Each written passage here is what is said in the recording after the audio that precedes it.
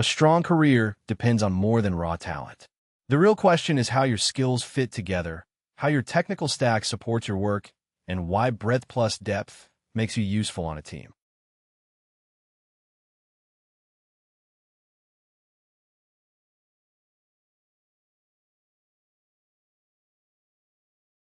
The important part here is the overlap between depth and breadth.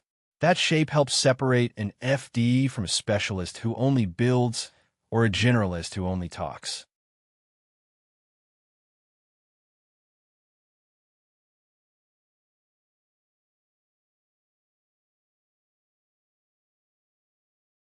An FD needs real technical strength in at least one area, because shallow skill does not survive contact with a live system. The broader side matters just as much, because production usefulness depends on fitting into customer workflows, constraints, and expectations.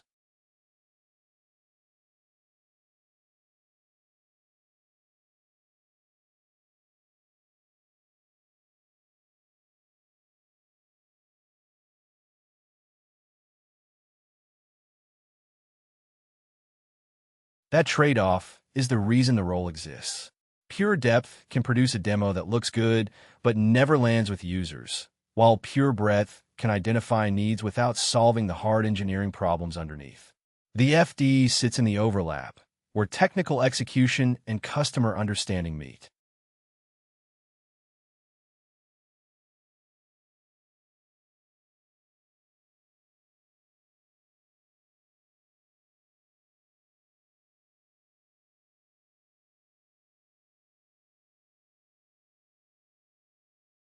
The T-shape separates depth from range, and that makes the role easier to understand. The vertical line is the hard technical core, and the crossbar is the ability to work across people, process, and product.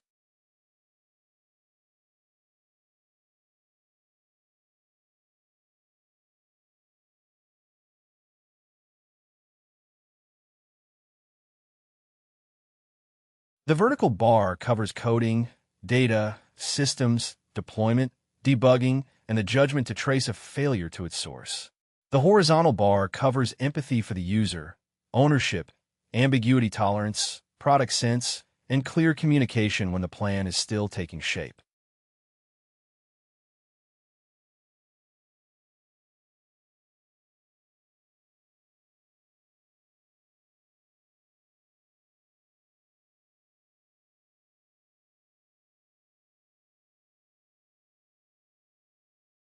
A single sentence can make the idea stick before we break it apart. The next two lines turn the metaphor into something practical.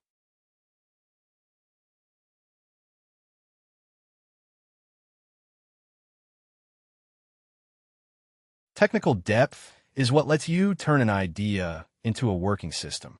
Without that, there is no product to test, refine, or ship.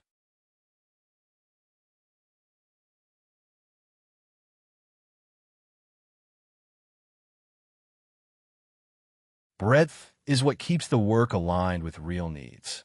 It helps you coordinate with others, adapt when requirements shift, and make sure the thing you built actually fits the people using it.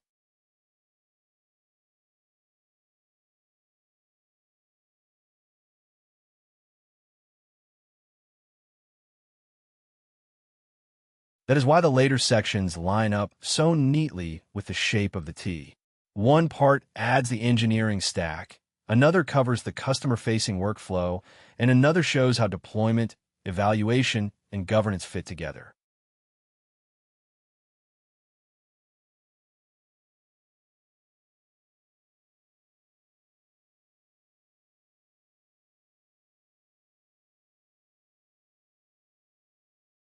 The vertical bar is not a single skill, and it is not just being technical. It usually means a cluster of abilities that let one person build, connect, and validate real systems in the field.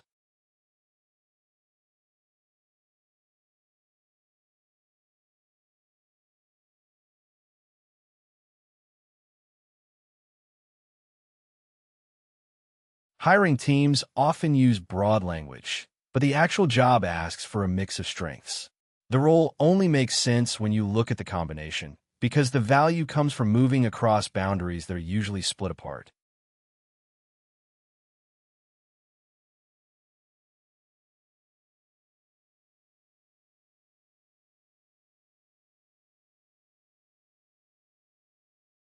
That means comfort across the front end, the back end, and the glue between them. In practice, the person has to understand where the user experience ends and where the service logic, APIs, and integrations begin.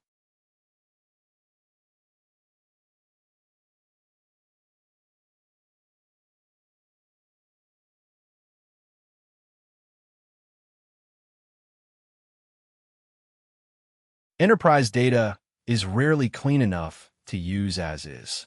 A strong FD needs to reshape it, validate it, and make it reliable enough that the rest of the system can trust it.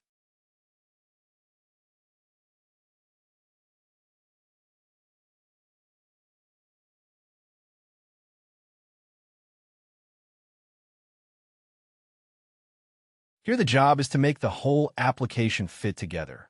Prompts, retrieval, tool use, guardrails, and the interface all have to support one another. A model alone is not the product. The surrounding design decides whether the system is usable and safe.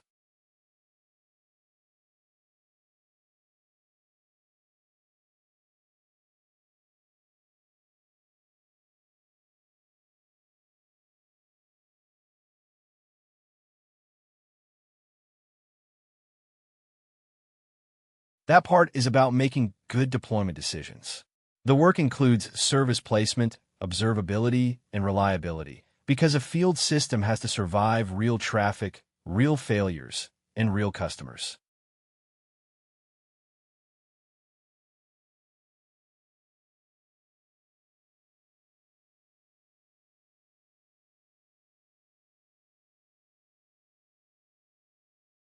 A useful system has to prove itself outside the notebook. The question is whether production users get better outcomes, and that means measuring adoption, edits, speed, and trust instead of only offline scores.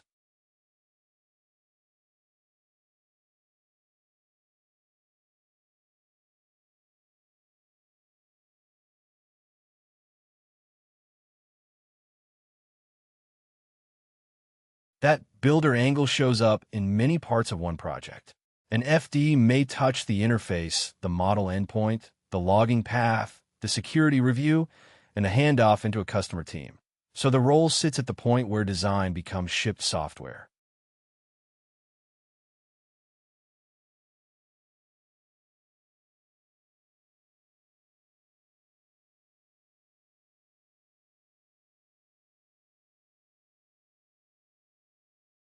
A support assistant can look strong in a demo and still fail in daily use. Once the workflow, data quality, approval steps, and usage metrics are tightened up, the team starts learning what the model can handle, where humans still need to stay involved, and which product changes matter next.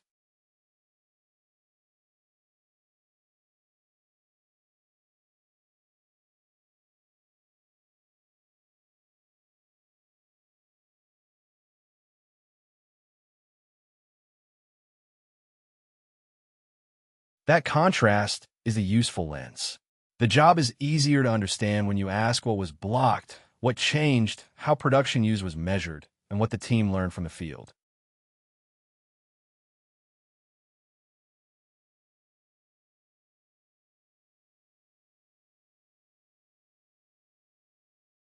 First, identify the problem that stopped the system from working well. Then look at the intervention, the real-world measurement, and the product lesson that came back after people used it.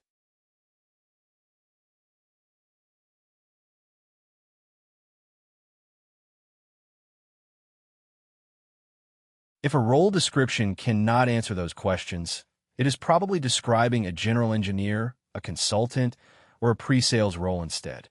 The FD blend always includes building, shipping, measuring, and learning from the field.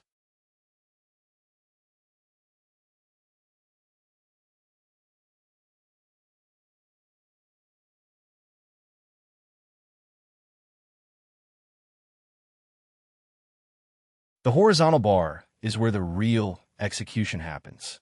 It covers the abilities that turn technical work into something a customer can actually use, and that makes it central to the role.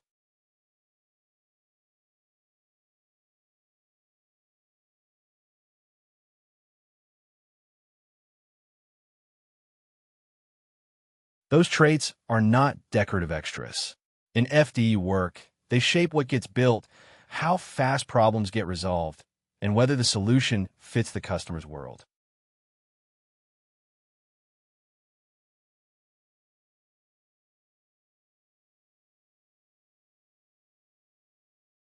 Empathy matters because users often describe one need and behave in a slightly different way. Good FDs watch for the actual workflow, since the real pain point usually shows up in behavior, not in the first request.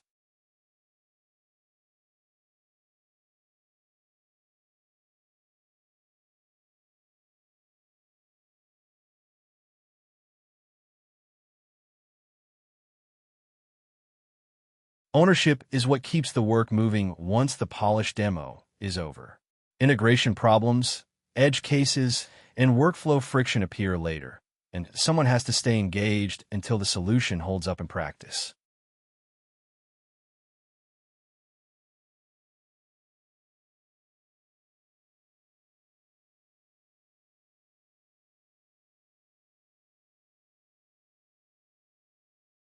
Ambiguity tolerance lets you act when the picture is incomplete. Enterprise work rarely arrives fully specified, so progress depends on making sensible decisions with partial information instead of waiting for perfect clarity.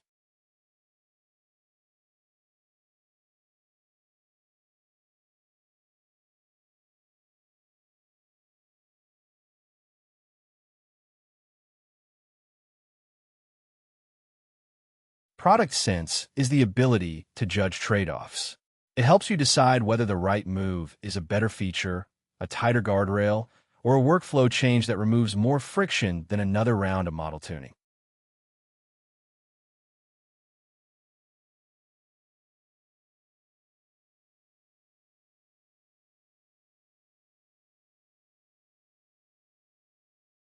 That same judgment becomes critical when people and models have to work together. The real question is often not whether the model can answer, but where the model should draft, route, summarize, classify, or escalate, and where a human should review before action.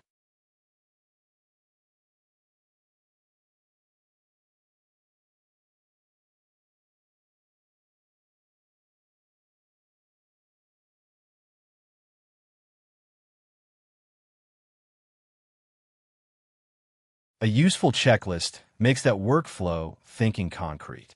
It forces the deployment conversation to focus on the task, the data, the failure modes, and the people who will operate the system after the team leaves.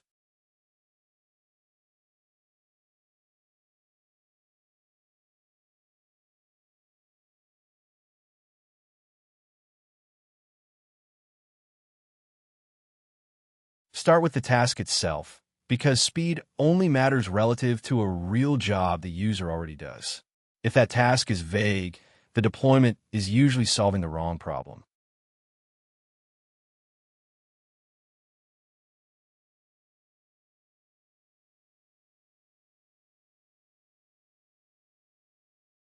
Data quality sets the ceiling on the system. A model can only work with what it receives, so availability and trustworthiness determine whether the output is dependable or just fluent.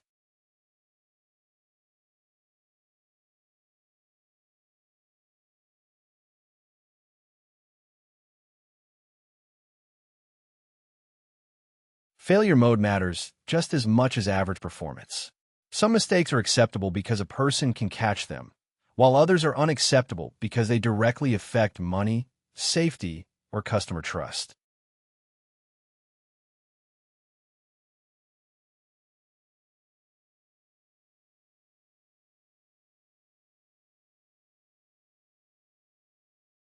Human review belongs where the cost of a bad decision is high.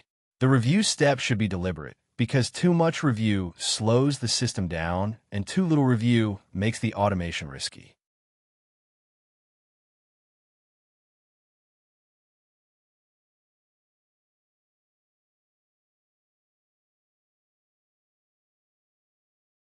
Measurement has to match the actual deployment, not a lab benchmark. If the system saves time, reduces errors, or improves throughput, those are the numbers that matter once real users start depending on it.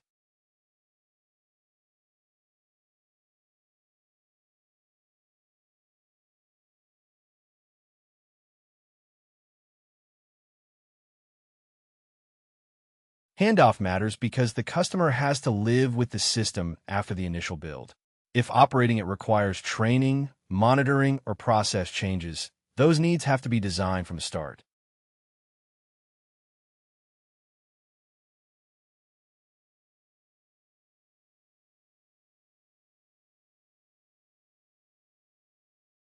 That assumption changes the whole approach. Better model quality helps, but the outcome depends on workflow, review, data, and human judgment working together as one system.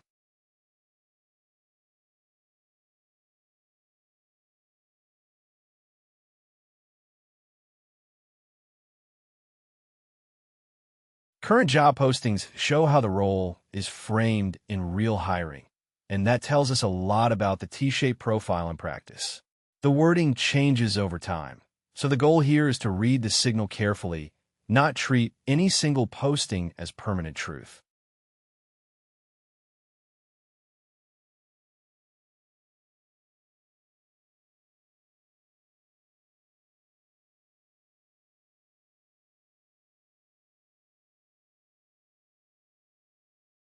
Company postings are useful because they reveal how the employer wants to define the work, but they are still self-descriptions. When the title appears on the company's own career page, it gives a strong clue about how that team sees the role, even if you still want outside confirmation before treating it as settled fact.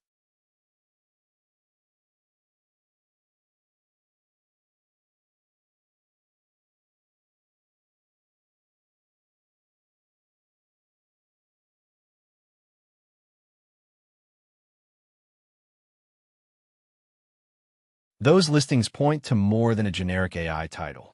They combine end-to-end software work with generative systems and unclear requirements, which is exactly why the T-shaped idea fits.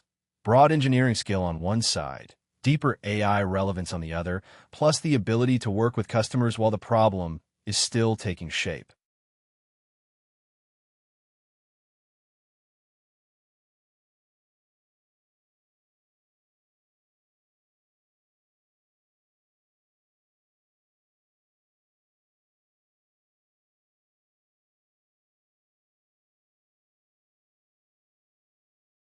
That blend shows up very consistently in the job market language. So it helps to separate the pieces and read them one by one. Each piece tells part of the story about what the employer expects from someone in this kind of role.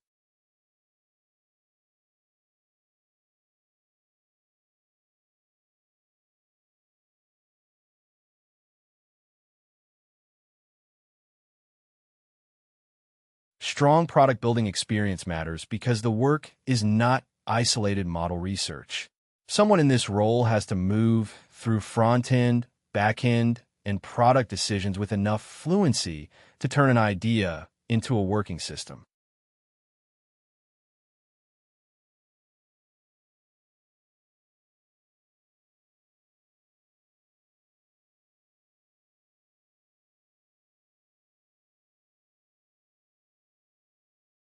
The AI side is about practical familiarity with generative systems, not just theory. Employers want someone who can work near these tools, understand their behavior, and make them useful inside a product.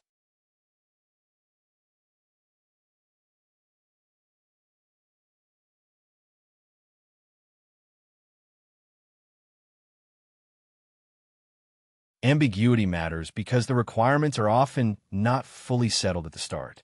Customer-facing work adds another layer. The engineer has to listen, adapt, and make trade-offs while the user's needs are still evolving.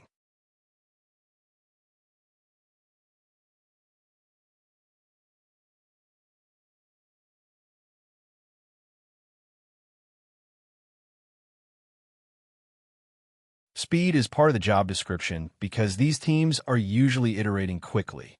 That means the person has to make progress without waiting for perfect certainty, while still keeping the system reliable enough to use.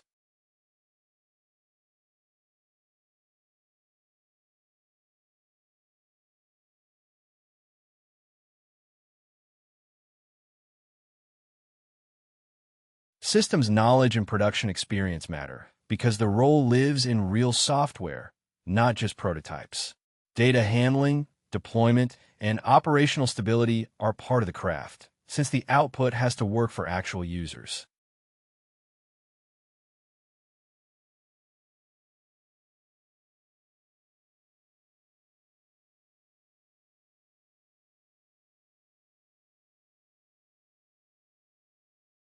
The strongest signal is not that someone can train a brand new foundation model. It is that they can build, connect, debug, and adapt software while keeping it stable enough for customer use, which is a very different kind of technical judgment.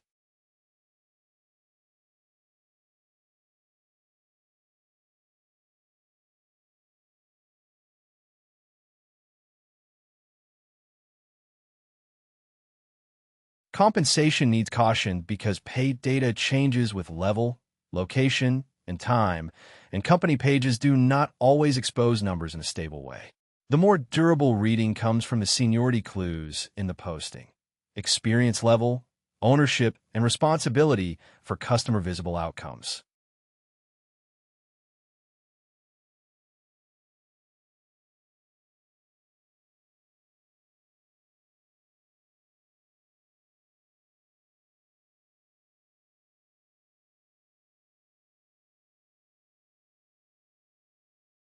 When you search, it helps to use the language employers actually use across related roles. The title may vary, but the surrounding keywords often reveal whether the job is closer to implementation, deployment, customer work, or full-stack AI engineering.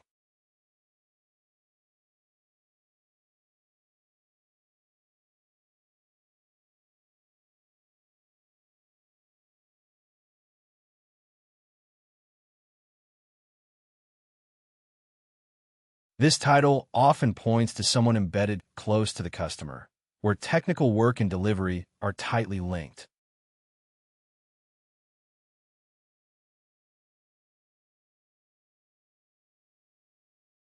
This version emphasizes software engineering first, but still carries the same idea of working near a live deployment and a real customer problem.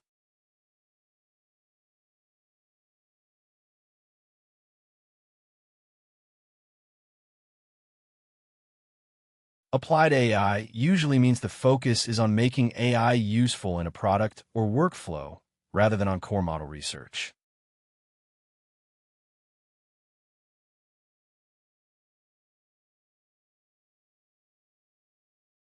Deployment work centers on getting systems into production and keeping them working in the field, which is a strong clue about operational responsibility.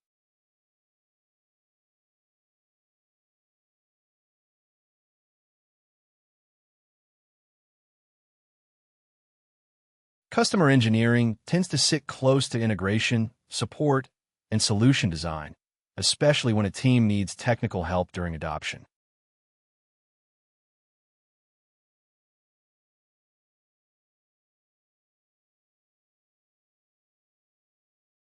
This label often combines technical explanation with customer problem solving, especially when AI products need to be adapted to a specific use case.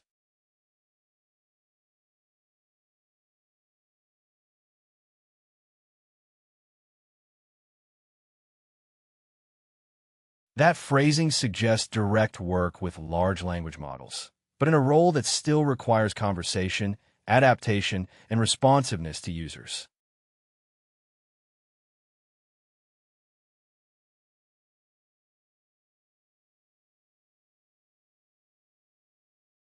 This cluster usually means the job spans the whole application stack while working on generative features, so breadth matters as much as AI knowledge.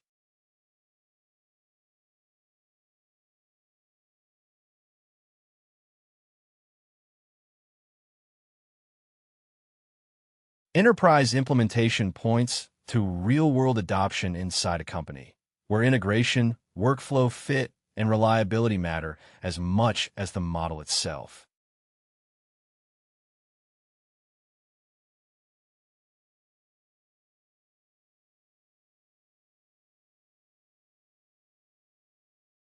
Different companies use nearby labels, but the work can still be very similar. When you compare postings, the better question is which responsibilities repeat: customer contact, system integration, deployment, product work, or AI adaptation.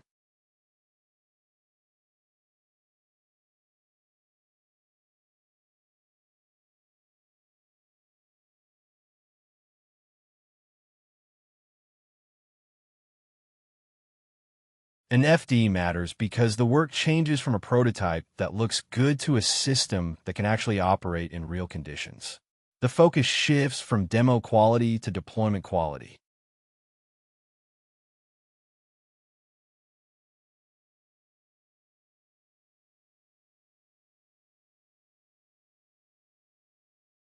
The useful question is not the title itself, but the effect on the project.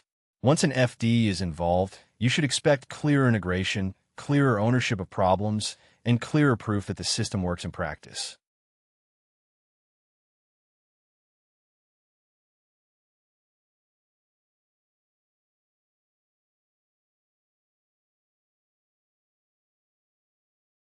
Start with the situation before that role is in place. The team usually has something promising, but it is still far from a reliable part of the customer's workflow.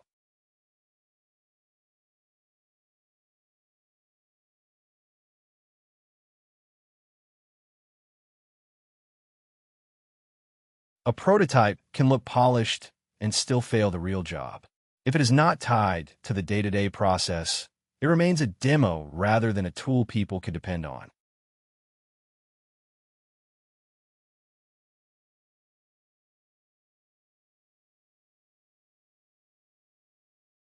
Weak data causes weak behavior. If the input is incomplete or out of date, the system may appear intelligent while actually producing unreliable results.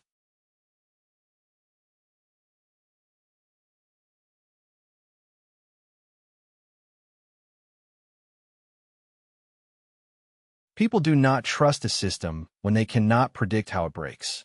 Clear failure modes matter because they tell the team what can go wrong and what needs protection.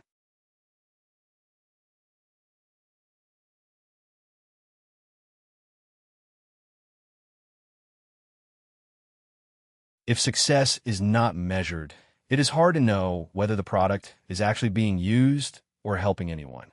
Without a measurement plan, feedback stays vague and decisions stay guessy.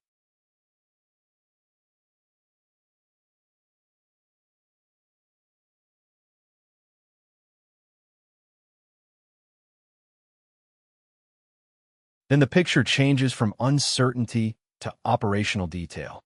The system is no longer judged as an idea. It is judged as something that has to perform inside a real environment.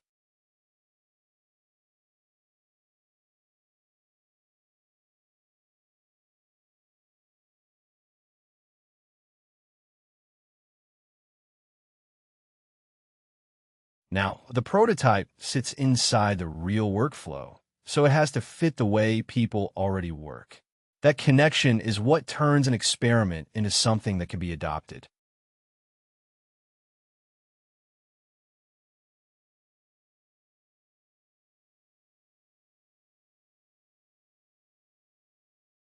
Bad data stops being hidden and starts becoming a managed problem. The work includes finding those issues early and dealing with them instead of letting them poison the output.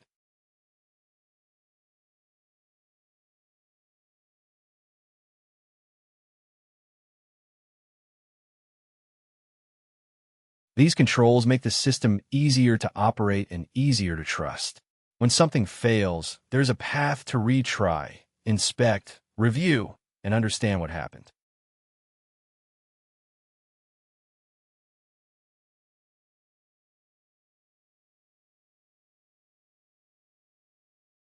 The team needs concrete signals, not vague impressions. Those measures tell you whether the system is being adopted, whether it is performing well, and whether it is reducing real risk.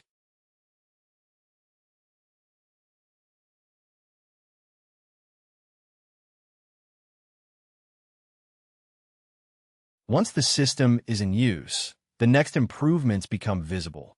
Real deployment produces real feedback, and that feedback guides the next round of work.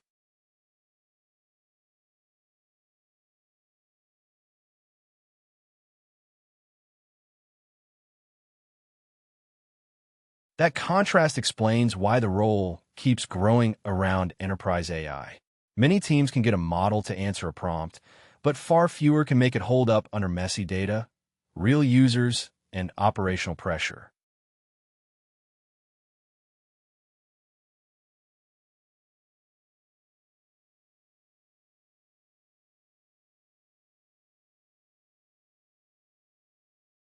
The useful test for an FD is whether someone can turn model capability into something a business can actually use. That means the role is judged by delivery, not just by technical interest.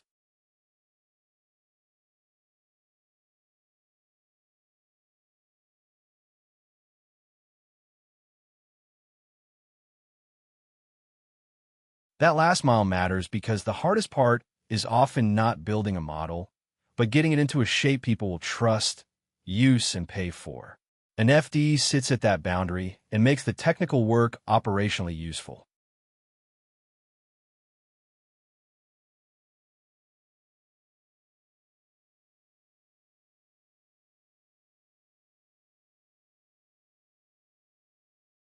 The T-shape is a practical hiring and growth rule.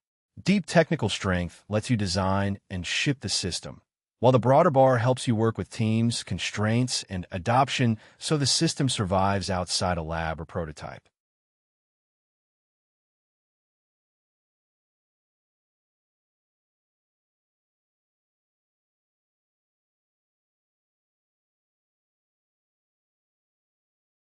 The next step is to break down the core stack that usually sits under that technical depth.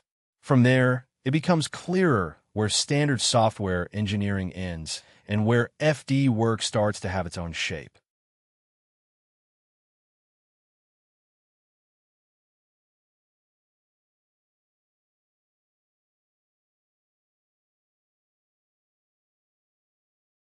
Core engineering skills are the foundation of this role.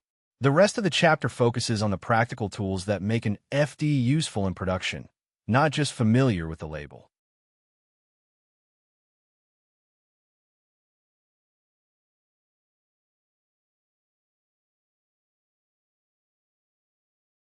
That image of a partsman matters because it keeps the conversation grounded. The job may have a lot of context and customer interaction, but the learning path still comes down to real tools you can pick up one by one.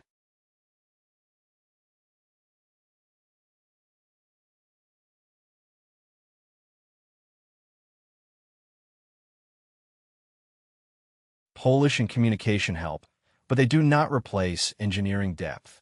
A forward deployed engineer usually has to make a customer-specific system work end-to-end. Wire up data, ship something others can run, debug it in production, and make the trade-offs clear to both the customer and the product team.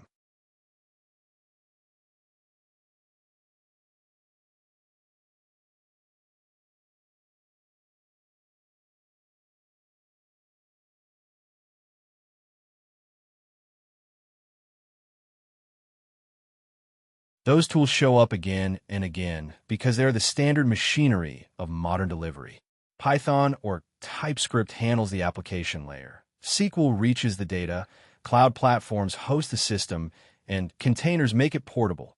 At this frequency, they're table stakes for the role, not the thing that makes someone stand out.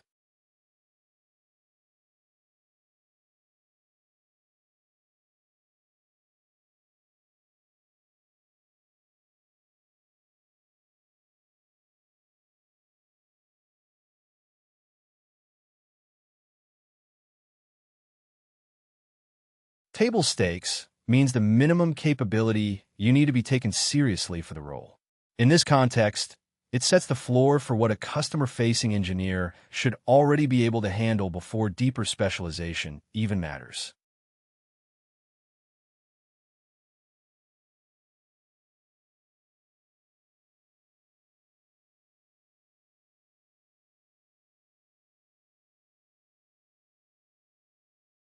A posting that says full stack is usually pointing to range, not asking for expert-level depth in every specialty at once. The real expectation is that the engineer can work across the parts of a customer deployment that affect delivery and reliability.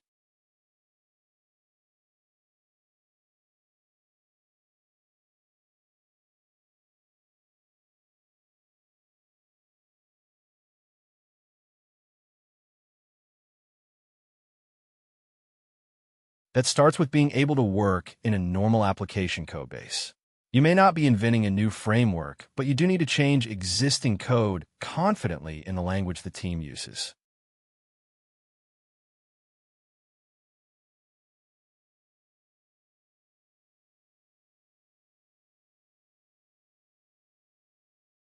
Data work matters because customer problems often show up in the inputs and outputs before they show up in the model itself.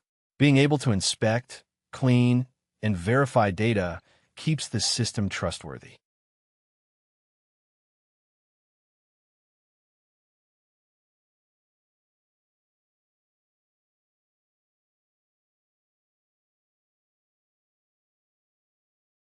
The service also has to run somewhere predictable, not just on a laptop. Packaging it well means the deployment can be repeated, checked, and handed off without surprises.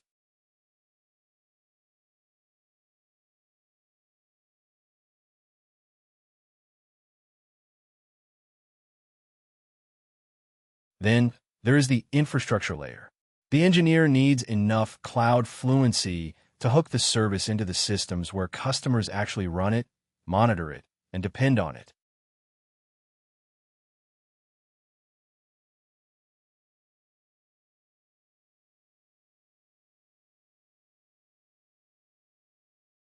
All of that only matters if the customer can keep working. Good changes fit into the existing workflow, so the system improves without creating friction or downtime.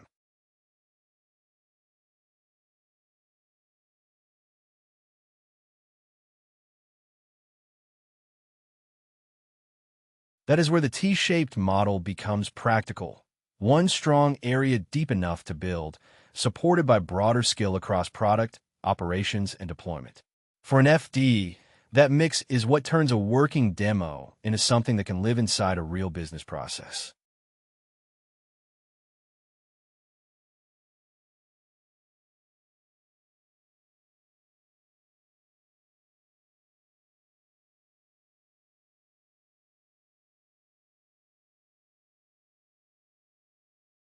This part breaks down the practical tools that keep an FD effective once a prototype has to survive contact with real systems, real data, and real teams.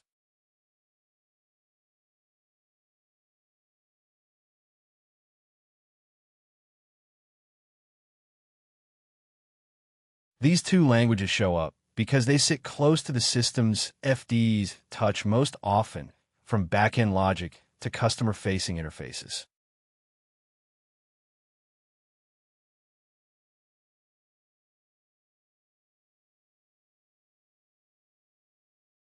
The choice matters less than the fit. A useful FD can work in a language that matches the surrounding stack, so the prototype can become something other engineers can actually maintain.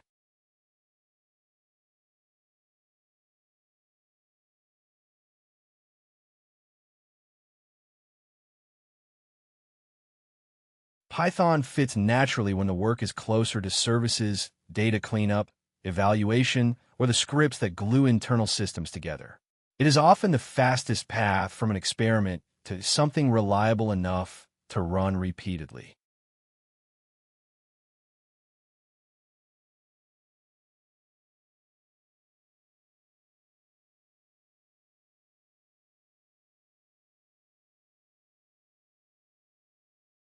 TypeScript shows up when a solution needs to live in the browser or in a product layer other engineers will keep extending. Strong typing and shared conventions make that handoff easier.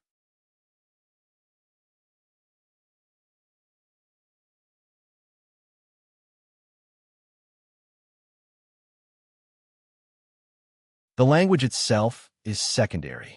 What matters is whether the FD can shape the work into an application with clear behavior, testable pieces, and a structure that survives team ownership.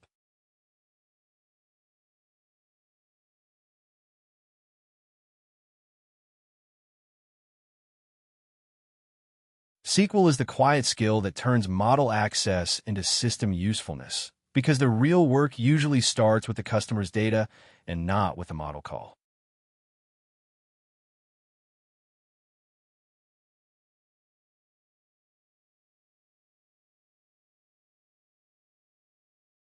A lot of deployment risk lives in the database layer. You need to know which tables are reliable, which fields are messy, how records connect, and whether the source systems agree with each other before the model ever sees the data.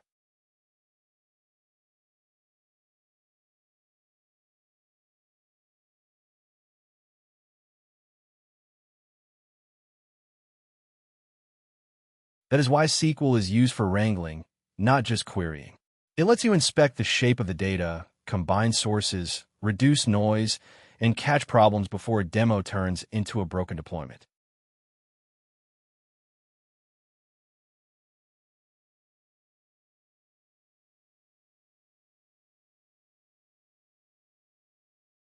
Cloud fluency matters because the solution rarely stays on one laptop for long. It usually has to run inside real infrastructure with permissions, storage, and deployment rules.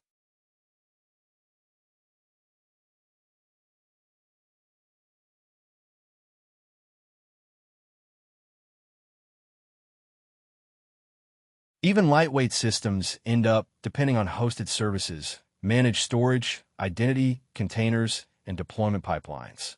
Knowing how those pieces fit together keeps the implementation practical instead of fragile.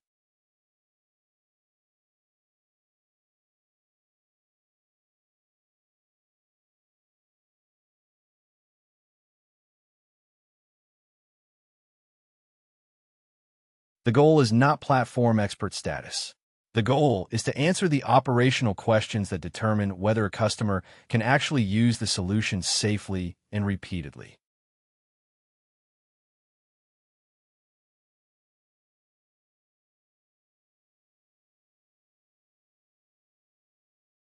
You need to know the runtime location because it affects latency, access, security boundaries, and who is responsible when something breaks.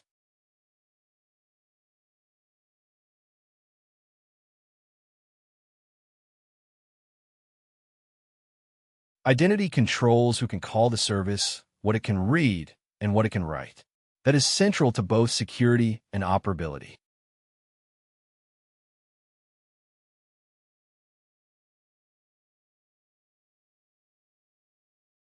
Data flow matters because many deployments are limited not by code quality, but by what information is allowed to move across boundaries.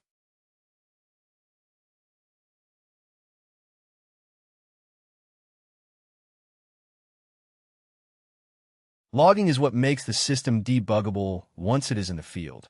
If the logs are incomplete or inaccessible, troubleshooting becomes guesswork.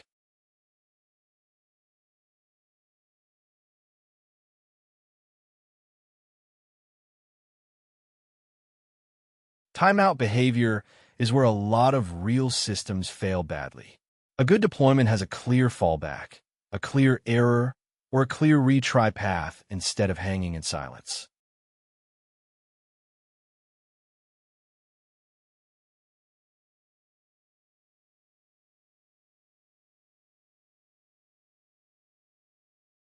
Those operational details are not optional extras. They decide whether the system is something people can trust in daily use.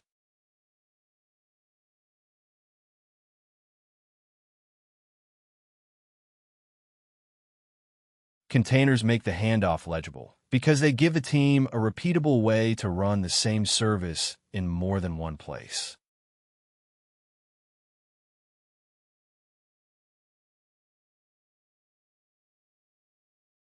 A Dockerized service can be run the same way by the customer and by the internal platform team. Kubernetes becomes relevant when the deployment needs more structure around scaling, isolation, scheduling, or shared operations.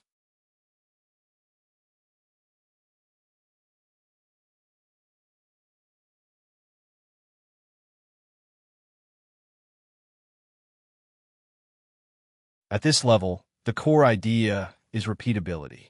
A solution that only behaves on one engineer's machine has not become a deployment yet. It is still just a local experiment.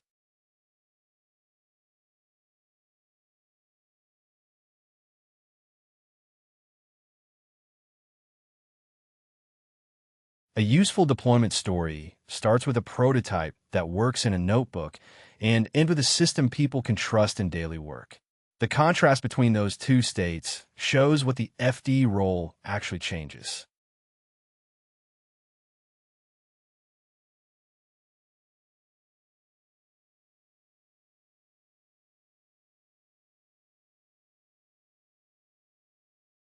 The setting is ordinary enterprise software. Support agents spend time drafting replies, and a model can help speed that up.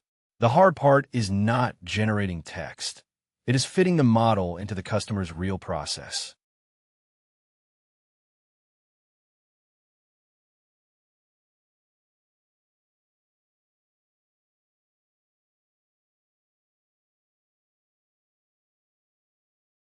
Before any deployment work, the team usually has a rough prototype and a lot of unanswered operational questions.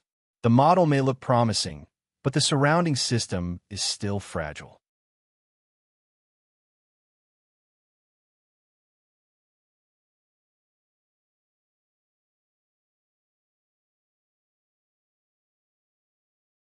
A prototype often sounds convincing, and that can hide a deeper problem. Plausible output does not mean the assistant is safe, accurate, or useful in the actual workflow.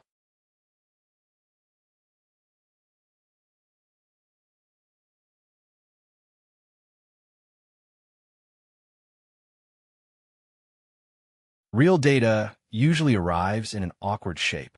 A messy export means the model is being fed inconsistent fields, missing values, and records that need cleanup before they can support good behavior.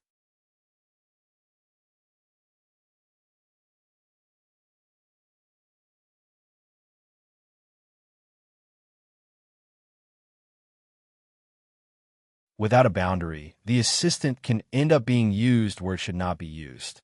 Deployment work has to define scope, so the model handles the right cases and leaves risky cases to people.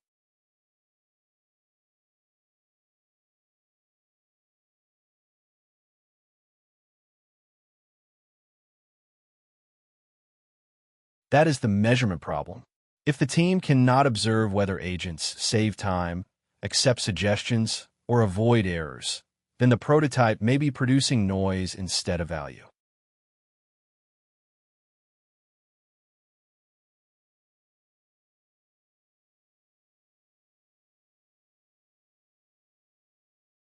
The FD work starts by turning the model into part of a controlled system.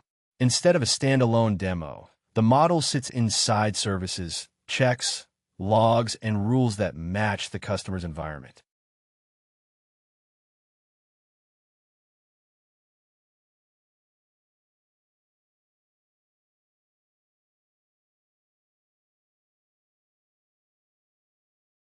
That wrapper matters because it lets the team add business logic around the model. The service can prepare inputs, call the model, post-process the response, and fit the result into the company's workflow.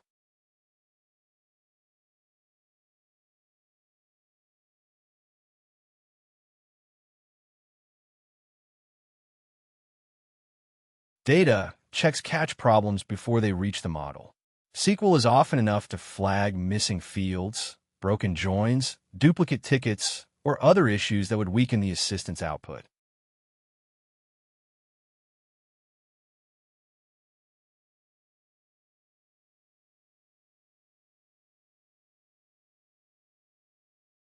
Containerization turns a local script into something reproducible.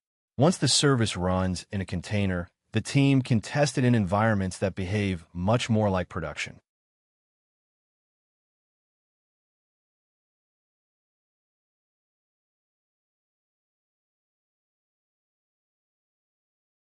Logs give the team a way to see what the system did and why it failed.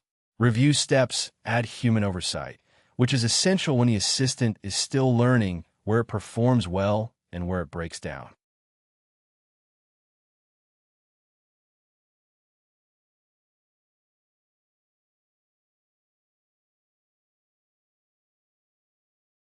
Routing rules are the guardrails. They keep the model focused on low-risk cases, while unusual or sensitive tickets are pushed to a human instead of being auto-suggested.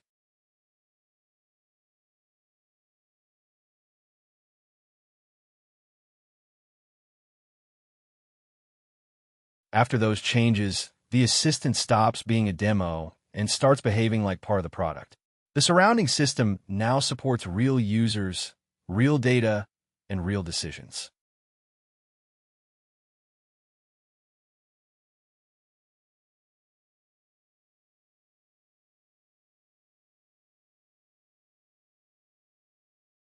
Integration into the support process means the assistant appears where agents already work.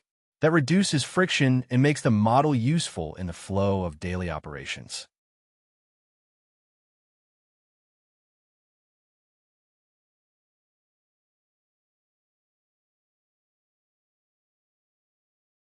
Transparency changes how people use the tool. When agents can inspect sources and uncertainty, they can trust the assistant appropriately instead of treating every output the same way.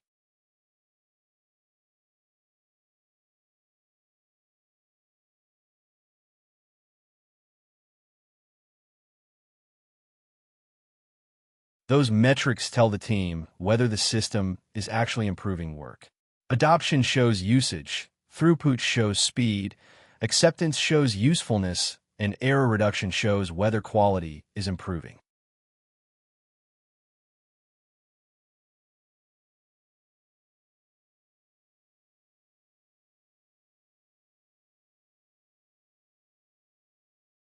Field feedback becomes evidence when it is captured, organized, and tied to outcomes. That lets the team make better product decisions instead of relying on isolated stories from a few users.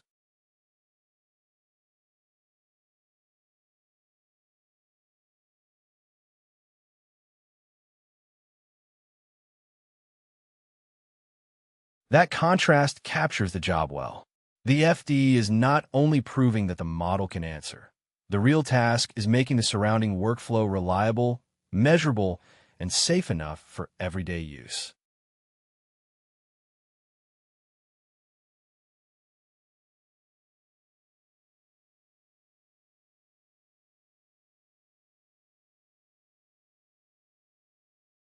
LLM application architecture is the set of parts that surround the model and make it useful in a real product. The important idea is not the model alone, but how requests, context, rules, and results move through the system.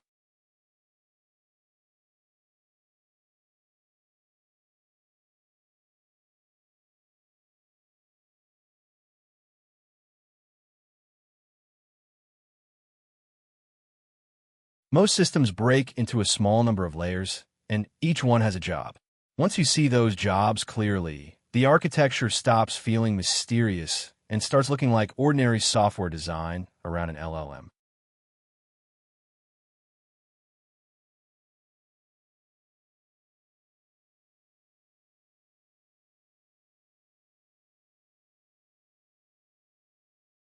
The request enters first, then the system gathers the right context, then the model produces an answer or structured output. After that, control logic checks and constrains the result. Delivery sends it to a person or system, and feedback captures what went wrong so the next version is better.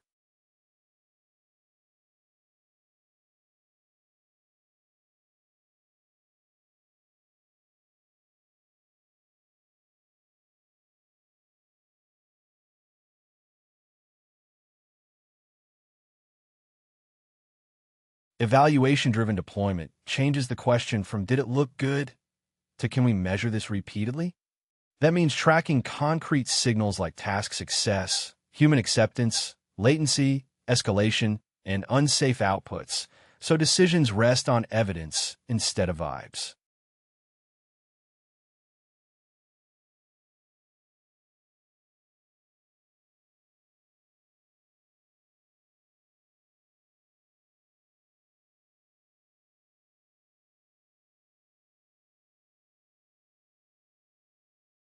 Once that loop exists, the system is no longer just a prototype that produces answers.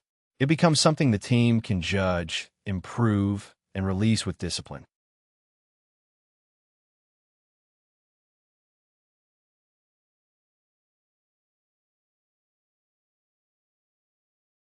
The workflow around the model is part of the system, not an afterthought. That matters because the real job is not only building software, but deciding how people and AI share the work.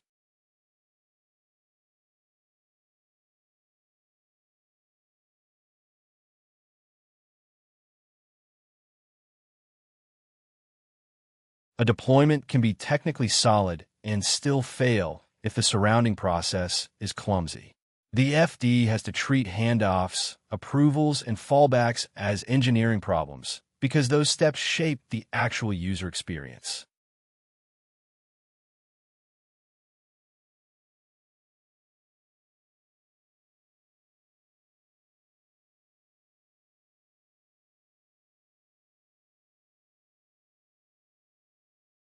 The useful questions are about division of labor. Once you ask them, the design starts to become concrete instead of vague.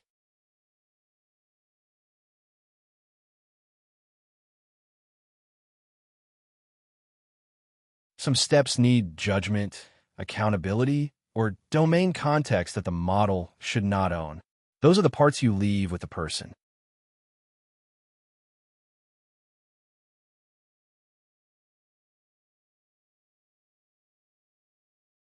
Models are useful for drafting, classifying, extracting, and suggesting options. The point is to give them the repetitive or high-volume parts where they reduce effort without taking over the decision.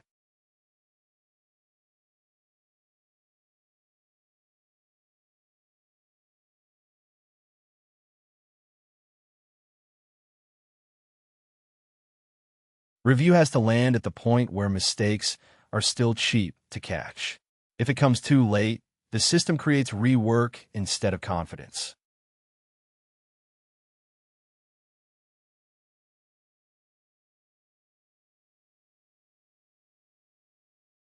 Uncertainty needs a designed response, not an awkward surprise. The system might ask for clarification, route to a person, or hold the action until confidence improves.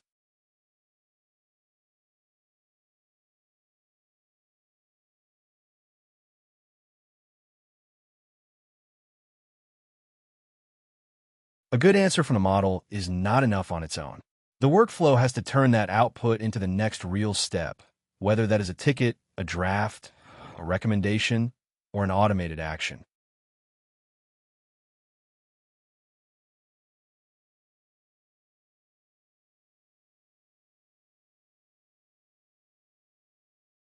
That is where the role becomes visible to customers. Fewer manual steps, better triage, faster drafting, and more reliable decisions.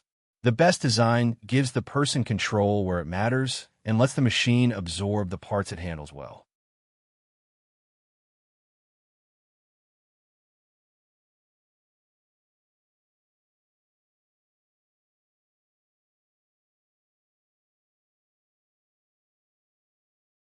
Agent reliability becomes a governance issue the moment a system can act, not just answer. Once tools, retrieval, or multi-step workflows are involved, the question is no longer only whether the model sounds right, but whether its actions are safe, permitted, and accountable.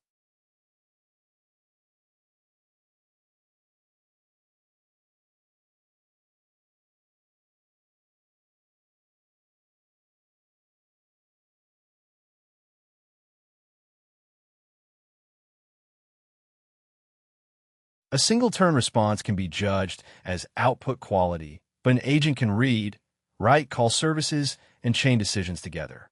That creates real operational risk. So reliability has to include policy, controls, and review, not just model accuracy.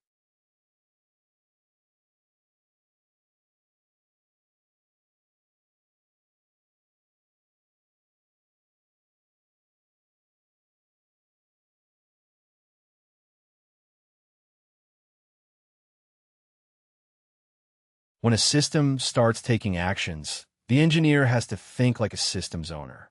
Permissions, safety checks, failure handling, logging, and escalation all become part of the design.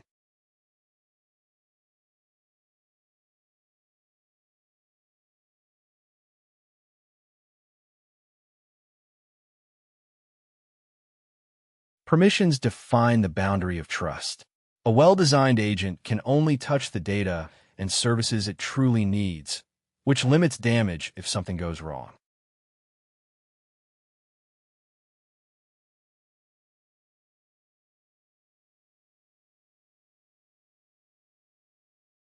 Guardrails stop dangerous actions before they happen, or route sensitive actions to a human for approval. That is how policy becomes an actual control in the workflow.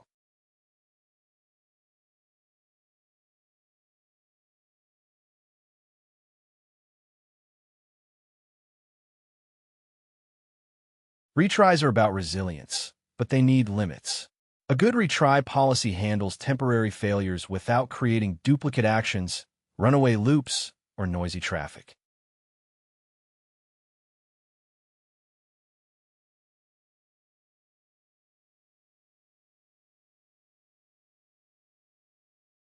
Observability gives you the evidence needed to debug agent behavior after the fact.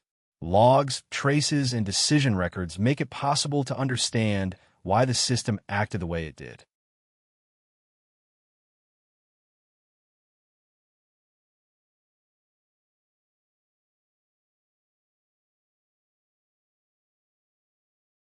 Escalation is the safety valve.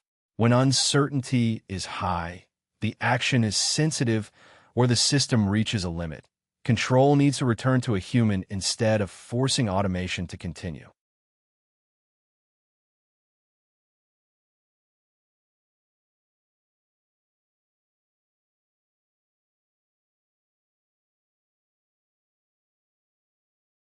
That is why infrastructure knowledge matters alongside model knowledge. In practice, governance is enforced through code paths, configuration, access rules, and deployment policy. So the control plane matters as much as the prompt.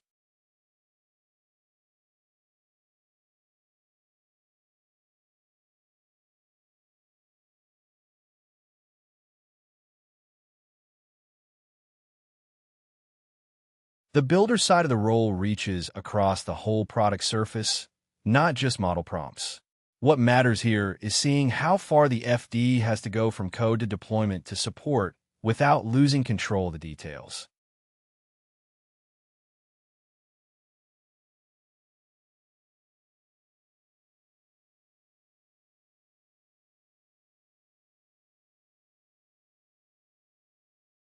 A good way to understand the scope is to trace the work from the first lines of code all the way to the last support handoff. That reveals why the role is so broad. The same person may need to think about implementation, operations, and customer adoption in one flow.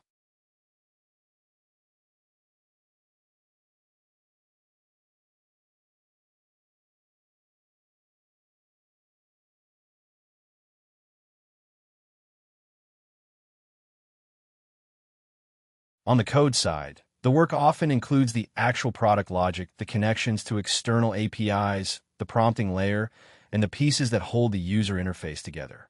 Validation scripts matter too, because the system has to be checked before anyone trusts it.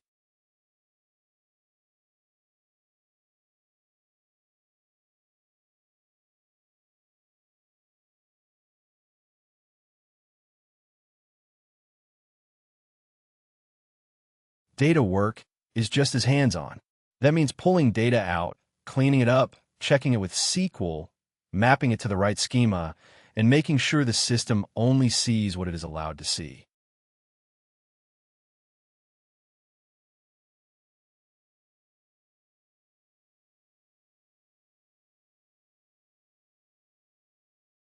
Infrastructure shows up as the practical layer that makes the solution run in the real world. Cloud services, containers, deployment environments, and secret management all have to be handled carefully or the build falls apart outside the laptop.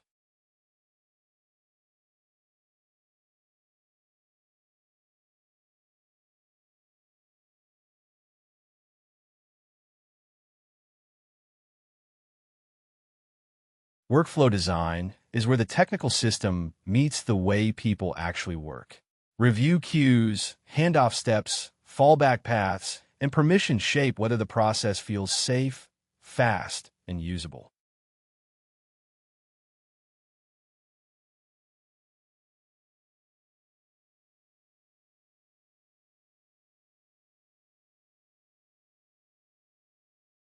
Security sits underneath all of it.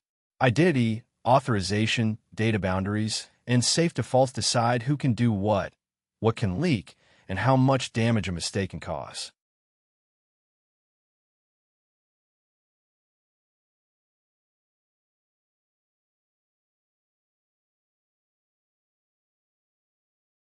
Handoff turns the work into something the rest of the team can sustain. Clear documentation, runbooks, support notes, acceptance criteria, and training keep the system usable after the initial build is done.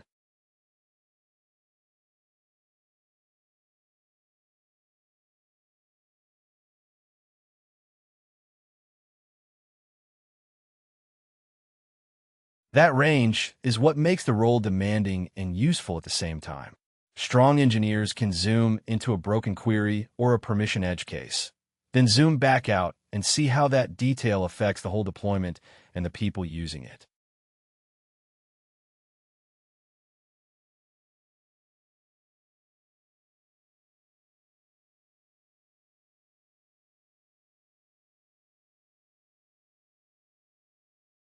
Current job postings use different titles, but the pattern underneath them stays fairly stable. The useful part is learning how to read those titles as signals about the work, the tools, and the kind of engineer the company wants.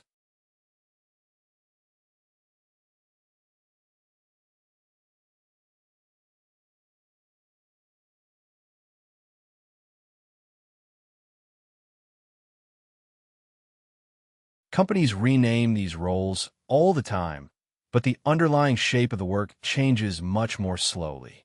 That means the title is only a starting point. The real signal comes from matching it against the responsibilities and keywords.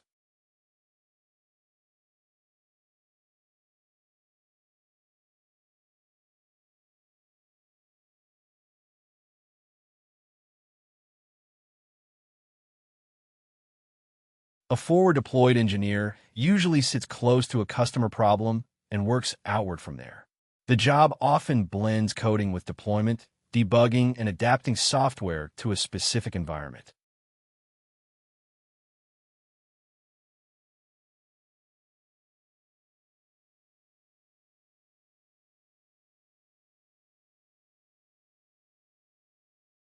Adding software engineer to the title usually reinforces that the role is still strongly technical. Expect real implementation work, often with some pressure to ship quickly and make the software fit a live use case.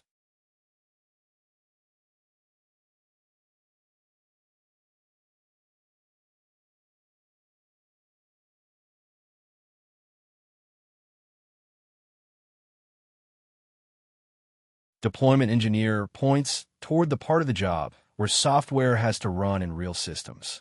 That can mean setup, release work, integration, and fixing issues that only show up once the product meets production conditions.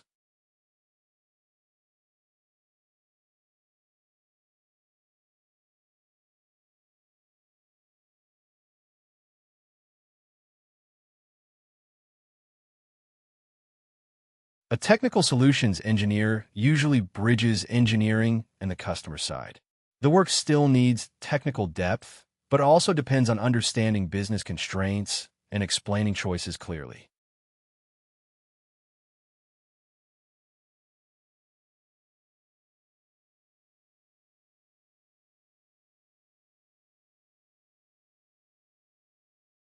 Applied AI engineer is a strong sign that the role centers on using models in practical products.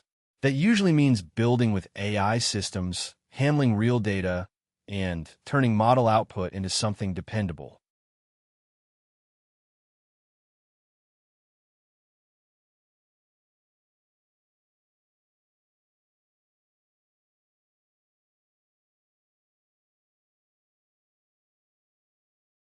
Implementation engineer can sound generic, so the surrounding language matters. When the posting is technical, it usually means hands-on work with code, integrations, and customer-specific builds rather than pure project coordination.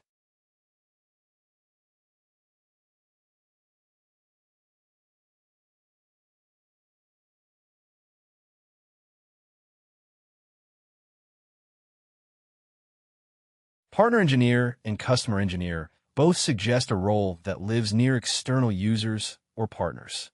The engineering still matters, but communication, adoption, and working inside someone else's constraints become part of the core job.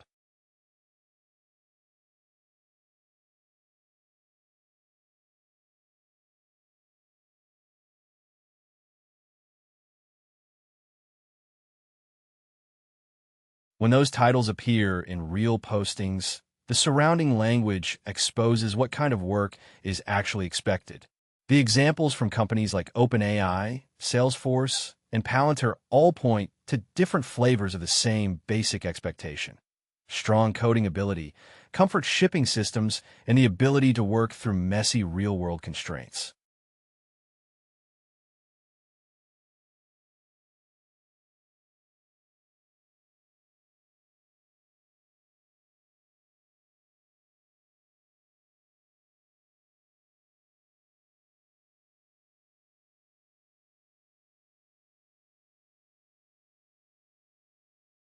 The title alone is rarely enough, so the keyword list becomes the faster way to classify the job. These terms tell you whether the company wants product engineering, infrastructure, AI work, or customer-facing implementation.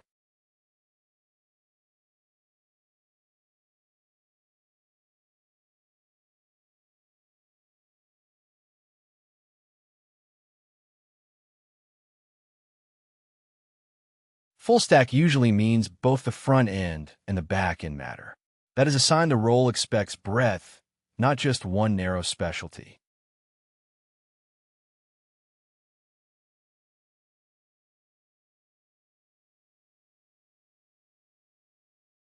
Python often points to scripting, data work, automation, or backend services.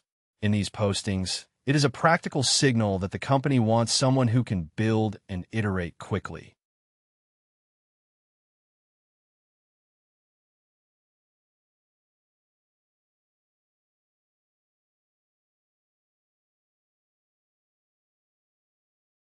TypeScript usually appears when the role touches modern web applications or shared front-end and back-end code. It suggests enough product engineering to care about typed, maintainable code.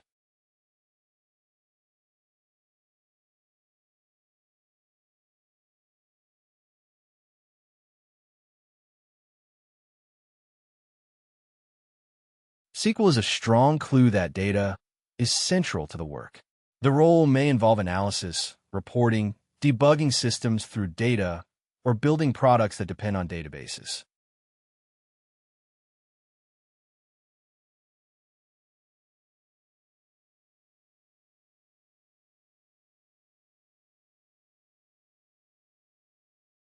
Docker points to containerized development and deployment. That means the company expects comfort with packaging software, so it behaves consistently across environments.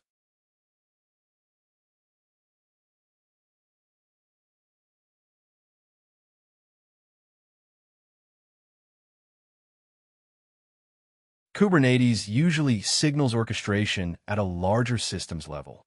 When it appears, the role often touches production infrastructure and the mechanics of running services reliably.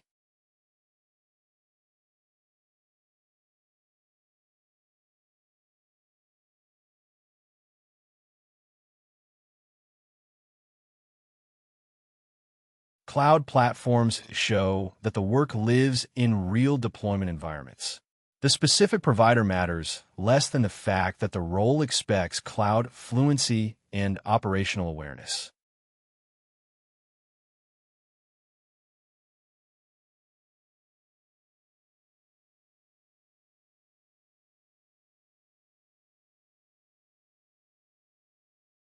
LLMs tell you the role is tied to language model systems, not just generic software. that usually brings in prompting, evaluation, model behavior, and the product decisions around them.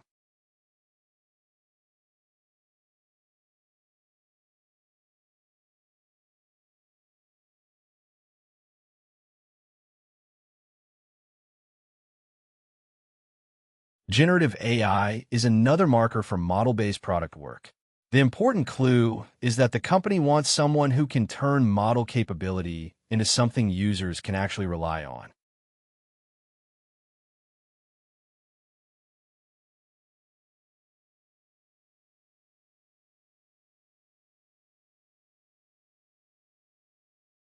Deployment means the job reaches beyond writing code.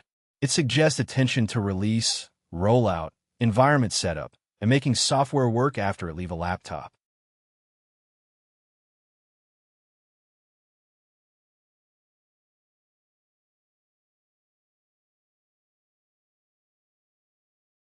Integrations usually mean connecting the product to other systems. That often requires API work, data flow handling, and debugging across boundaries you do not fully control.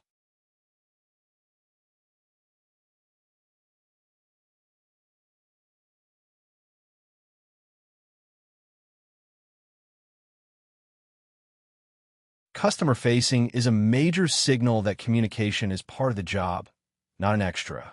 The engineer has to explain trade-offs, gather requirements, and help move customers from interest to adoption.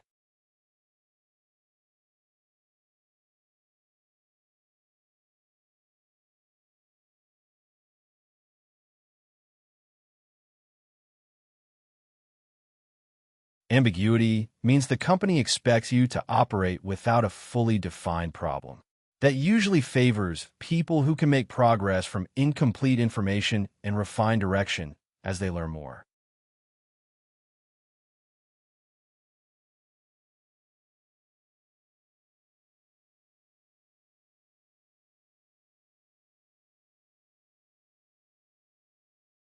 Production tells you the work has to hold up in a live system. Once that word appears, reliability, monitoring, and careful changes matter just as much as writing the feature itself.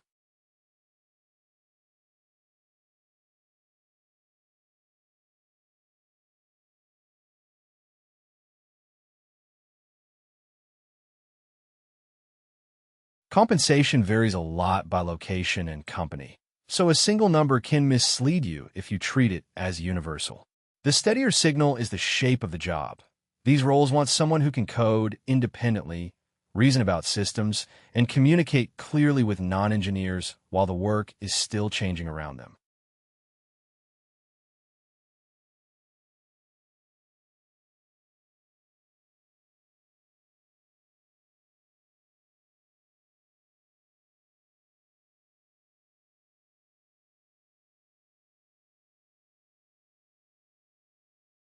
A checklist like this turns a rough prototype into something a customer can actually rely on. It forces attention onto the handoff details that decide whether pilot code stays fragile or becomes deployable.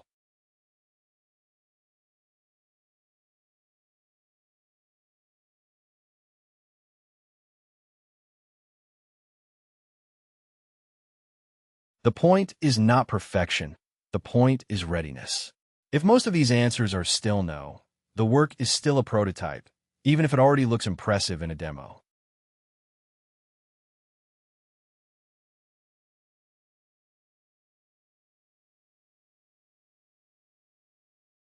Containerization gives you a repeatable runtime, so the same service behaves the same way on a laptop, in staging, and in production. Without that boundary, every environment turns into a special case.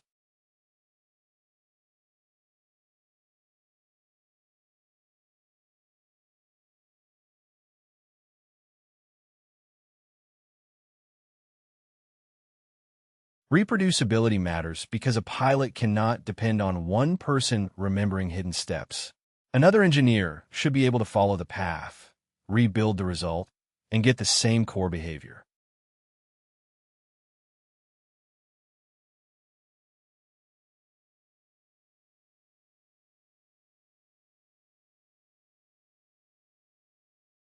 Data quality starts with knowing exactly where the data comes from and proving it with queries, not assumptions. SQL validation helps confirm that the inputs match the business question and the model is not being fed something accidental.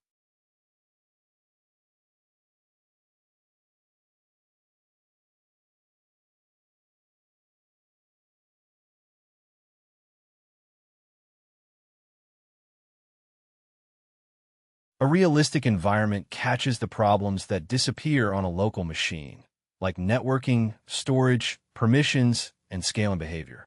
If the deployment target is different from the test target, surprises show up late and cost more to fix.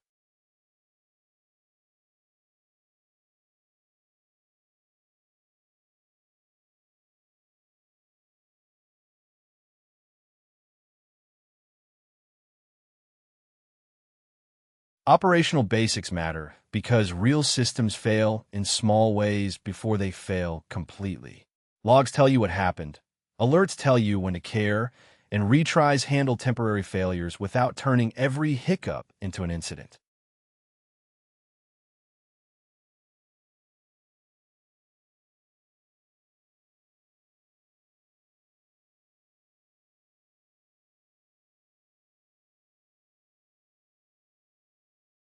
When a model is unsure, the system needs a safe fallback instead of forcing a guess into production.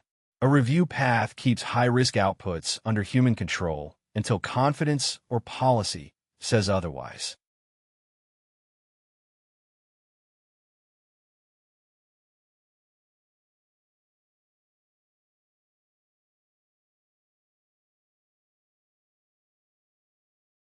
Clear access rules prevent accidental exposure and make responsibility visible. If people cannot tell who may read, write, or export a dataset, the system is not ready for a broader deployment.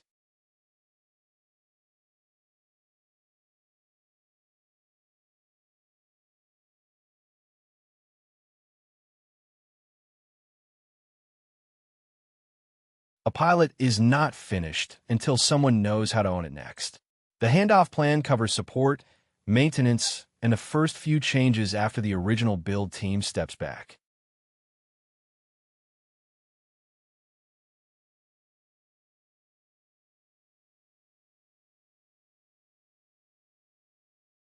The health route gives deployment systems a simple signal that the service is alive, while the generate route shows the actual application shape. The important idea is the boundary. Inputs arrive as a payload. Production logic would validate and log them, and the service returns a predictable response that can later be wrapped in Docker and connected to real model calls.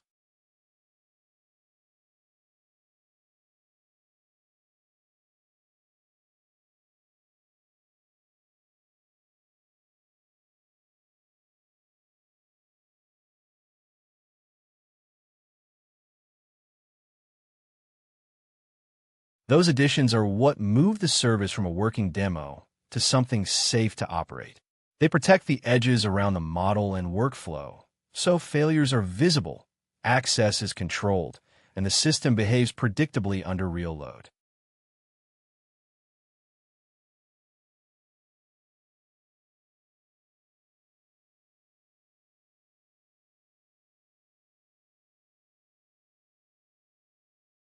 The useful rule here is to judge the role by its effect on a real deployment. It turns a prototype into something measurable, dependable, and fit for a customer workflow.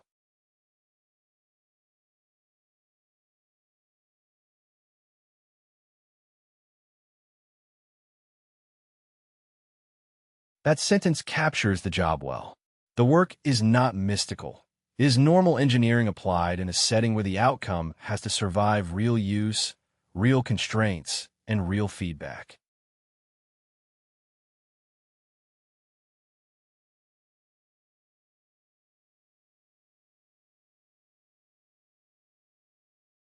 Architecture matters because it creates the path from user input to system behavior you can trust and inspect.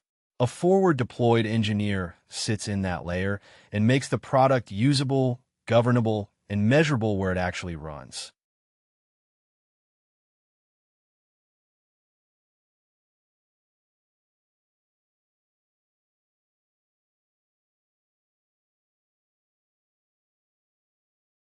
The role depends on both sides at once. Enough technical depth to shape the system and enough customer contact to understand the workflow it has to fit. That balance is what makes the work feel complete rather than isolated in code or conversation.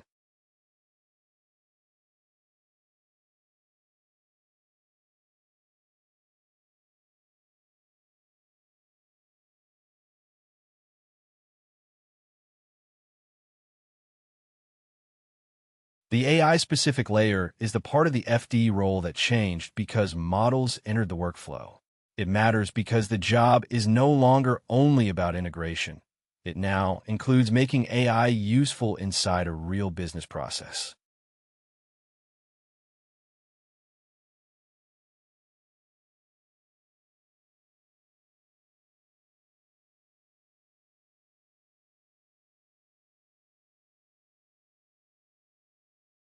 That shift explains why the old toolkit is not enough by itself. The engineer is still building software, but the software now has to handle model behavior, uncertainty, and workflow impact too.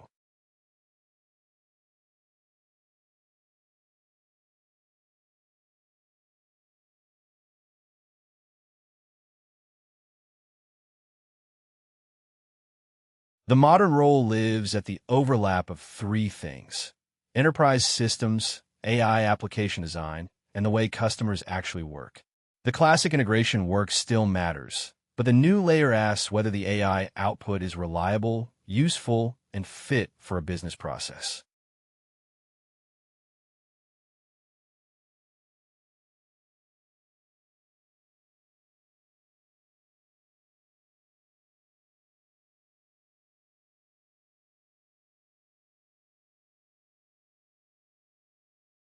Those responsibilities are easier to understand when grouped into a few patterns. Each one tackles a different part of making an AI system work in practice.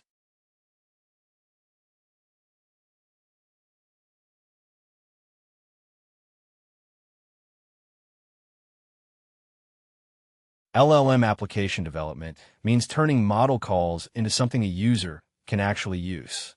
The important part is not the raw API call itself. It is the product logic around it, so the output becomes a feature, a tool, or a workflow step.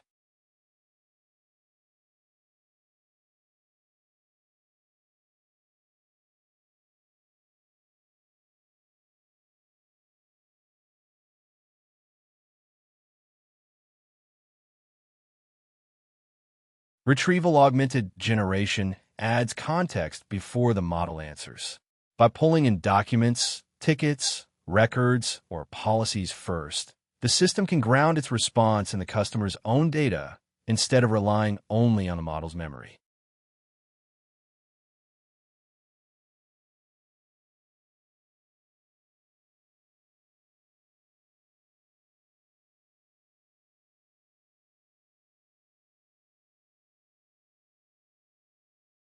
Prompt work is only half the job.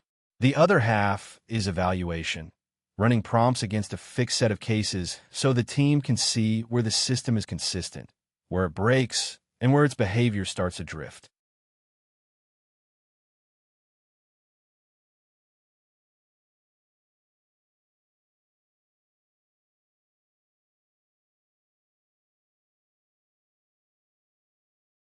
When a task takes several steps, orchestration frameworks coordinate the tools and decisions along the way. That is where systems like LangGraph, Crew AI, or the OpenAI Agents SDK come in, because a single prompt is not enough for every job.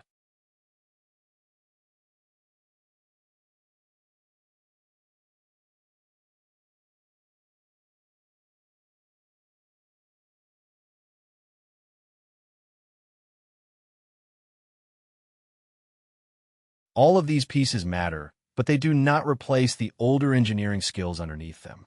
They add a new layer on top of solid software design, integration, and systems thinking.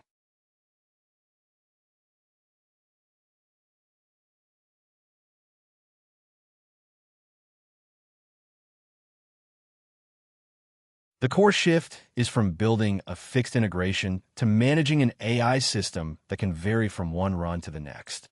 That changes the job from pure implementation work into reliability work, where trust and adoption matter just as much as raw functionality.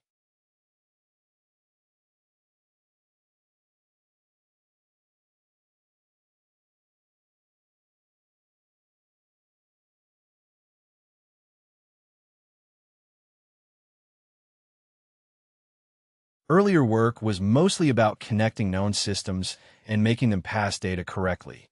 With AI in the loop, the challenge becomes controlling behavior that is helpful most of the time, but not perfectly repeatable. So the engineer has to think about consistency, constraints, and failure modes.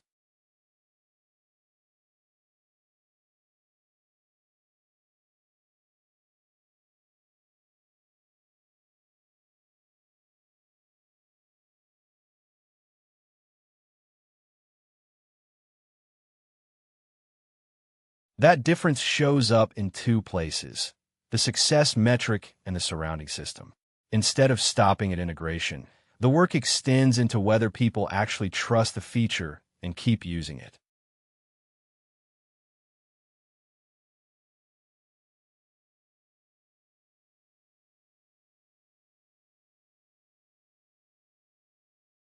The old toolkit centered on APIs, data movement, and interface behavior. The AI-specific toolkit adds prompt design, retrieval quality, evaluation loops, and guardrails because the system can fail in subtle ways that do not look like normal software bugs.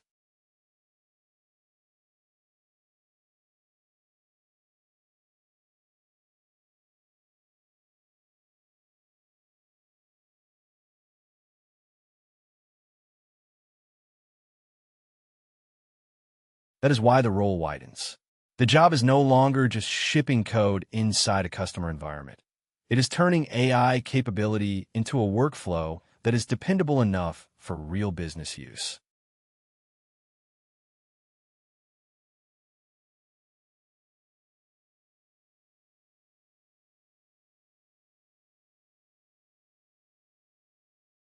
These requirements point to a builder who can work from vague product signals and turn them into a working system.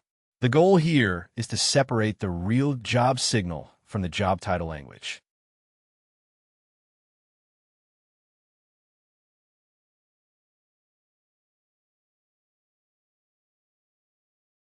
A posting like that is not looking for someone who only trains models. It is looking for someone who can move between product decisions, code, and customer context, then figure out what should actually be built when the requirements are still fuzzy.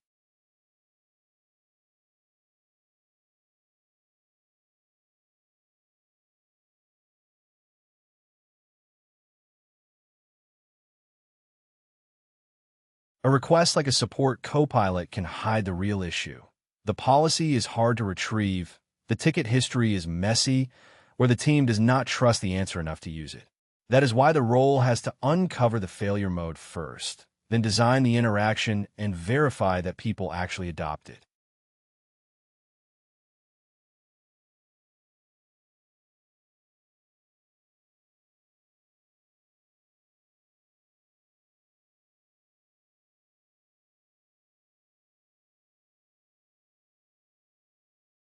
So the useful interpretation is not a checklist of buzzwords. It is the ability to work across the whole loop, understand the user problem, build the system, test in practice, and improve it from real feedback.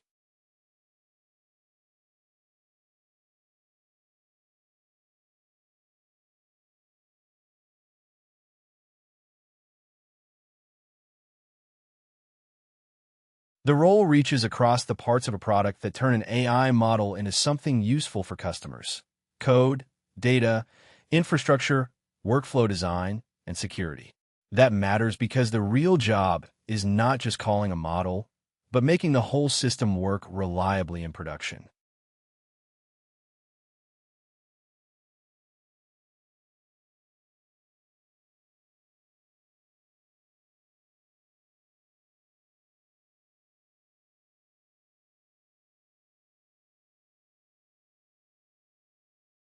A good way to understand the role is to trace the full path from a customer problem to a shipped system. Each stop on that path adds a different kind of responsibility, and the FD has to connect them all.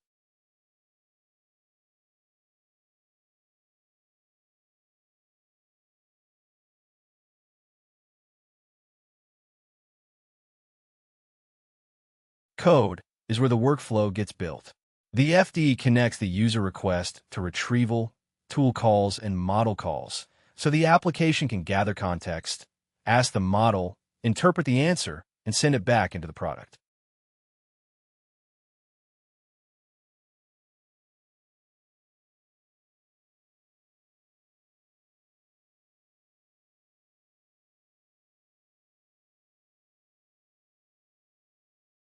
The important idea is orchestration, not model training. The code may live in Python, TypeScript, or both, but its job is to fetch the right context, shape the prompt, call the model, parse the response, and route that response into the application flow.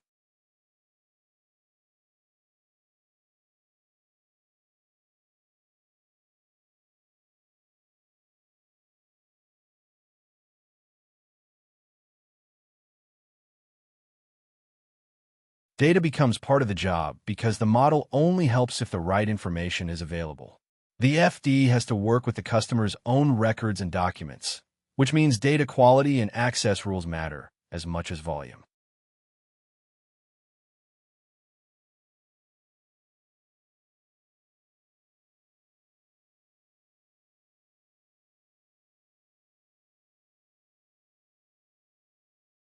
That can include ticket histories, manuals, policy files, CRM notes, knowledge bases, or structure records. The real test is whether the data is clean, current, permissioned, and relevant enough for the workflow to succeed.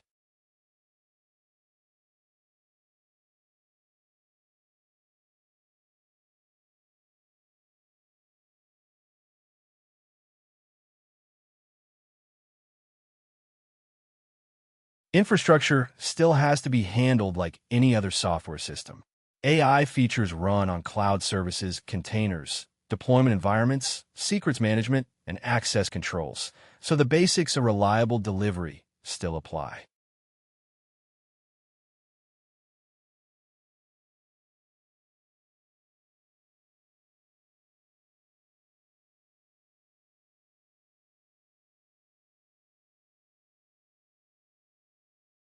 The risk is often higher than in ordinary software because small mistakes can expose sensitive prompts or break retrieval in ways users immediately feel.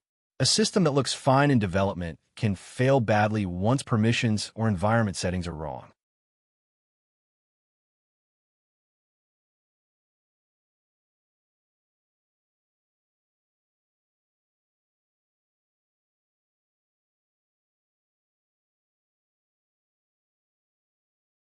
Workflow design is where the role becomes easiest to see. The FD decides when the human stays in the loop, when the system should draft instead of decide, and how much confidence is enough before action is taken.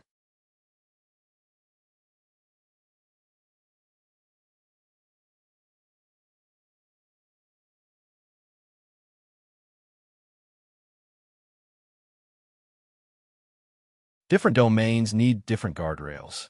A support agent might let the model draft a reply, while finance or legal work usually needs a review step before anything leaves the system, because the cost of a bad answer is much higher.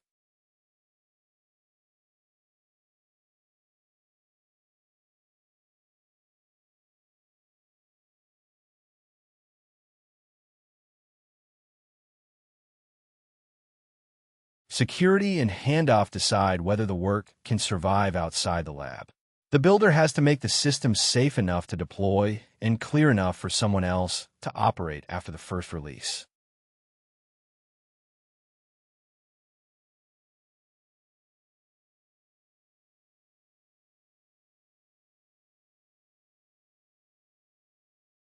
That means setting access boundaries, keeping the system auditable, and leaving behind a package the customer or platform team can maintain. A useful AI solution is not finished when it works once. It is finished when it can be trusted and supported.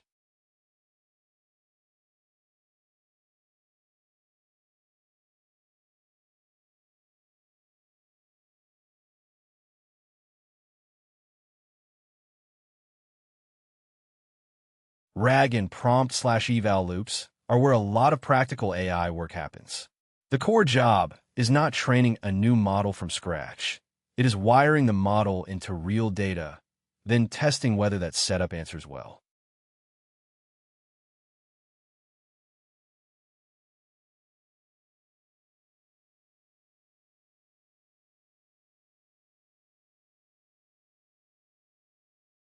A small retrieval workflow makes the pattern easy to see. It separates the system into pieces, find relevant context, give that context to the model, and then judge whether the result is actually useful.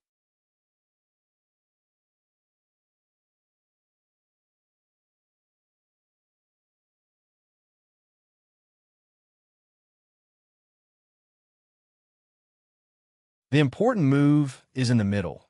Documents are turned into a searchable store. Then the query pulls back the most similar passages. After that, the model gets both the user question and the retrieve context, so its answer is grounded in the client's own material.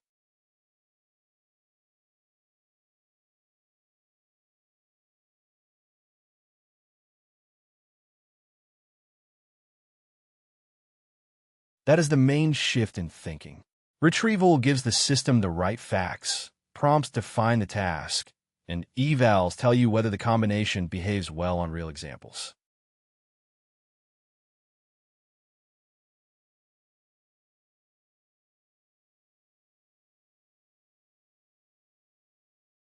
A prototype is enough to prove the idea, but it still lacks the safeguards a real customer system needs. The gap between a demo and a reliable deployment is where most of the engineering work sits.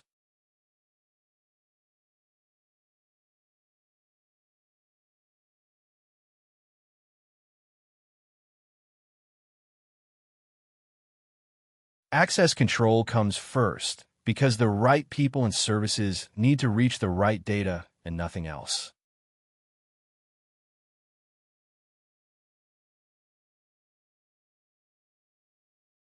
Logging and observability make failures visible. Without them, retrieval can miss, generation can drift, and the team has no reliable way to tell what went wrong.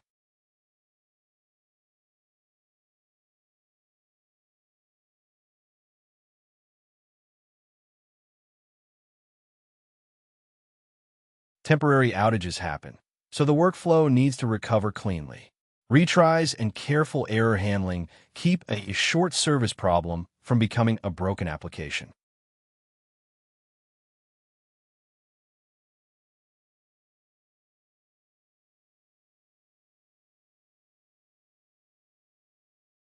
Privacy boundaries decide how sensitive content moves through the system. That matters especially when retrieved context may include customer records, internal notes, or other protected data.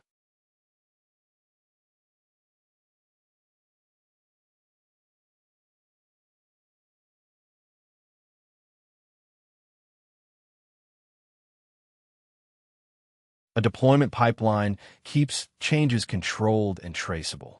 It gives the team a safe path from a local experiment to a release that can be repeated and rolled back.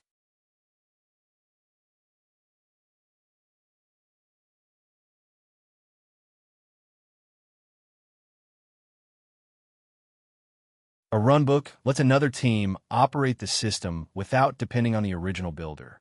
That means the design has to be understandable, documented, and maintainable under real operating pressure.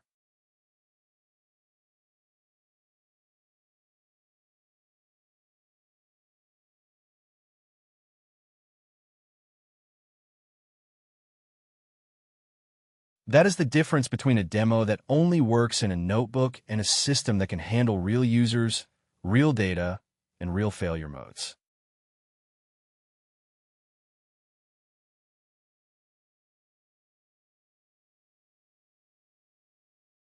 Evaluation has to sit inside the product itself, because an AI feature is only useful if it behaves reliably for real users.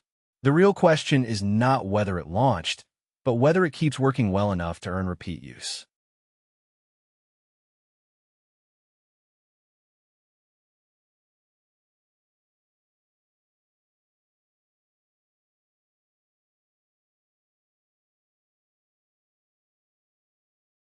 That shifts the success metric from delivery to trust.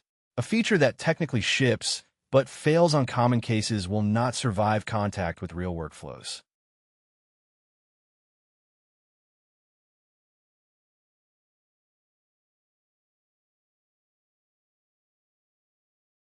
A good eval is just a repeatable test against the cases that matter to customers. That might mean real support tickets, representative documents, or edge cases you collected on purpose. And the point is to expose bad retrieval, weak claims, or tool mistakes before they turn into frustration or risk.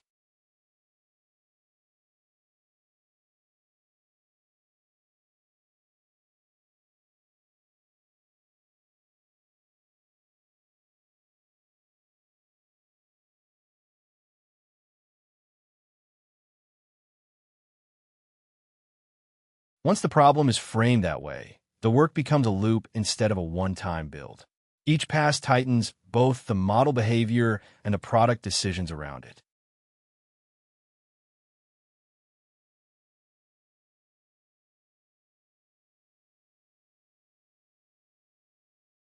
The sequence starts with a task people already repeat, then narrows the prototype so the team can test one workflow at a time.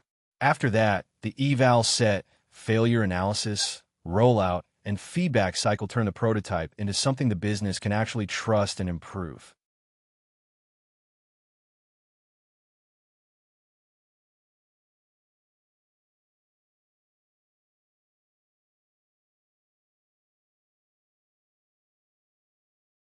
That is why the role goes beyond implementation. The team learns which workflows users trust, what data is missing, and which constraints matter in production, so the output is not just a deployed model, but a clearer product roadmap.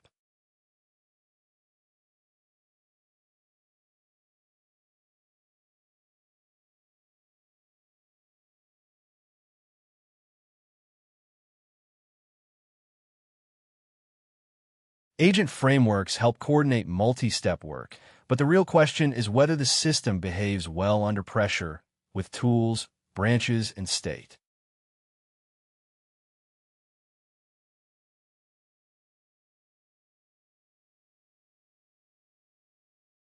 LangGraph, Crew AI, and the OpenAI Agents SDK are useful when a task needs coordination across steps. They make it easier to fetch data, call tools, ask follow-up questions, or carry state forward as the workflow branches.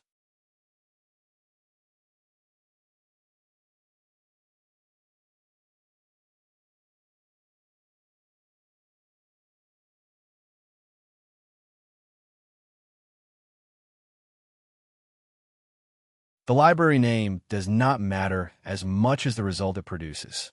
A good implementation can be built with different tools, but the work itself is still about solving the customer's problem reliably.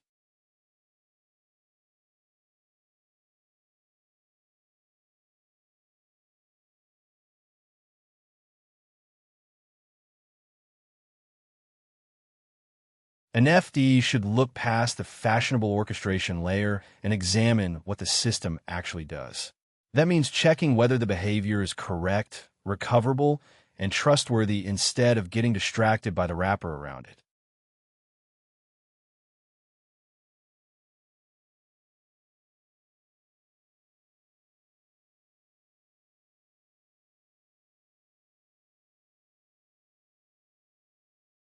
A strong system knows when external information is needed and when it is not.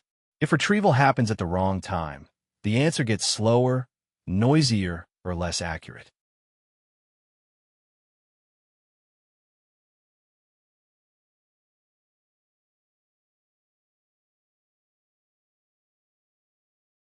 Tool choice matters because the system has to route each task to the right capability. A search step, a calculator, or a database query all solve different problems, and mixing them up breaks the workflow.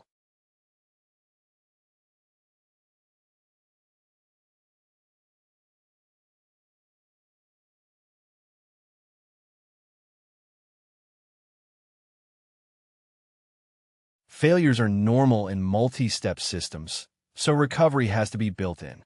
Good orchestration can retry, skip, fall back, or ask for help instead of stopping the whole process.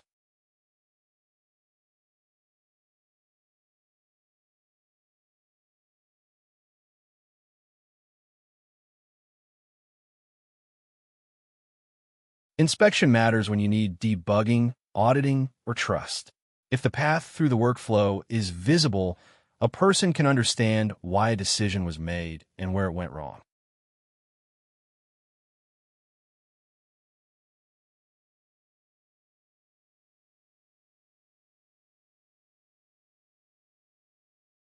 Reliability is the real test. A workflow only earns trust when it produces the right result often enough, fails safely when it must, and does not surprise the person using it.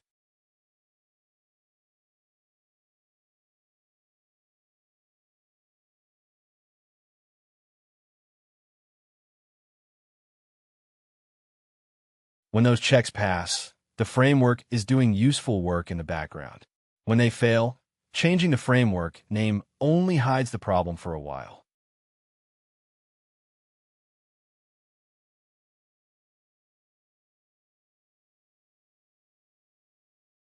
The important boundary here is what belongs to the FD role and what stays with the ML team. That distinction keeps responsibilities clear and prevents the role from drifting into model research work.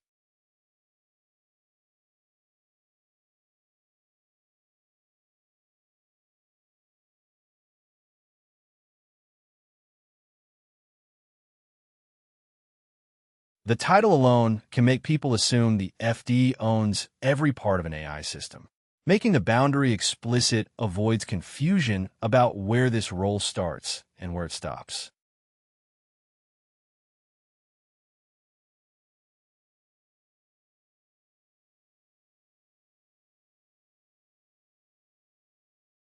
Changing model weights, training foundation models, and doing core research are ML engineering tasks. The FD can shape the data needs and spot failure modes, but the job is to make the model work inside a real customer workflow, not to build the underlying model itself.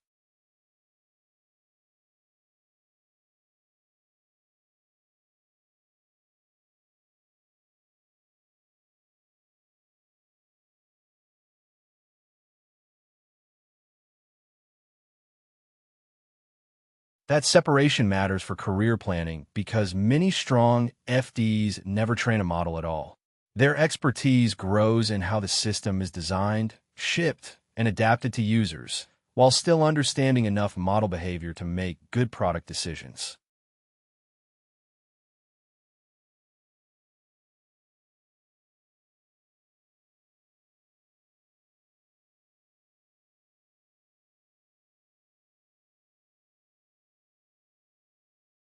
The main issue here is that the same kind of work shows up under many different titles, so counting openings by exact wording gives a distorted view.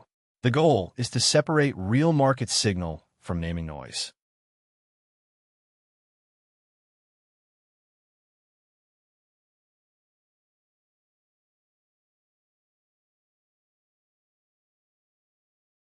A single kind of job can appear under several names, and some of those names only overlap partly. That means a simple title match can miss real openings or include jobs that are only loosely related.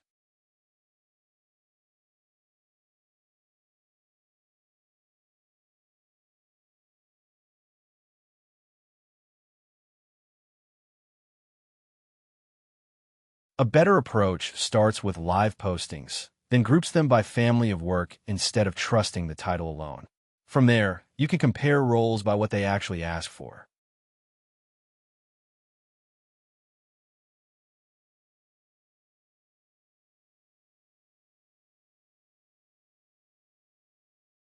Pull from company career pages and major job boards so you're looking at active demand, not old listings or marketing language. That gives you a current sample to work from.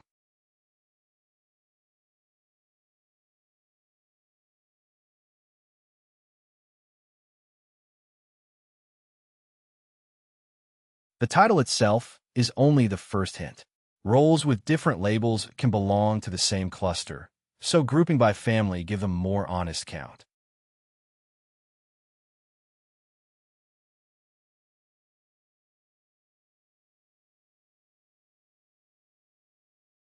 Not every similar-sounding job is the same job.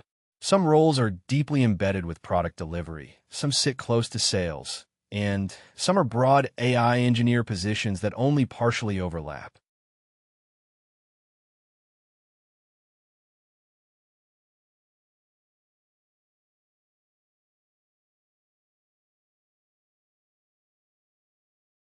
The body of the posting matters more than the headline. Mentions of retrieval, prompts, evals, tools, customer workflows, and deployment ownership tell you what kind of work the company really expects.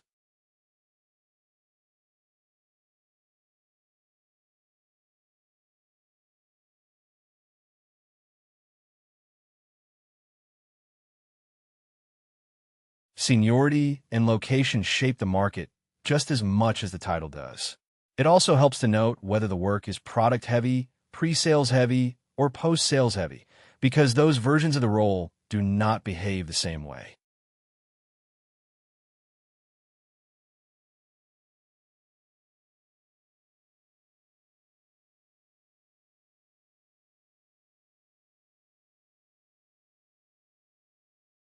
A broad search for AI engineer pulls in too much unrelated work, while a narrow search for forward deployed engineer leaves out nearby titles doing similar work.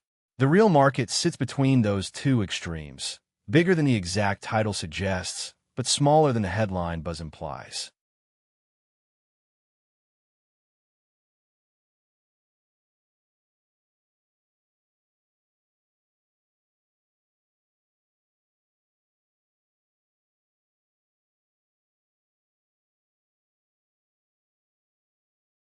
Once the title problem is clear, the next step is to search with a wider set of phrases. The point is to catch neighboring roles that use different labels for similar responsibilities.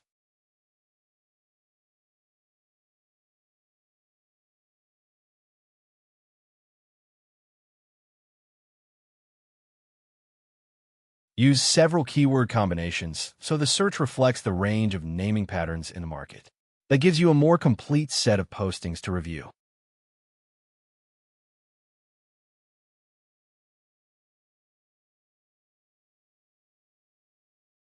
This phrase finds the clearest versions of the role, especially where the company uses the FD label directly.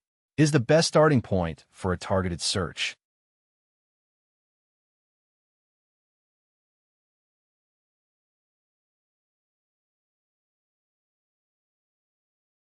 This variant catches companies that spell out the software part of the title.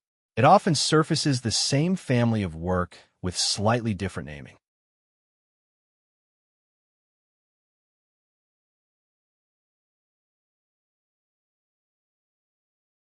This term brings in roles that focus on taking models into real use cases. Some of those postings will fit closely. Others will be more general applied machine learning jobs. So the body of the posting still matters.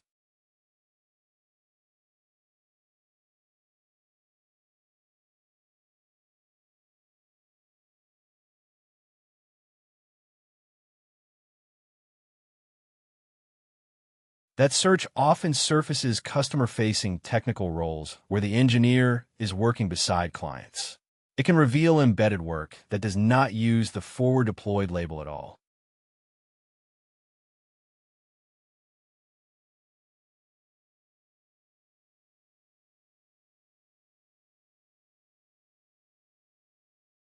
This phrase helps find enterprise roles built around language models, especially where the company is selling into business customers. It may include product work, deployment work, or implementation work.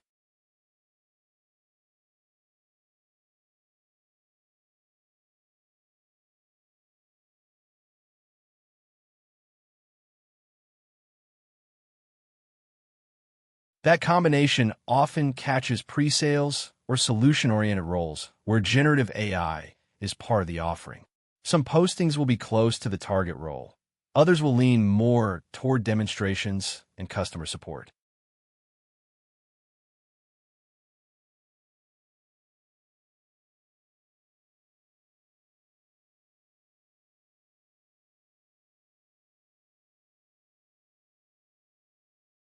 This search finds roles centered on retrieval-augmented generation, which is a strong signal for applied LLM work.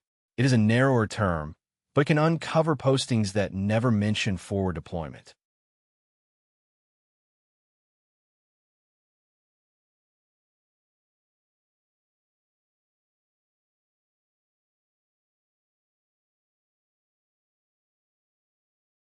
This phrase tends to surface the operational side of the job, where getting the system into production is part of the responsibility. It is especially useful when the title focuses on deployment rather than customer engagement.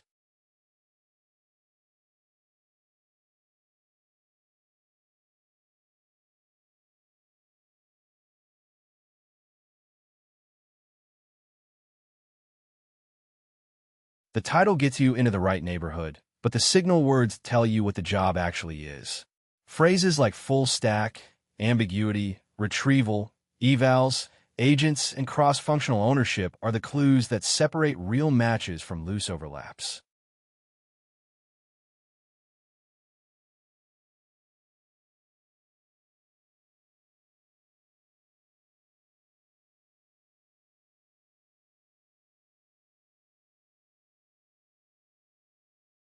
Compensation needs the same careful reading. Some postings give a full picture, while others leave out pieces that matter for comparing offers.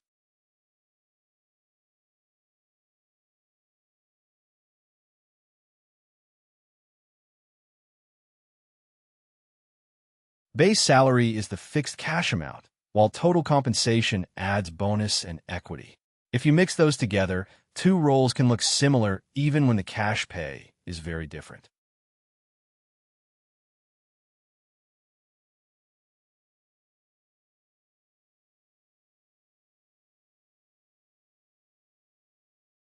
For these roles, seniority often shows up in the experience requirements: shipping software, working with customers, and handling ambiguity. Treat those requirements as signals about level and fit, then verify the live posting before making a decision.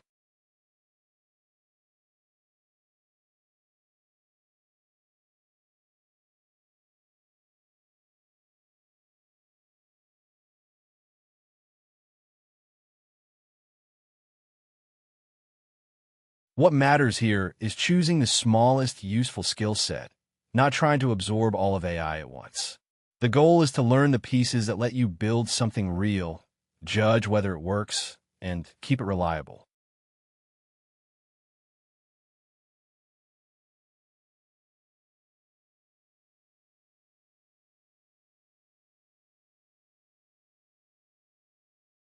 A good learning plan starts from the workflow you want to support. If a skill does not help you ship, test, or protect that workflow, it can wait.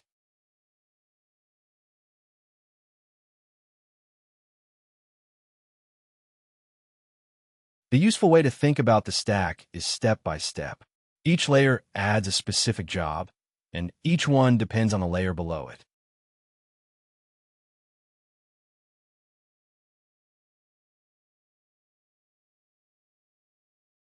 First comes a normal application, because AI sits inside a product, not beside it.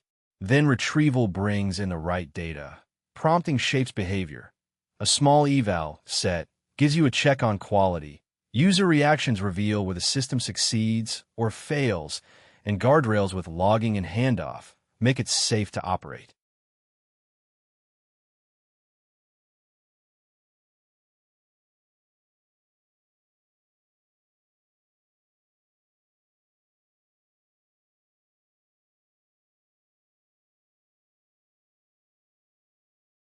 That sequence is the part that makes the work feel like applied AI rather than abstract study. Once those pieces are in place, you can improve the system with evidence instead of guesswork.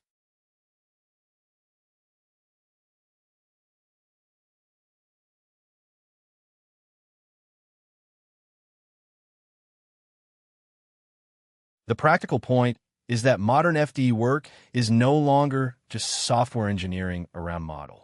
It means building the retrieval, prompting, evaluation, and orchestration that make AI features useful in a real business process.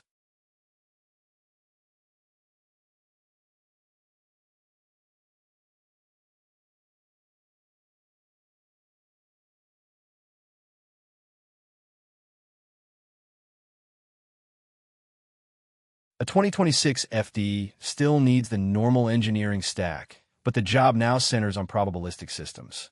The hard part is turning model output into something an enterprise can actually rely on, then measuring it well enough to justify keeping it in the workflow.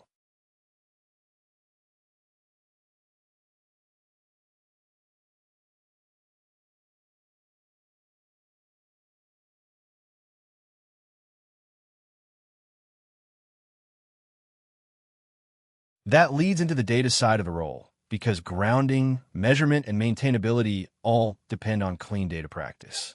Once the application loop is in place, data skills are what keep the system stable and trustworthy over time.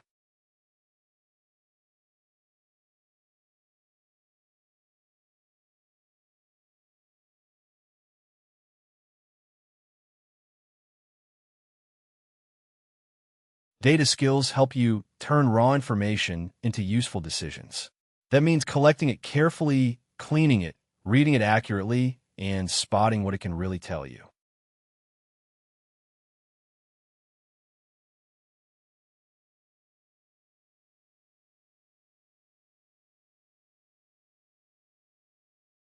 The data layer often decides whether an AI product survives contact with a real customer. The goal here is to see why forward-deployed engineers need strong data judgment, not just model knowledge.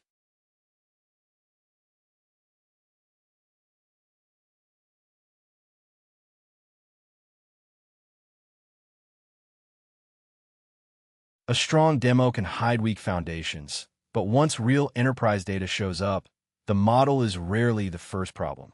Missing fields, messy sources, and inconsistent records usually block the workflow before prompt quality does.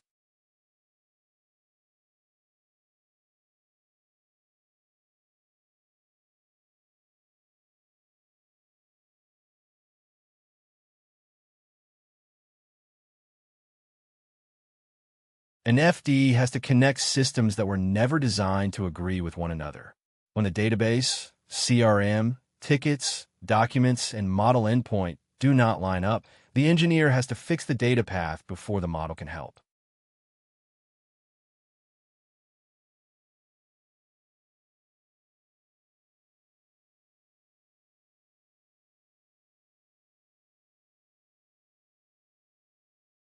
The model can generate an answer, but the data layer determines whether that answer is grounded in the right records. That is why the engineer's job is to make the evidence usable, traceable, and reliable.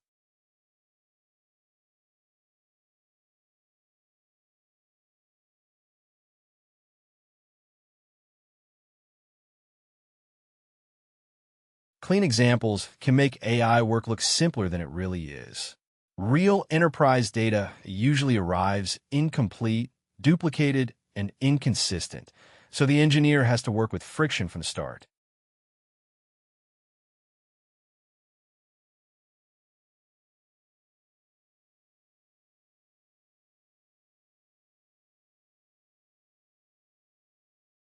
Training sets and demos often hide the hardest parts of the job.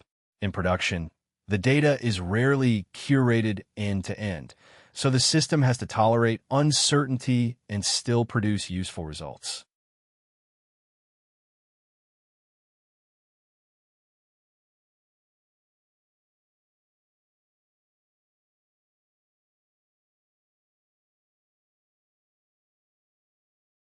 The practical side of the role starts with recognizing the kinds of mess that show up in live systems. Once those patterns are visible, the next step is learning how to clean and reconcile them.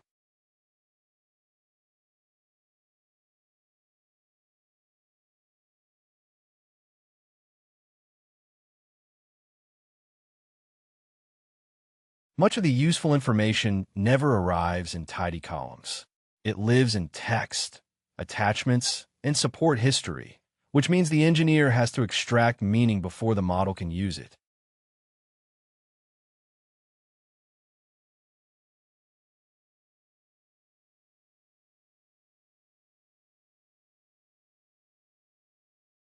Incomplete records create gaps in the context the model receives.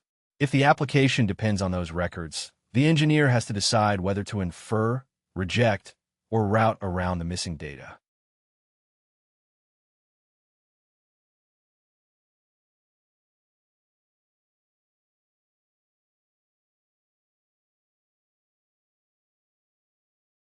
Small differences in field names or time formats can break joins and make a workflow behave unpredictably.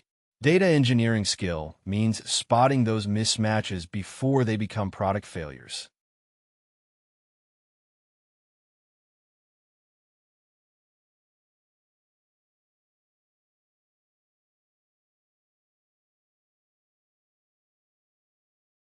Duplicates are especially dangerous because they look valid at first glance. If the system cannot tell which record is authoritative, retrieval and reporting can point the model to the wrong answer.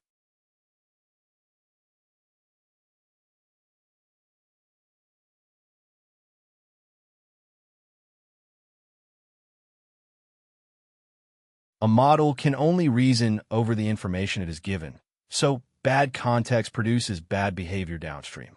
Duplicate customers, stale timestamps, and unclear schemas all turn into broken product decisions if nobody fixes the data first.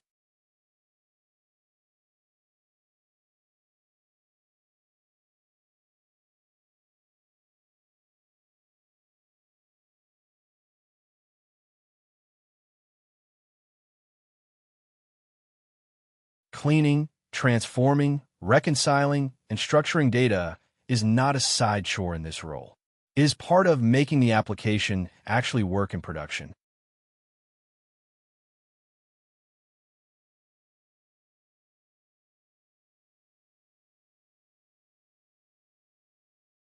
SQL in this role is about investigation, correction, and validation. The engineer uses it to inspect broken data, rebuild trustworthy views, and test whether the pipeline is doing what the product needs.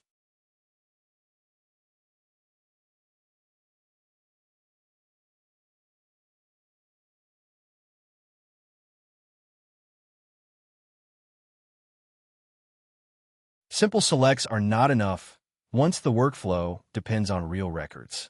The engineer needs SQL that can answer operational questions and expose problems quickly.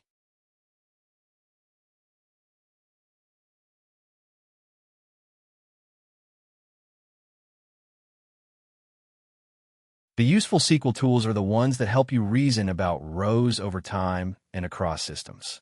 The point is not syntax for its own sake. The point is control over messy data.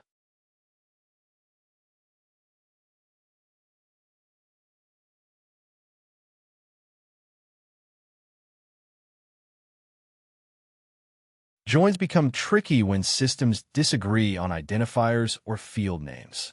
Knowing how to diagnose that mismatch is often what separates a quick fix from a broken integration.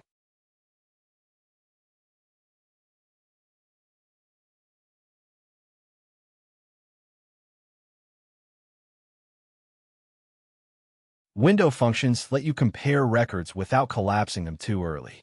That makes them useful for picking the latest record, ranking duplicates, or checking how values change over time.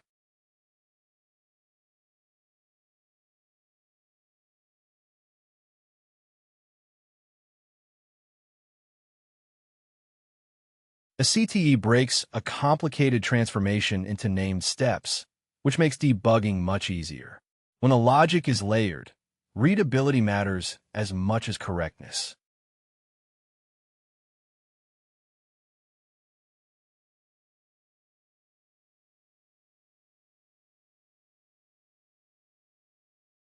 Aggregations help answer whether the data still looks healthy. They show coverage gaps, unusual frequency shifts, and drift that might signal a broken upstream process.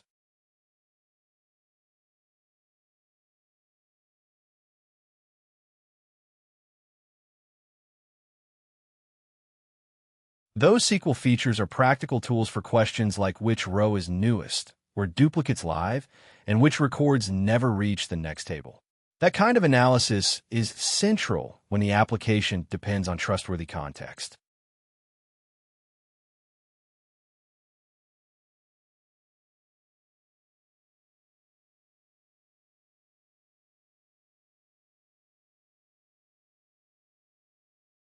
A small query can show the basic pattern. Find a clean record you want, keep the logic readable, and pass a reliable result downstream. The important part is the method, not the exact table name.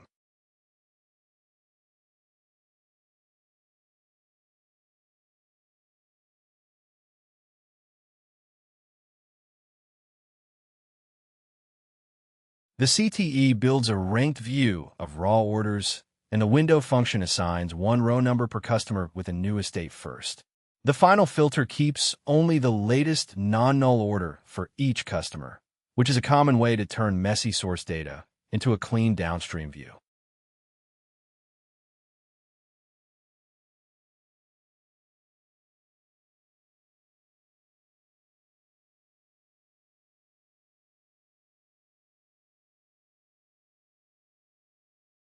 That pattern shows a typical FD move in miniature. First, reconcile the source, then isolate the trustworthy record, then expose a version the application can actually use.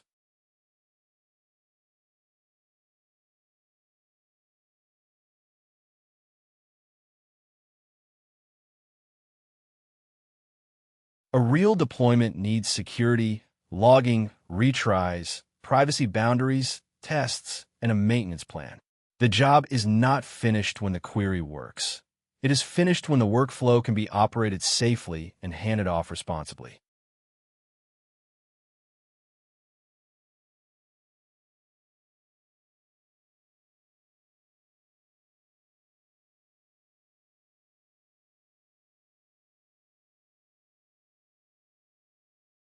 The data skill set goes beyond querying. An FD also has to think about how information should be shaped and how it should move through a production system.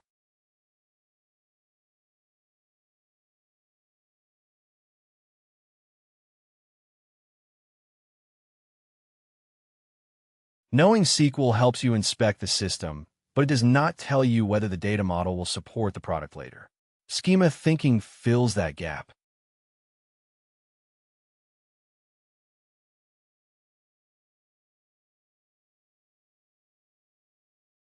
Schema design is about deciding what gets stored, what is optional, and how records connect. In an AI product, that structure matters because it preserves the context needed for tracing, auditing, and explanation.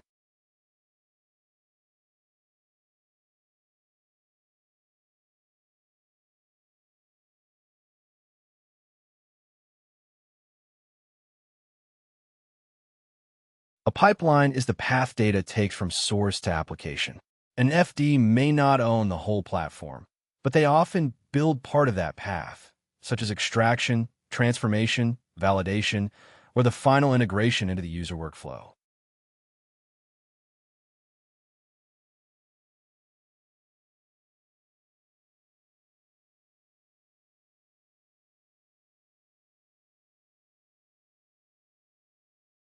The role crosses code, data, infrastructure, security, and handoff because the customer experience depends on all of them together. A working AI feature is rarely just a model call. It is a system assembled across layers.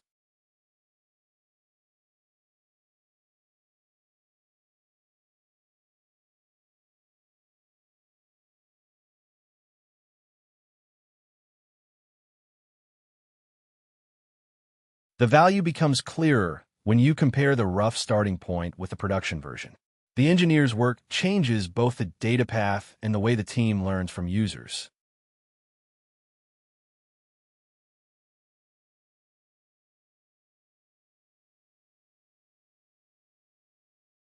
A side-by-side view makes the impact concrete. It shows how data cleanup, workflow design, and product learning all improve once the engineer gets involved.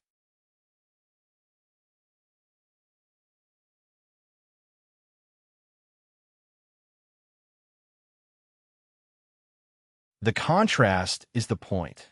The FD turns fragile experimentation into something measurable and operational. Better data quality, a smoother workflow, and clearer learning all come from treating the system as one connected path.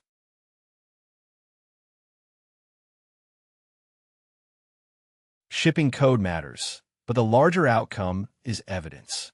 Once people use the workflow, the team can see where the data breaks, where the model overreaches, and which behaviors actually deserve the next iteration.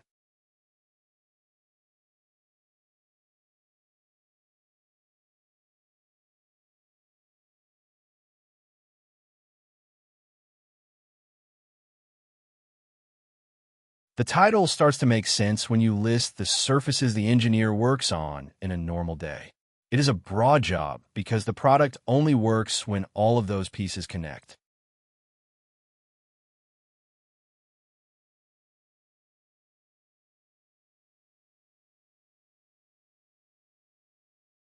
The role is less about a single specialty and more about whatever the deployment needs. That usually means moving between code, data, systems, and the customer's workflow.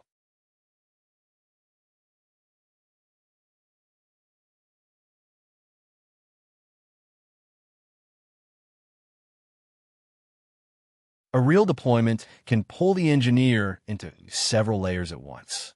The useful mental model is broad responsibility with enough depth to unblock each layer.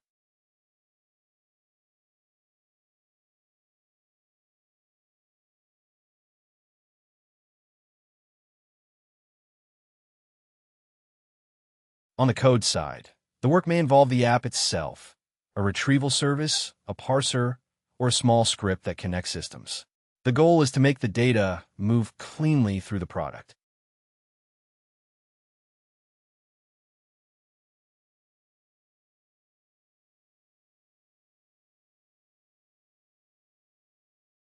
On the data side, the engineer has to understand where the records live, how they are described, and how to check that they are usable. Validation is part of making the result trustworthy.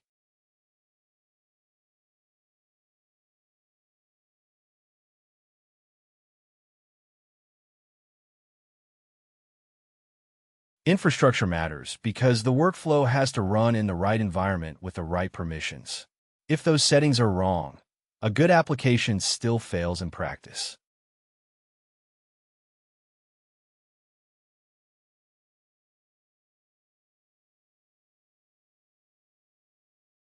Workflow design decides how humans stay in the loop.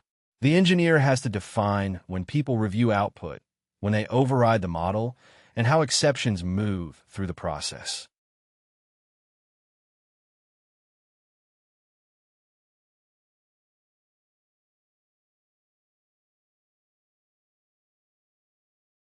Security is part of product design here, not an afterthought. Permissions, redaction, retention, and audit trails protect both the customer and the system.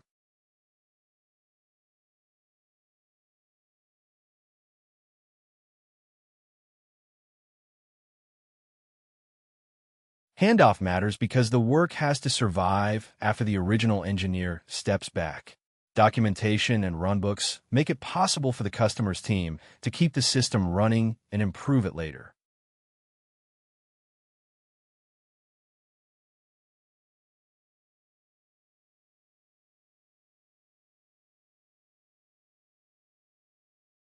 The model may look polished on the surface, but data failures underneath will still surface in the product. That is why data competence is a hard requirement rather than a nice extra.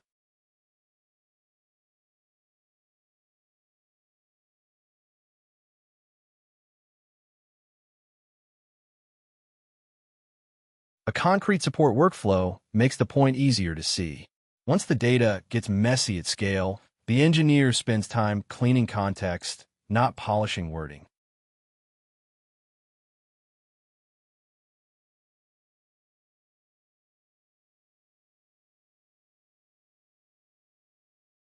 A demo can look solid because the examples were chosen carefully. Real traffic exposes duplicate customers, outdated exports, and documents that arrive in incompatible formats.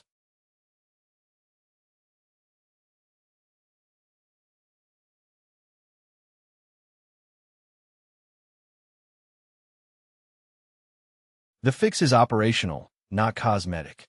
The engineer cleans the source tables, standardizes dates, controls which documents the system can retrieve, and adds checks that prove the assistant is citing the right policy.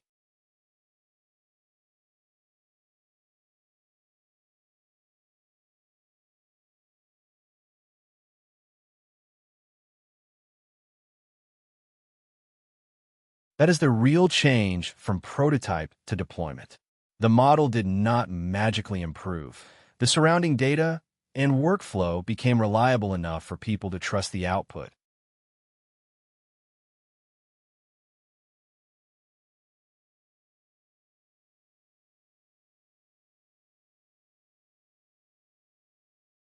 The skill model becomes concrete once you place data work inside it. An FD needs enough depth to build and debug, and enough breadth to understand the customer process the system serves.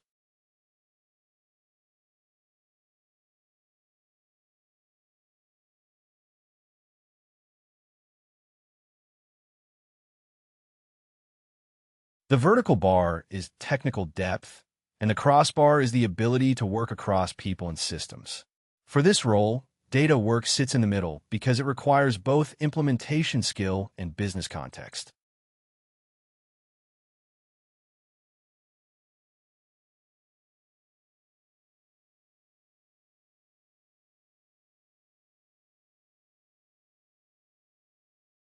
That intersection is what makes the role effective. The engineer can unblock the build, translate between the model and the database, and still keep the customer's process in view.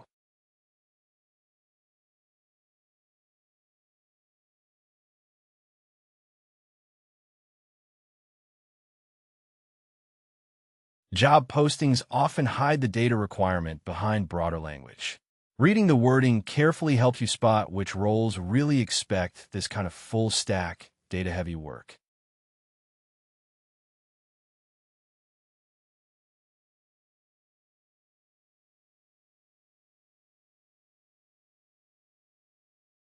The naming changes quickly, so the safer approach is to read the live posting rather than rely on old assumptions. The useful signal is the pattern of responsibilities, not just the title.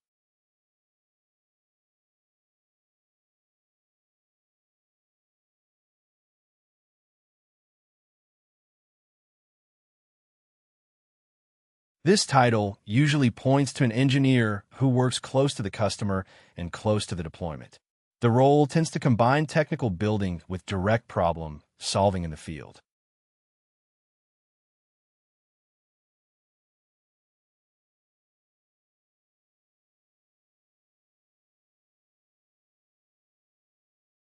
This version emphasizes software implementation as well as deployment context. Expect production judgment, customer interaction, and real-world systems work.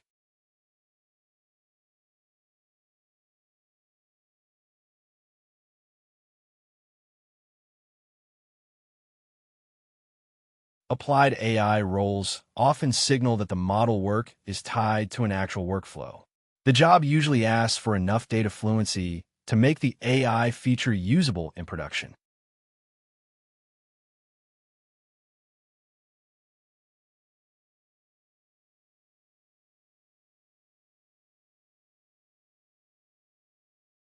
Solutions work usually means adapting technology to a specific customer problem. That often pulls in data integration, implementation detail, and communication with non-technical stakeholders.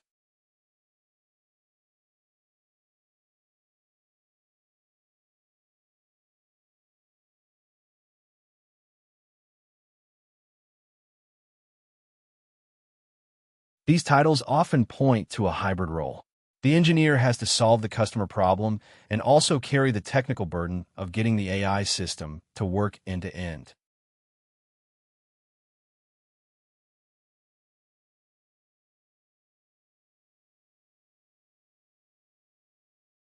A few live postings help make the signals concrete. The exact compensation and seniority can change. So the important part is the wording the companies use to describe the work.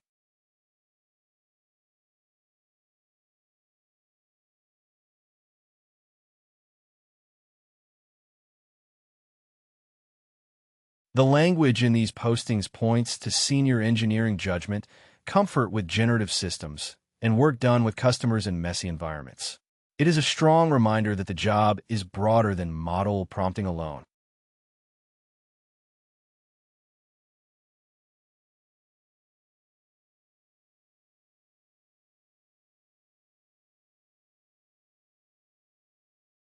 Companies may not say data engineer explicitly, but the requirement still shows up in the phrasing. Reading between the lines helps you understand what the role actually demands.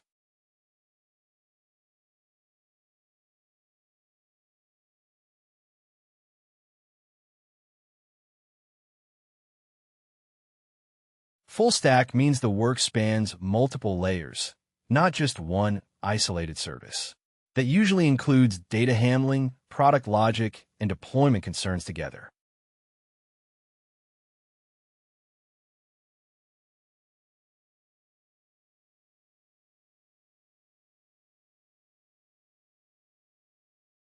This signals that the AI layer matters, but it also implies the surrounding system has to be built carefully. The model is only one component in a larger workflow.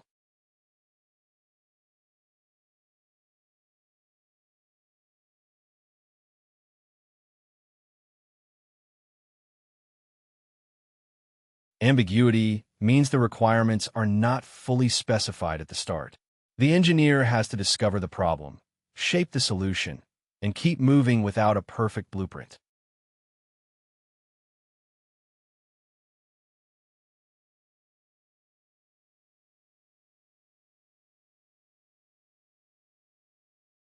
Pipeline language usually means the role touches how data gets from source to use. That is a direct signal that the engineer needs to understand transformation and reliability.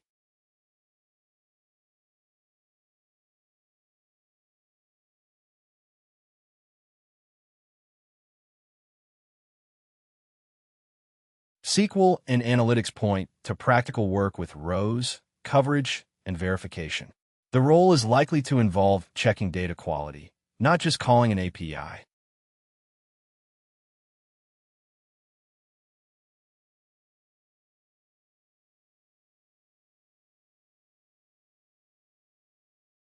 Customer-facing work means the engineer has to explain decisions clearly and adjust the system based on real feedback. Technical skill matters, but communication matters too.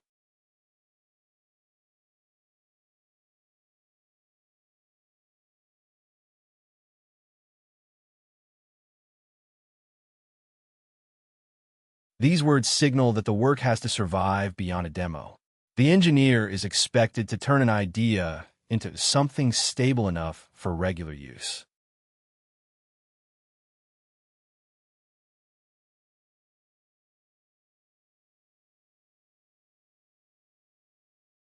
Experience signals usually point to breadth of implementation and comfort in messy settings.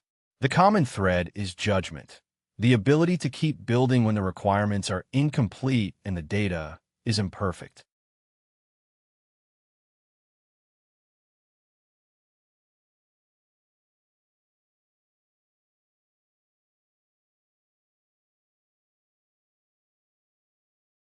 One rule can keep the whole topic straight in your head.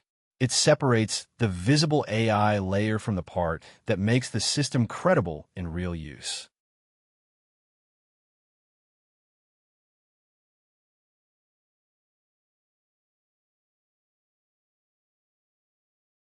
That sentence captures the core of the role. The model may be what people notice first, but the data path is what determines whether the system can be trusted.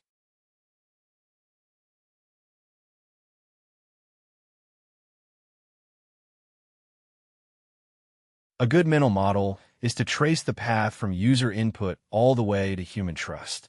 The application gathers context from data sources, sends that context to a model or tool, evaluates the result, and routes it back into a workflow people can use confidently.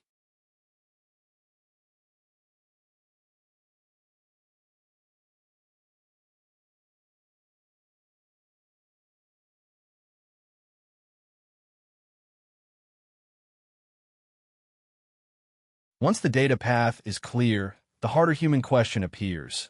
What problem the customer actually wants solved? That shifts the focus from systems, engineering, to the conversations that reveal the real requirement.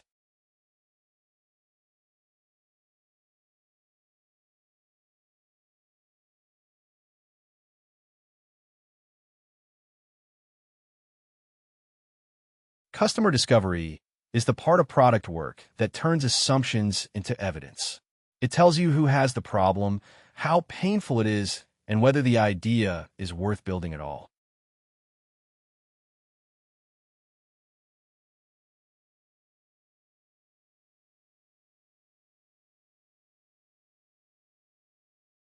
Customer discovery often looks like the least technical part of the role, but it is what turns vague demand into a buildable system. The point here is to see why the human work is central to FD success.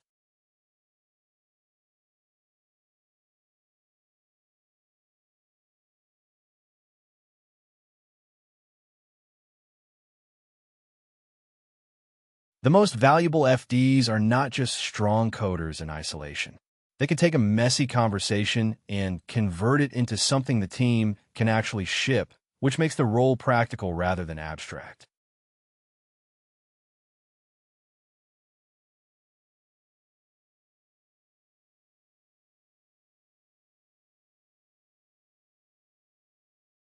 A hiring manager may scan for coding strength, but the job postings reward a wider mix of skills. That mismatch is the first clue that raw implementation ability is only part of the story.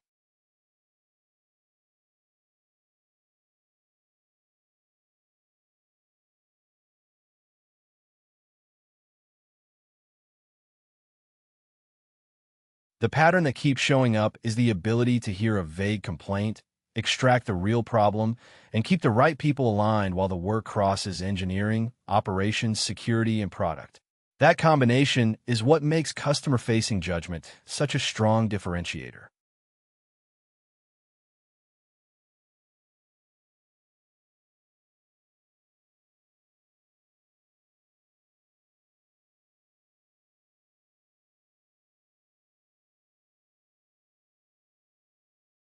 Enterprise AI usually fails on the human side before it fails on the model side. The hard questions are about success criteria, approvals, deployment risk, and whether adoption is real, and the FD has to turn those concerns into technical scope.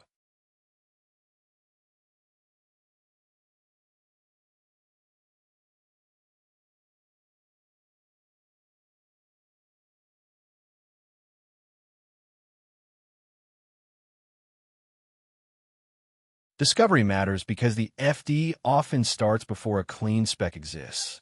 The role depends on shaping an unclear request into something precise enough for engineering to execute.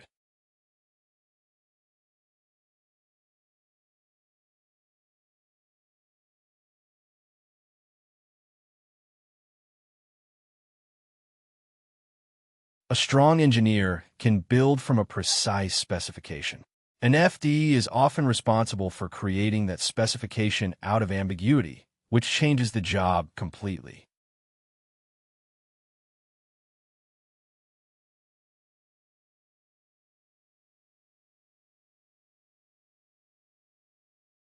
Enterprise projects rarely arrive as neatly defined requirements. They begin as open-ended business pain, and the first job is to make that pain legible enough to plan around.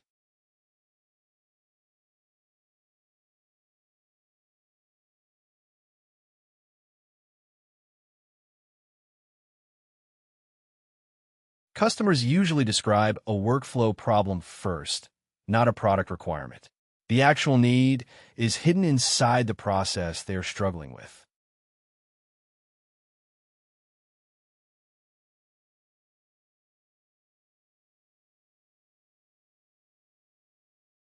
The person who likes the idea may not be the person who can pay for it or approve it.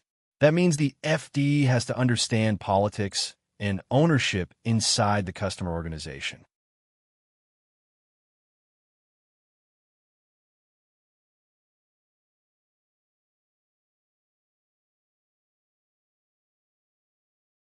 A request for an AI assistant can point to search, drafting, classification, triage, automation, or decision support. The FD has to separate those possibilities before anyone starts building.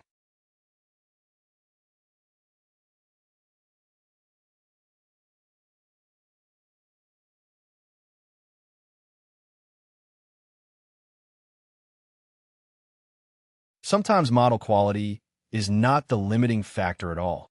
Security review, permissions, legal approval, or workflow change could be the real blocker, so the scope has to account for that early.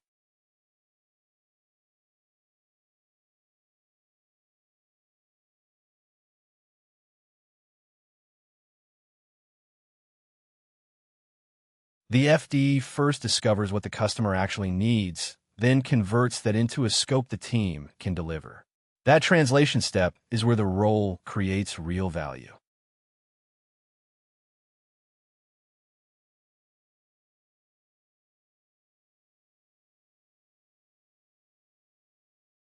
Technical ability still matters deeply, but it does not tell you whether the first version will be useful enough to survive contact with the customer. The hiring signal is shifting toward people who can make usefulness happen under uncertainty.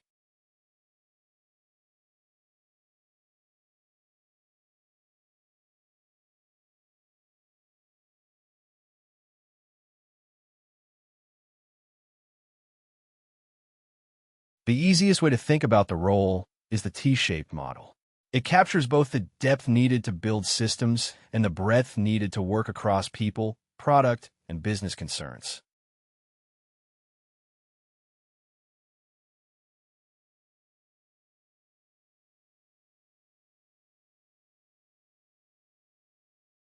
This model gives a simple picture of the role. One axis is deep technical strength, and the other is broad cross-functional skill.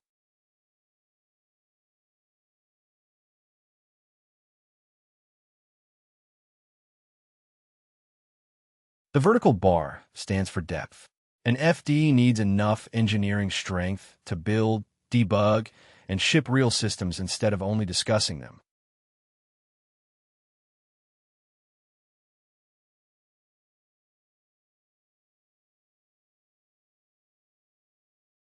The horizontal bar is breadth. That means enough product sense, business understanding, and customer awareness to keep the work aligned across functions.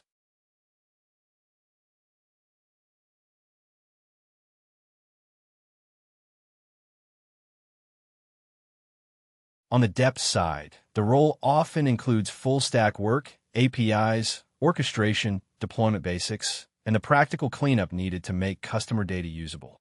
Data wrangling matters because messy inputs will break even a good system if they are not handled carefully.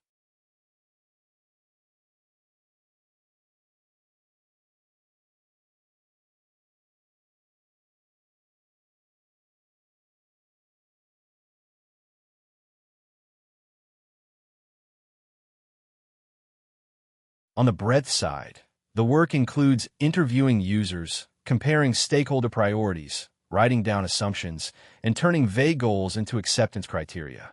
That is the part that keeps the technical effort pointed at the right problem.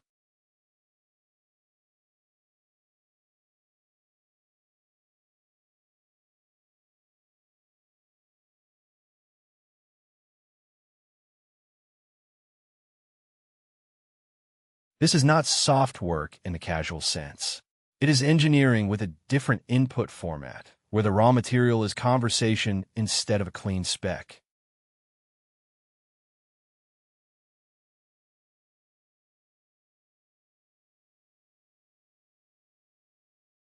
Another useful way to understand the role is to compare the situation before and after the FD enters. The difference shows up in how ambiguity gets reduced and how ownership becomes clear.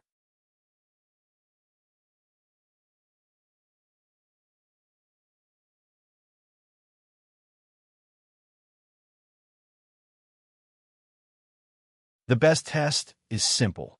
What becomes clearer, faster, or more deliverable once the FD is involved? That question reveals the function of the role better than the title does.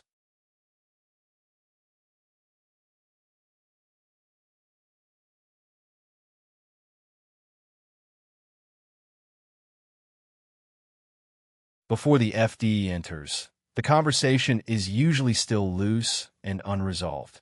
The team knows there is a problem, but not yet how to turn it into a plan.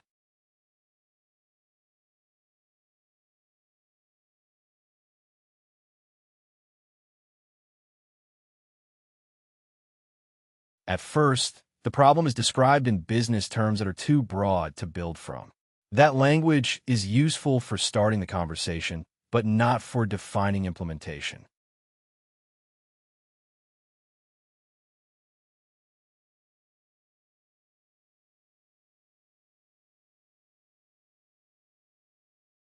Different teams often interpret the ask differently. When scope is unclear, engineering, product, and the customer can all walk away with a different picture of success.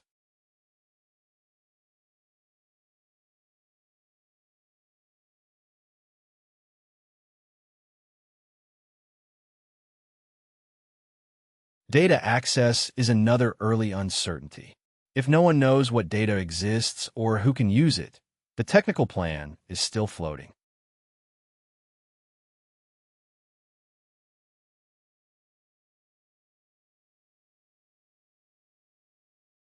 Even the idea of a pilot may be fuzzy at this stage. Without a shared definition of a working pilot, the team cannot tell whether progress is real.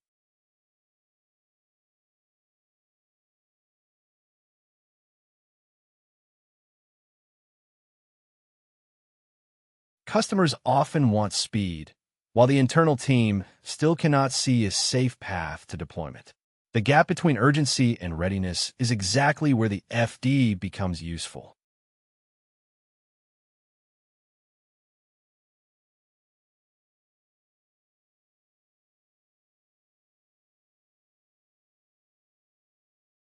Once the FD starts working, the conversation becomes more concrete. The goal is no longer just interest, it is a plan the organization can execute.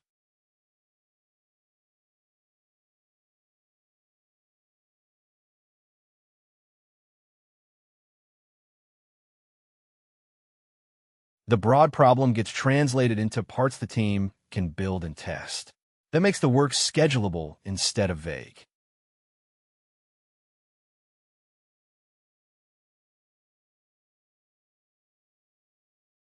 Ownership becomes visible. When people know who is responsible for each piece, decisions stop bouncing around the room.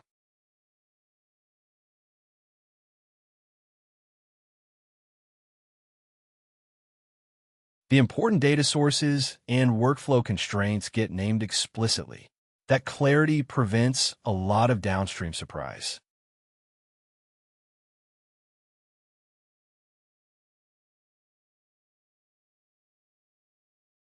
A pilot also needs measurable adoption criteria. Without a number or signal to watch, no one can tell whether the system is actually being used.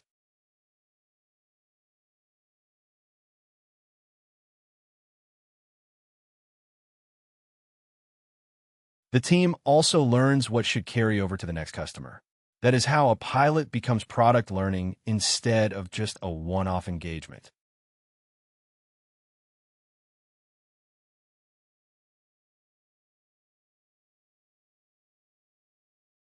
The strongest FDs do more than close a single account. They pay attention to recurring integrations, user hesitation, trusted outputs, and workflow steps that still need a human, then feed that knowledge back into the product.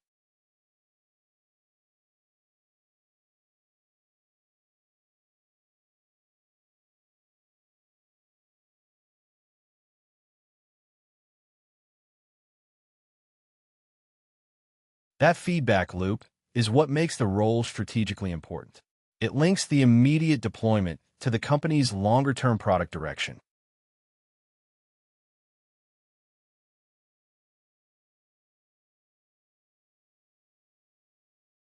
A field example makes the discovery work easier to see. The interesting part is not the first request. It is how that request changes once someone asks the right questions.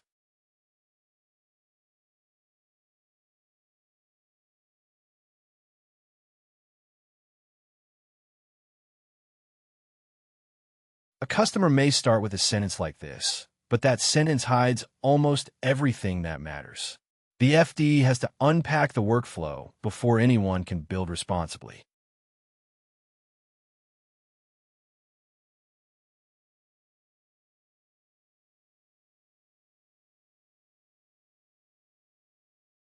A request that broad is a starting point, not a specification. Without more detail, the team could easily solve the wrong problem well.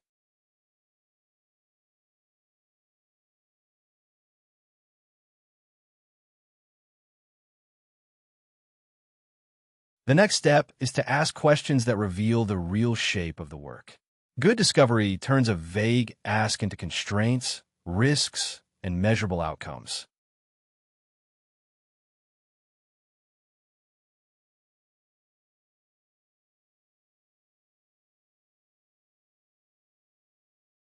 Some support issues are worth automating, while others only justify drafting help.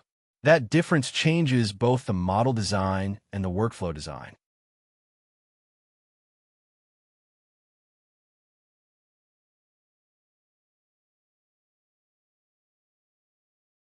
The source of truth matters because the assistant needs to pull from the right system, not just whatever text is easiest to access. If the data foundation is wrong, the answer will be wrong too.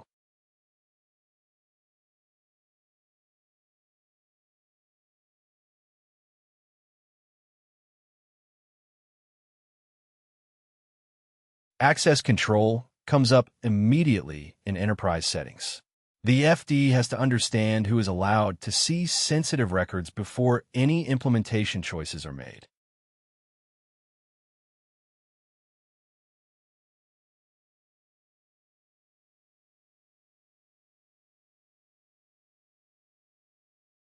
The purpose of the assistant also has to be pinned down. Answering, summarizing, routing, and drafting are different behaviors with different success criteria.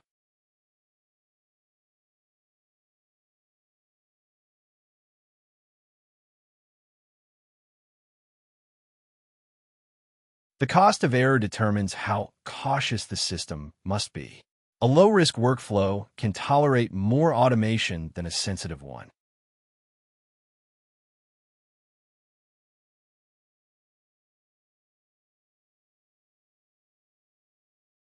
Adoption also needs a concrete metric. Faster handle time, fewer escalations, better agent satisfaction, and higher first contact resolution are examples of signals that tell you whether the system is actually helping.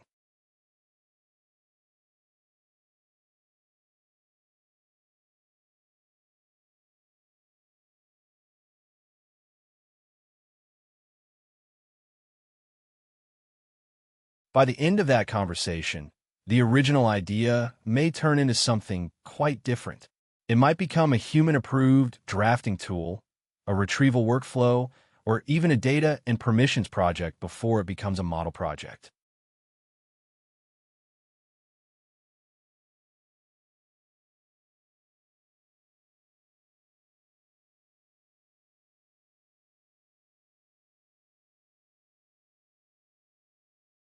That is the practical value of requirements discovery.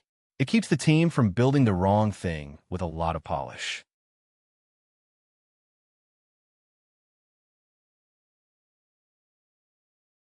Discovery is not separate from building. It decides what gets built, and the list of things an FD may touch shows how wide the role can be in practice.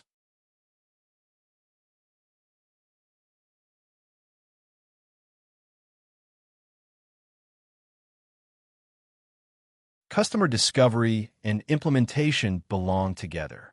Once the problem is understood more clearly, the technical choices start to make sense.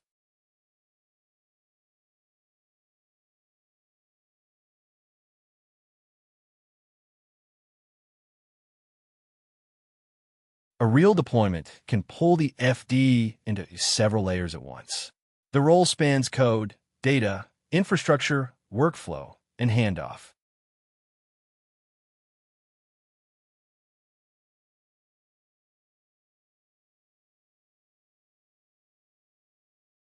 On the code side, The work may include prototypes, service endpoints, orchestration, integration glue, and evaluation harnesses.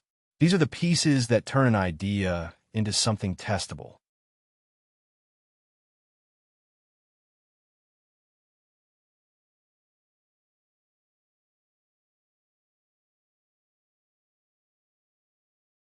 Data work covers source selection, schema mapping, labeling guidance, retrieval setup, and quality checks. That layer is often what determines whether the system behaves reliably.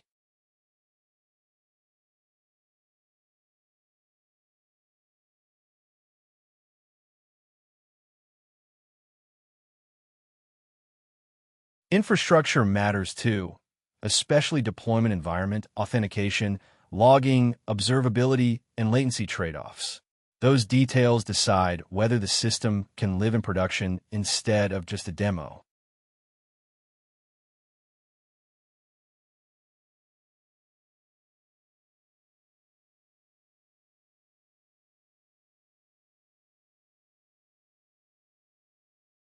Workflow design asks where the system sits in the user's process when humans review output and how exceptions are handled.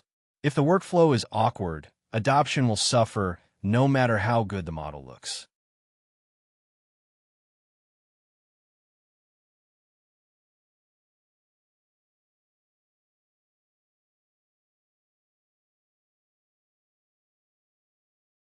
Security and handoff round out the picture with permissions, auditability, admin controls, documentation, and the path to internal ownership after the pilot. A good implementation leaves the customer able to run it.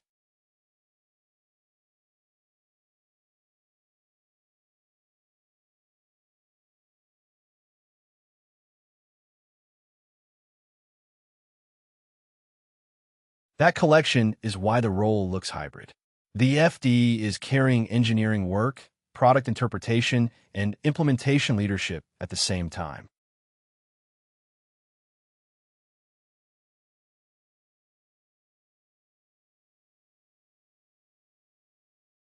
The hiring signal makes sense once you look at the economics. Companies have learned that technical demos are easy to create, but production adoption is where the real difficulty lies.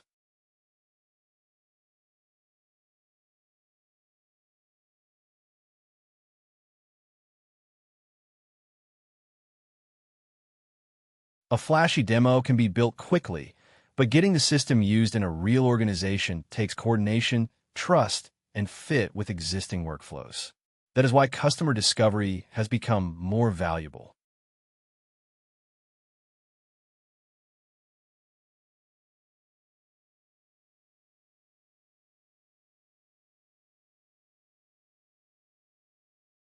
A model may look impressive in a controlled environment and still fail once it reaches real users. If the surrounding workflow is unclear, the success of the demo does not matter much.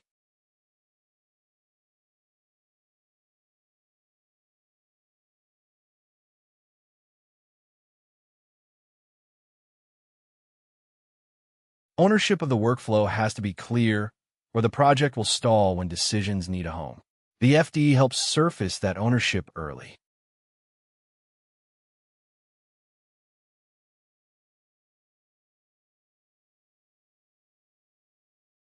The flow of data also has to be understood from end to end. If the data path is broken, the system will not survive production use.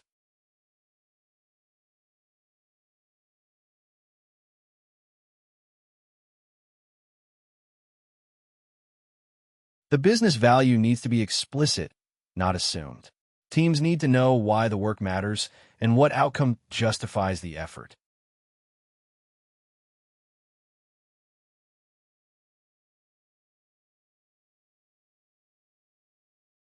A system has to hold up under daily pressure, not only during a demo. The FD's job is to make sure the solution fits real operating conditions.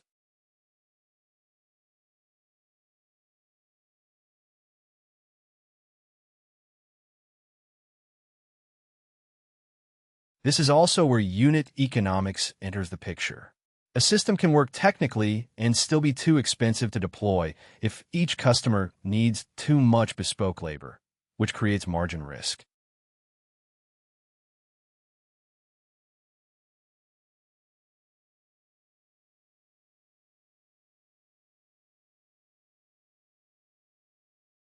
A related tension shows up in accounting and planning.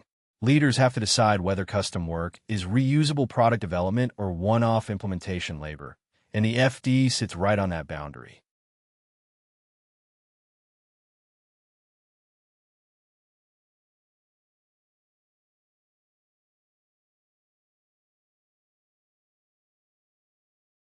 The best FDs keep the company from drifting into consulting by accident.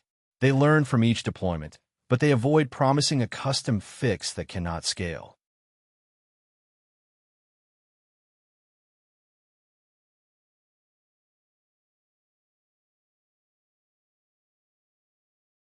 A flywheel is the right mental model for this work because the output of one engagement becomes the starting point for the next. Discovery, deployment, and product learning keep feeding one another.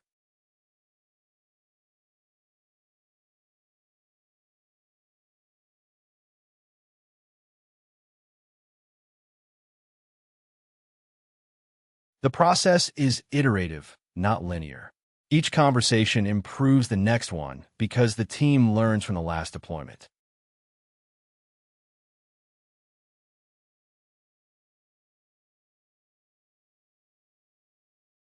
The sequence starts with a business problem, moves through discovery and scope, becomes a pilot, and then feeds back into the product. That loop is what turns field work into a compounding advantage.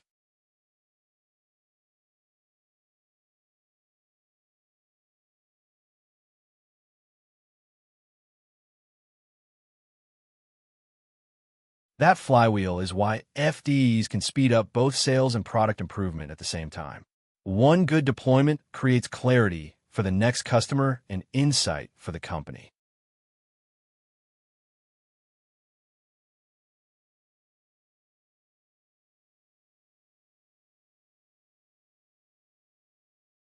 Job postings make the market signal visible. They show that customer-facing judgment is not a side skill anymore. It is part of the core expectation for the role.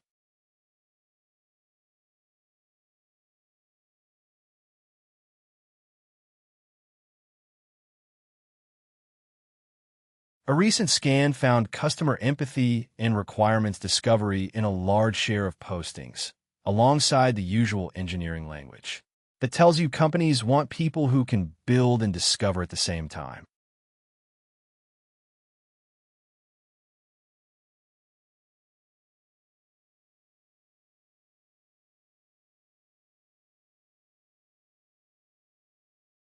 A simple frequency chart makes the point even clearer. The recurring skills are not just technical. They also include the human work of discovery and alignment.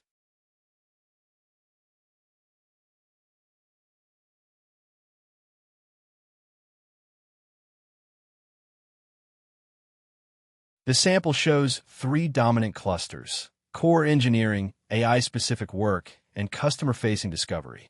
The important detail is that discovery sits right alongside technical depth, not outside it.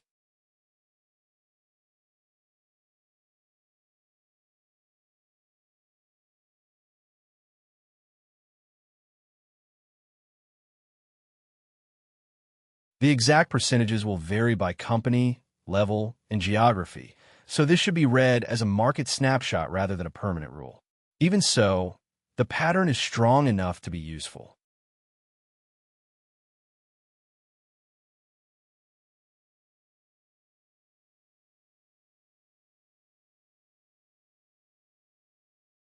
The title itself is changing across companies. That variation is useful because it shows how the market is naming a similar mix of responsibilities in different ways.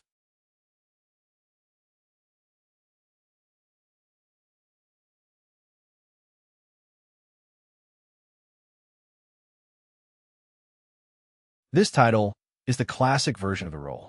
It emphasizes being close to the customer and close to the deployment.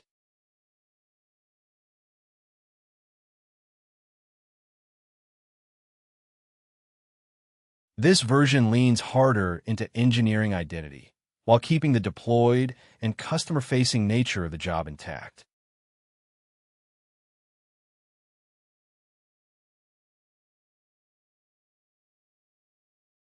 This title often signals a mix of software building and AI implementation. The work is usually practical and deployment-oriented rather than research first.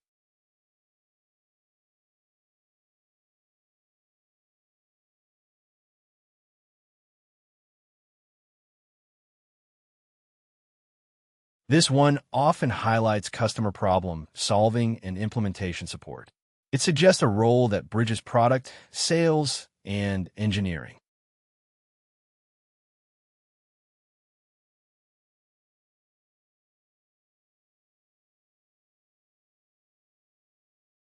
Longer title variants often make the customer interface explicit. They tell you that the company values technical work together with support, deployment, and external communication.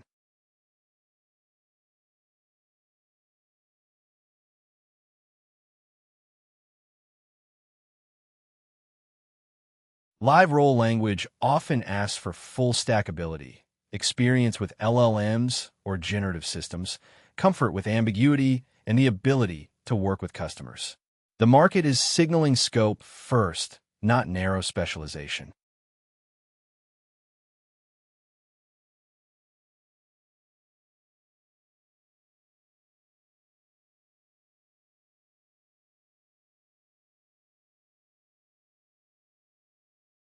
The experience signal is usually practical rather than academic. Companies want people who have shipped software, can operate across teams, and can handle an unclear problem without waiting for a perfect spec.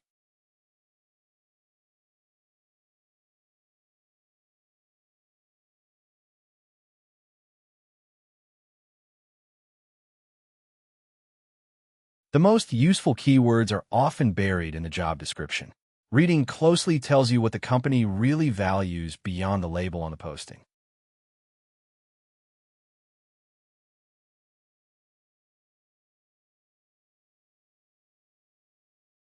Customer empathy means more than being polite. It means understanding how the customer actually works and what friction matters to them.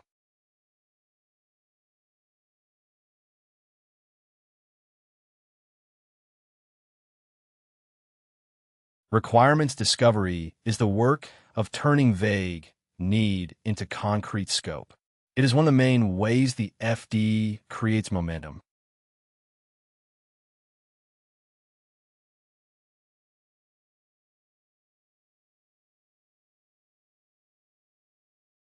Stakeholder alignment matters because enterprise work crosses teams.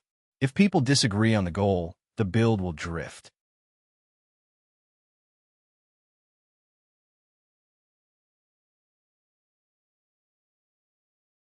Ambiguous problem solving is the ability to make progress before everything is defined. That is a core habit in this role.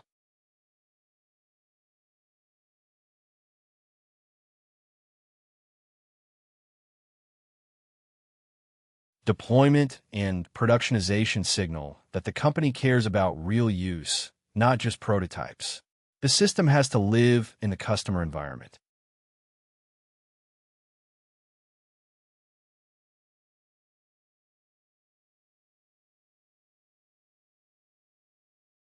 Full stack means the ability to move across interface, services, and integration points without getting stuck in one layer.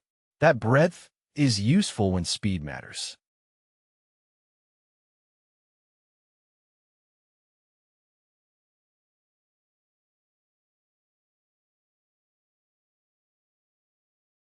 Data workflows matter because AI systems depend on the path data takes through the organization.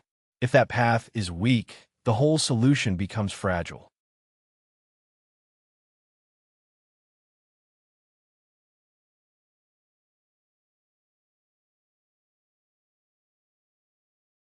Enterprise software is the environment where permissions, reliability, adoption, and support all matter.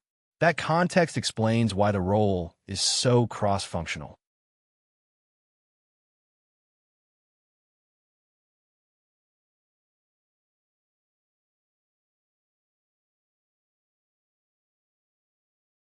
Taken together, those phrases are the market spelling out its priorities.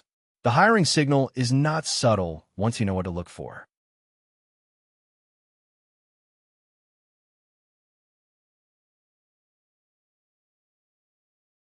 One common mistake is assuming the path to usefulness runs through ML research.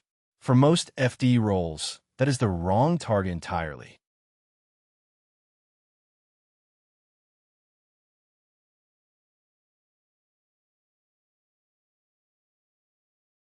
Many aspiring FDs think they need research credentials before they can contribute.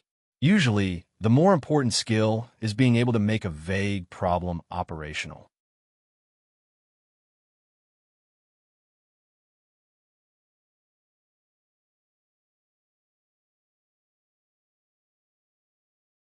You do need enough depth to understand model behavior, data flow, and deployment constraints. The difference maker is whether you can turn uncertainty into a shared plan and ship something useful without losing the customer in translation.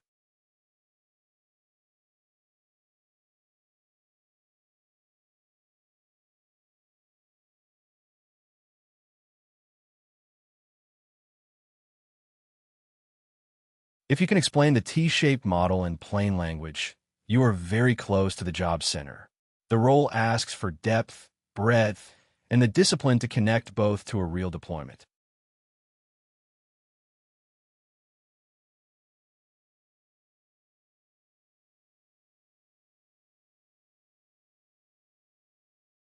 The next part shifts from discovery into the technical depth that makes that breadth credible. Now, the focus turns to what an FD needs to build and understand at a practical level.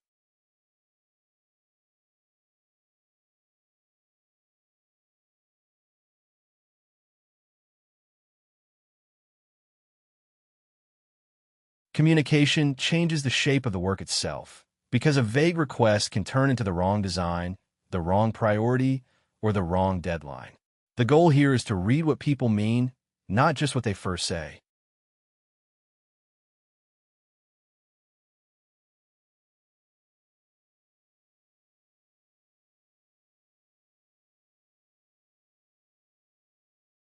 That sentence sounds urgent, but it leaves the real requirements hidden.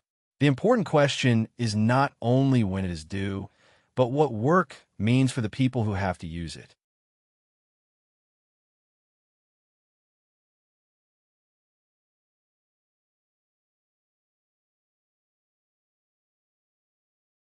A literal interpretation can waste time if the request is really about a business problem, a decision, or a workflow.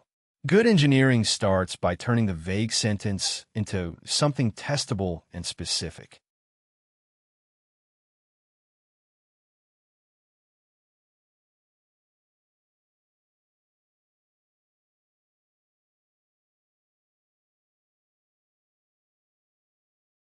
That answer jumps straight to implementation without checking the meaning behind a request. A filter sounds like a fix, but it may miss the actual need the customer was trying to express.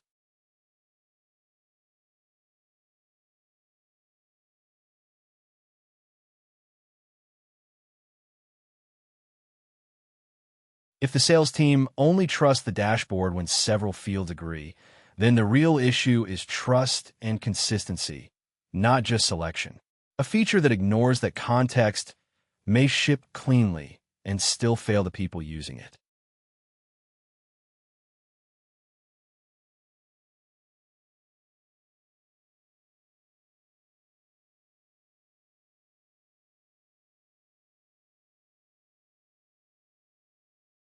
A better conversation starts with three things: the outcome they want, what is blocking them now, and what compromise they can accept. Those questions expose the real shape of the problem before any code gets written.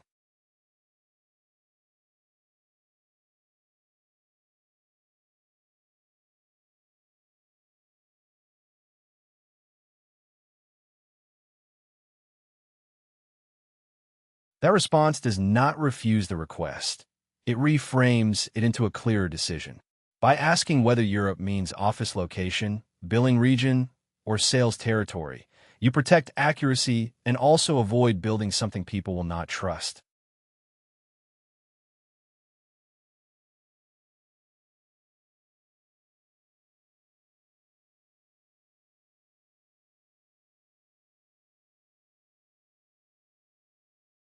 A short exchange like that can save days of rework because it aligns the technical solution with the real goal. In practice, clear questions, careful listening, and precise wording are engineering tools just as much as code is.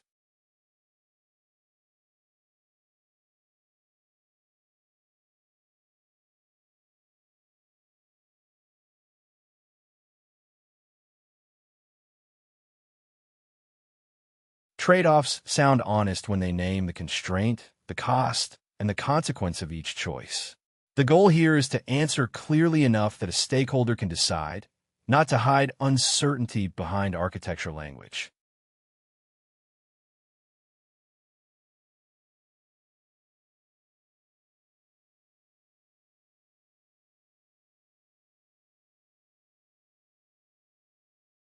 Most non-technical stakeholders are not asking for system internals.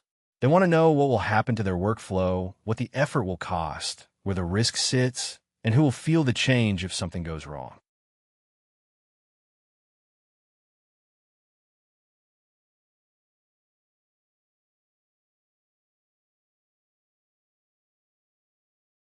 That role forces a shift from saying yes or no too quickly. A useful answer compares options because each option buys something and gives something up.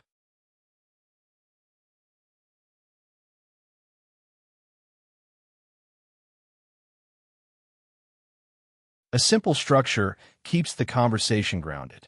It separates the immediate option from the value, the downside, and the evidence you would use to judge it.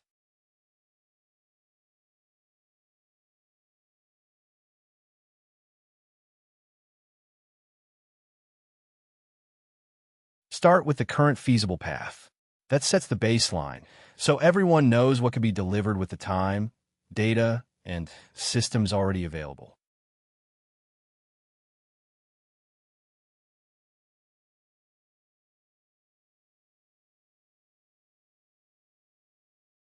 Then make the upside concrete.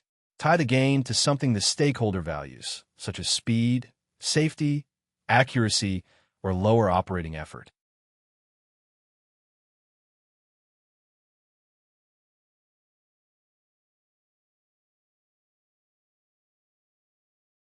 Every improvement has a price.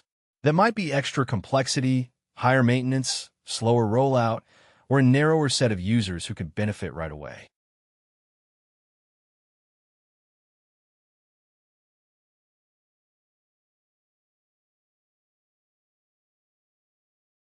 Success needs a test, not just a feeling.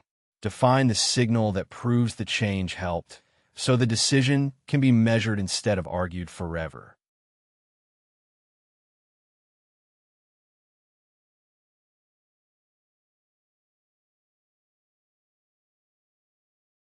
Delay is also a choice.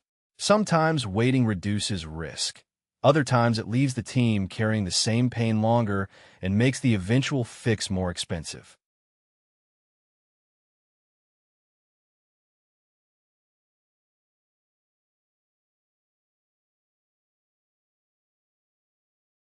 That framing may sound close to product language, yet it is still engineering because it connects a proposed change to real constraints and real behavior.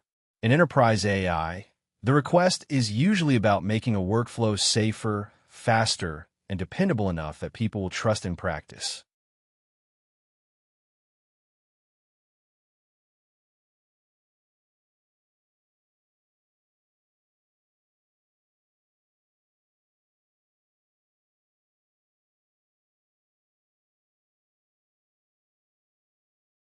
The hard part is that one request can contain three separate layers. If you only hear the surface wording, you can miss the real problem underneath.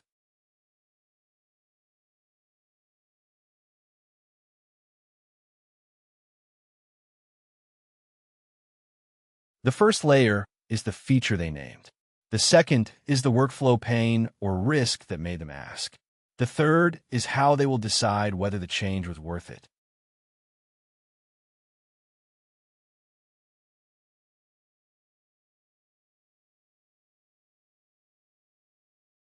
An effective FD separates those layers early before the team builds the wrong thing well. When the feature, the pain, and the success measure are clear, the deliverable matches the actual need instead of just the words that were used.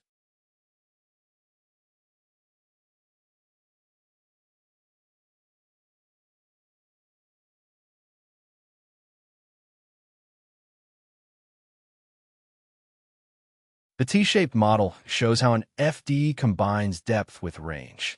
The vertical bar is the technical work that lets you build and debug systems, and the horizontal bar is the broader skill set that keeps those systems aligned with people, process, and product needs.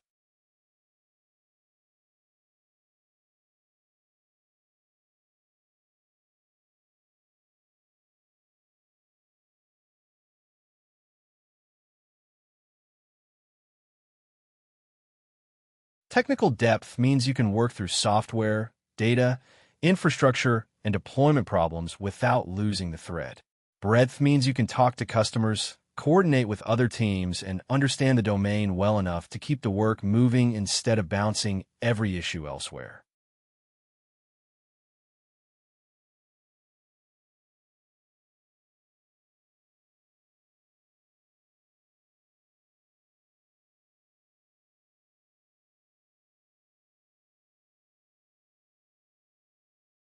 The value is not in splitting a person into two equal halves. It is in having enough depth to solve real technical problems and enough breadth to make the solution fit the larger situation.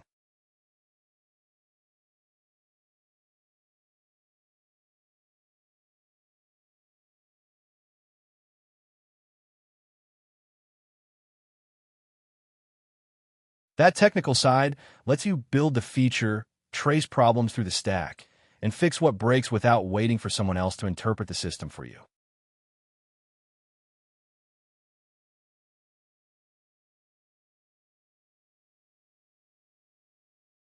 The broader side helps you ask the right questions early, get people aligned on what matters, and spot mismatches before they turn into expensive rework.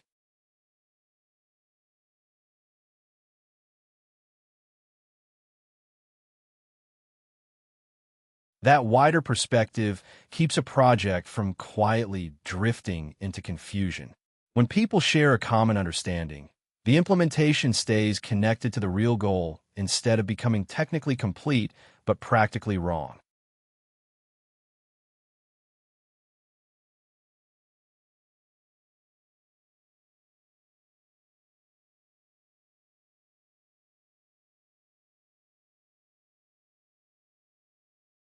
Full stack implementation means touching each layer that affects the user experience, from the interface to the backend call, then through data flow, deployment, and monitoring.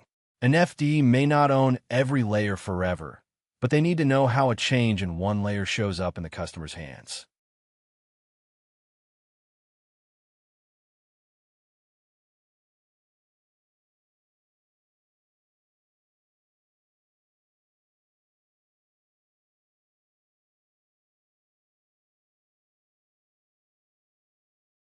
The difference is not just who is present in the project.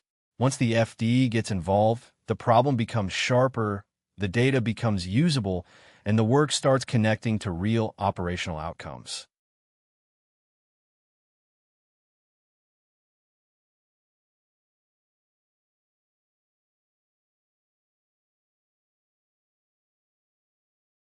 A direct comparison makes the role easier to see. Before involvement, the team often has a loose idea and messy inputs. After involvement, the work is tied to a specific decision, cleaner data, and a system that can actually live in the customer's process.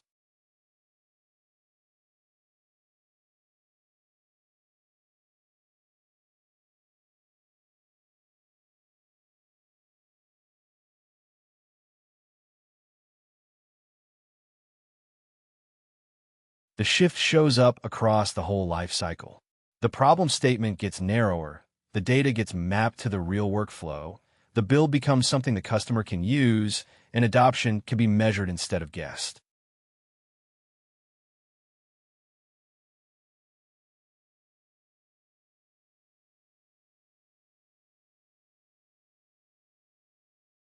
That is why technical work and communication are intertwined.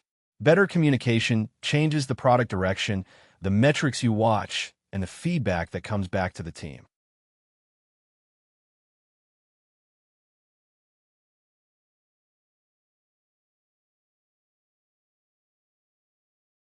This part shifts from job title to actual work. The FD is not only relaying between teams, they're often changing the product, the data, and the operating setup that makes the system work.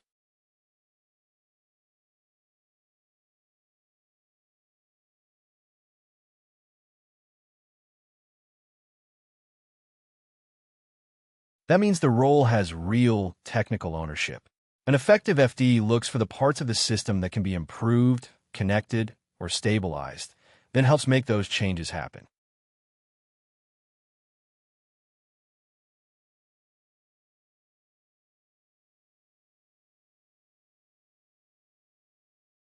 A live deployment has many moving pieces, so the FD may work across several layers at once.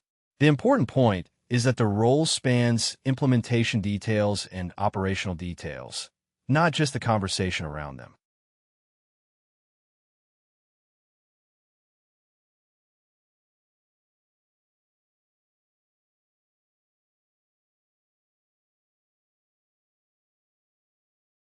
On the code side, the work can be very practical, wiring up an API, stitching services together, or tuning prompts and evaluation logic so the system behaves the way the customer needs.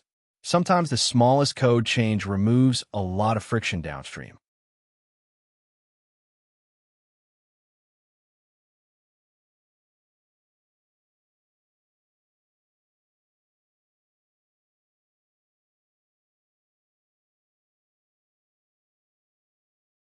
Data work is often where deployment gets unstuck. If the inputs are messy or the fields do not line up, the model may look broken even though the real problem is that the data needs to be shaped into something consistent.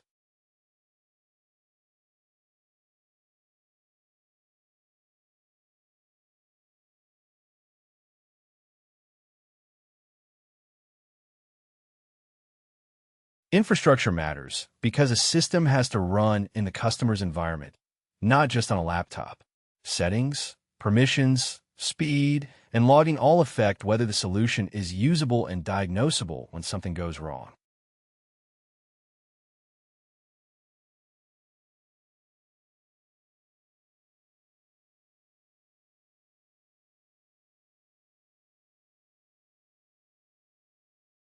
Workflow design decides where people stay involved and where automation takes over. Good design keeps the risky parts under review while letting routine steps move quickly.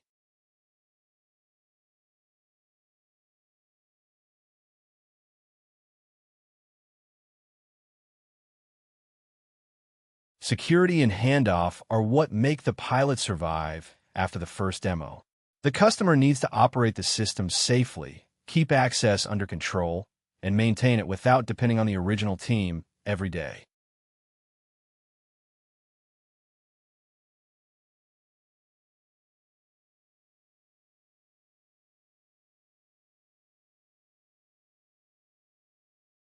That phrase sounds modest, but it covers a lot of real work. Normalizing formats, filling gaps, joining sources, and translating business labels into a form software can actually consume. In enterprise AI, that kind of cleanup often decides whether the project stays a demo or becomes something real.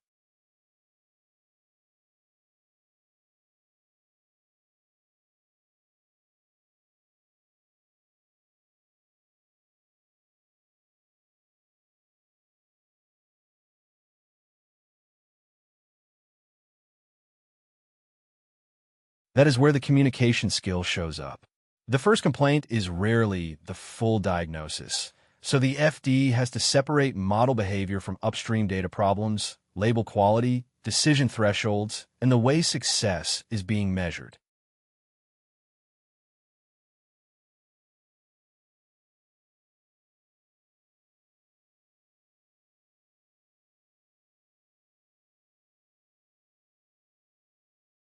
The real skill here is getting past the surface request and uncovering the reason behind it. Once the why is clear, the solution is usually better shaped, and the next questions become much more concrete.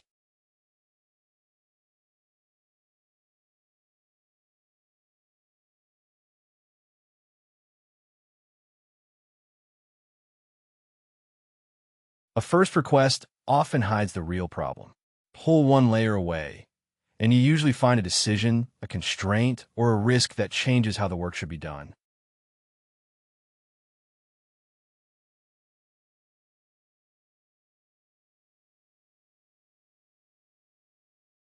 Start with the concrete change they want.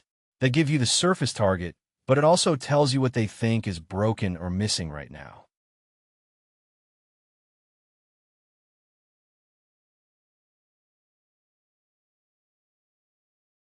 The timing matters because urgency changes priorities. A request that sounds small can become important if it is blocking a launch, a customer commitment, or a compliance deadline.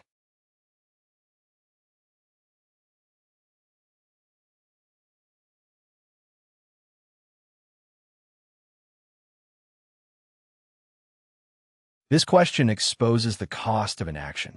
Sometimes the answer is a real business risk, and sometimes the request is just a preference that can be deferred without harm.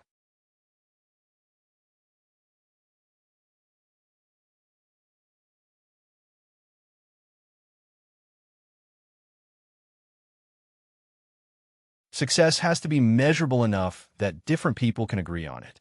Without that, one team may think the work succeeded while another team feels disappointed.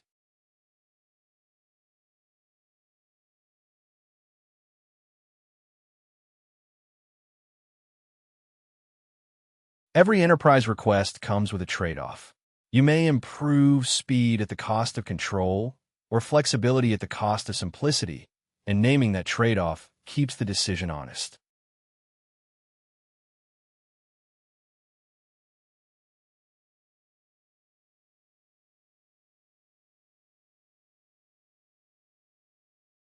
That matters because one request can look perfectly reasonable from one seat and very costly from another.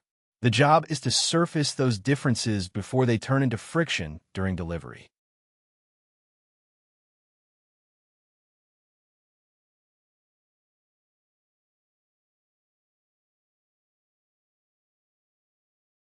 Each group is rewarded for a different result, so their definition of a good solution will not match automatically. When those goals are pulled apart, the same feature can be praised by one team and questioned by another.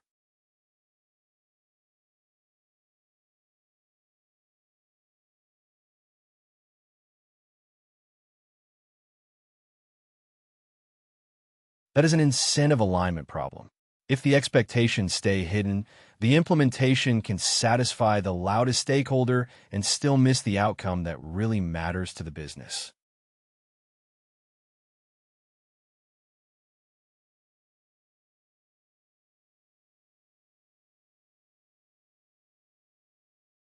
A feature request is rarely just a feature request in an enterprise setting.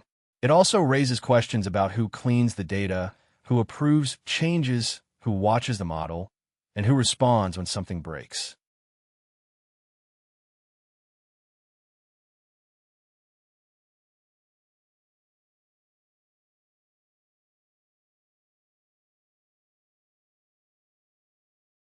Different groups may measure the result in completely different ways, so those definitions have to be made explicit early.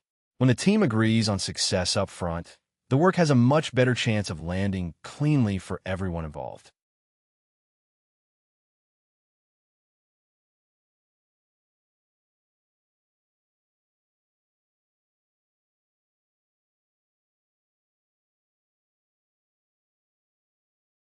The difference becomes clearest in a real conversation. One response stays at the request level, while the other asks what outcome is actually being optimized and what could go wrong if the system is pushed too far.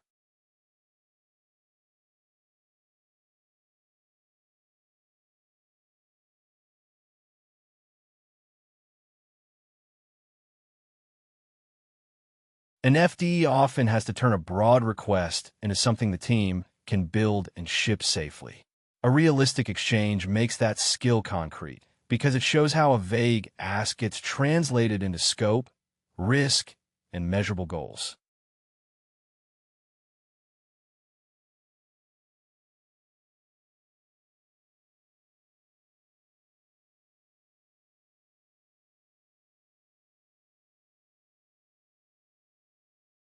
The literal answer accepts the request as stated, but it does not test whether that request is the right one.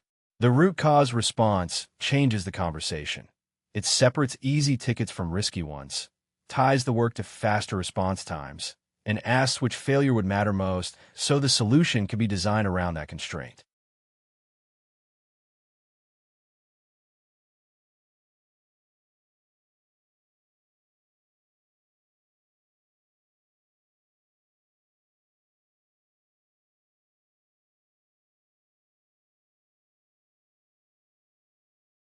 That extra questioning is not just a planning habit. It helps prevent a deployment that looks successful on paper but creates support, safety, or compliance problems once real users depend on it.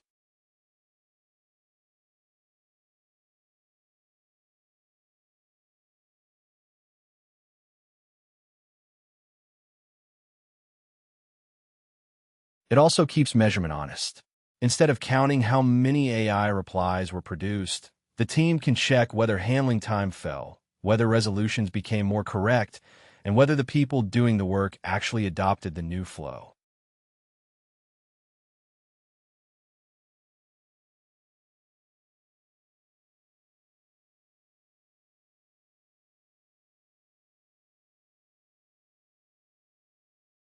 An FD sits near several familiar roles, but the incentives are different. The useful comparison is not about surface similarities, it is about what the role is actually optimized to do.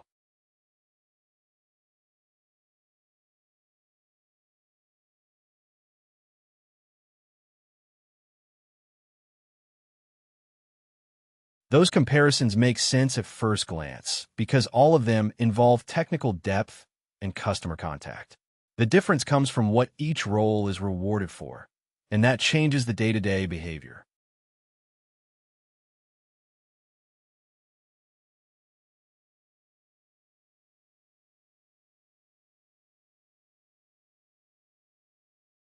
Consulting tends to center on diagnosing a problem, recommending a path, and presenting the reasoning clearly. The value is often in the quality of the analysis and the confidence of the recommendation.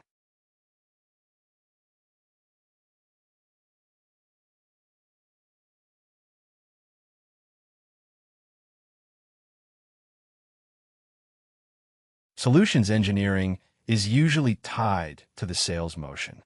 The job is to prove the product can work, build trust with technical buyers, and remove friction before a deal closes.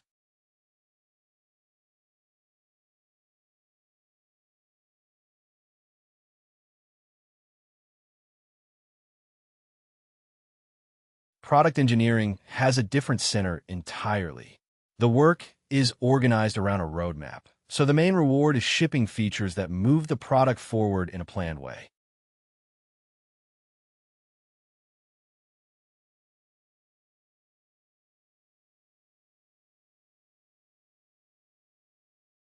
An FD has to make the system work in a real customer setting, where the constraints are messy and specific.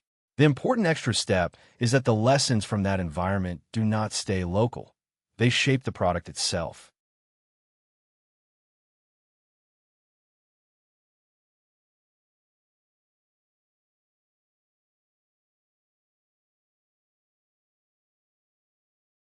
That boundary is what makes the role unusual. It is not just closing a deal, and it is not just delivering a custom build. It sits between helping a customer succeed and improving the core product for everyone else.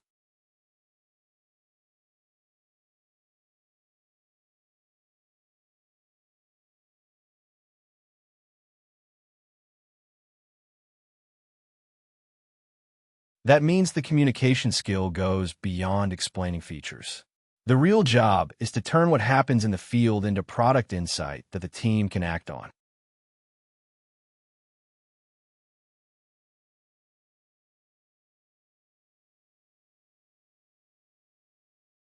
Exact titles, the experience signals inside postings, and the way compensation is documented are the three anchors that make job market reading reliable. The goal is to compare roles without flattening them into one vague label.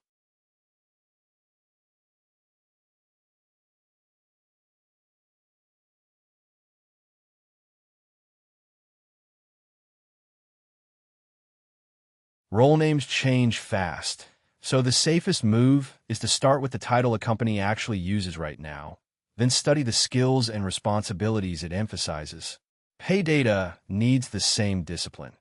If the posting shows a band, use it. If not, tie any number to a verified source and record exactly when you checked it. When that evidence is missing, the honest choice is to label compensation as unverified.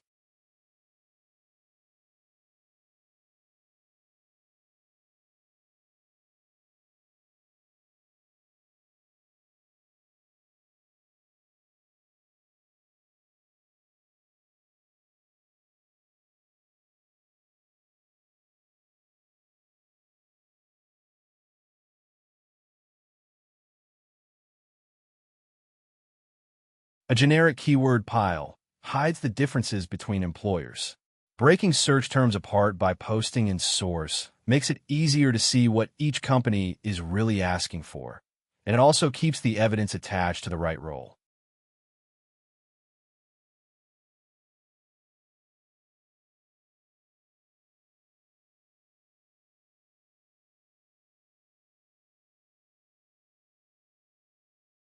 The table below makes the comparison concrete.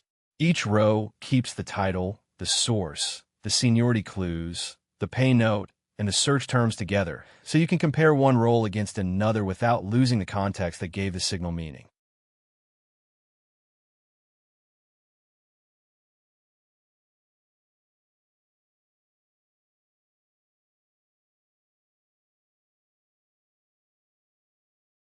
Those exact title entries matter because they reveal different job shapes that would disappear under one broad label. One posting may stress ambiguous production work and full-stack execution. Another may stress communication across teams, and another may center on deployment and customer operations.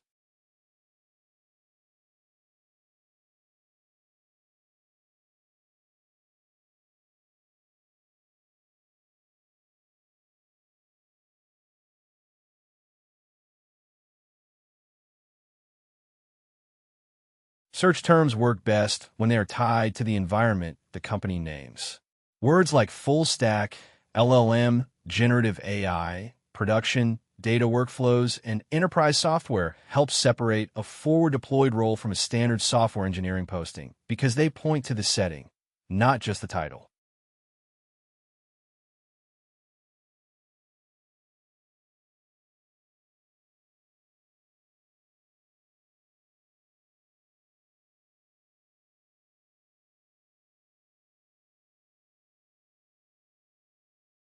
Compensation deserves the strictest sourcing because many company postings leave pay unstated. The responsible standard is simple. Check the live posting or a verified dataset first. And if the evidence is missing, say the number is unverified instead of filling the gap with guesswork.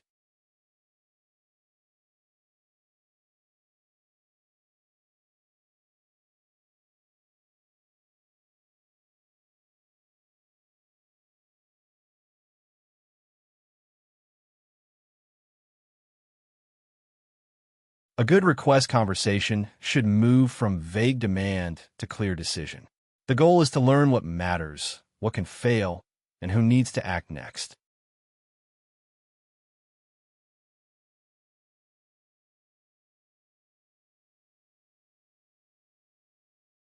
A short checklist keeps the conversation focused and prevents you from jumping straight to implementation. It gives you a repeatable way to turn a request into something you can actually work with.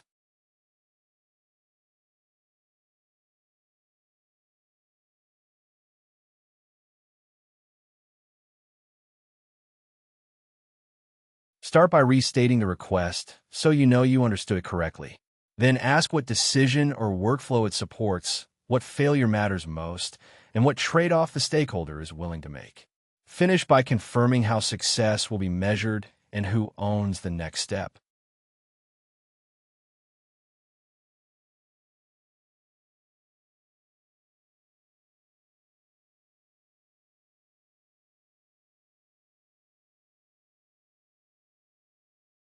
That kind of conversation is the work, calm, precise, and center on the real problem instead of on defending a tool or an idea.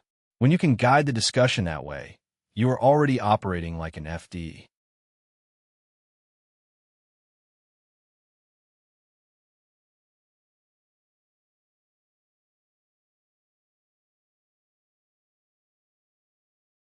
The useful rule here is that communication is not separate from engineering. It is part of the work of solving the problem well. For an FD, the job is to turn a request into something concrete enough to build and evaluate.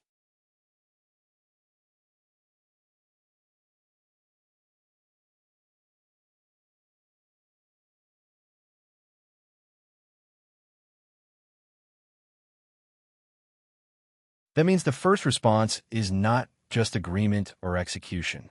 The real skill is reshaping an open-ended request into a problem with clear constraints, assumptions, and a path forward.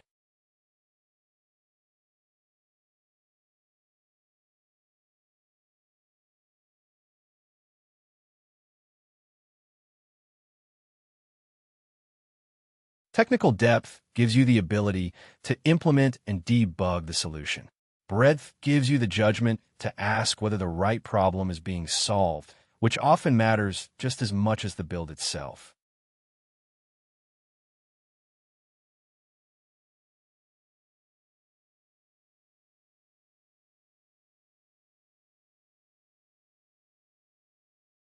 That question matters because ambiguity is where judgment gets tested.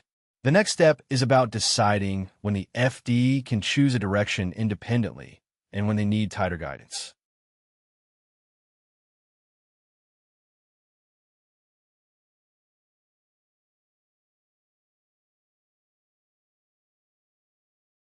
Ownership under ambiguity means you do not wait for the problem to become neat before acting.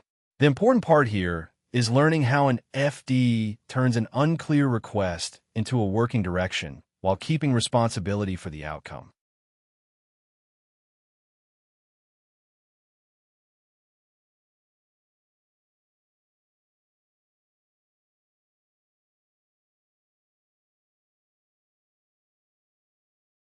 A strong product engineer usually works inside a clear box. The requirements are more settled, the boundaries are known, and the job is to execute well. An FD often has to help define the box itself, so the work includes discovery, judgment, and early delivery at the same time.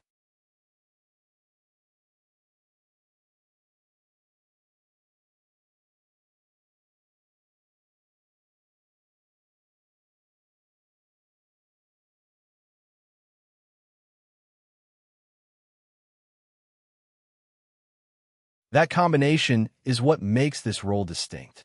The engineer is close to the customer, close to the technical decisions, and still expected to produce something real before every detail is resolved.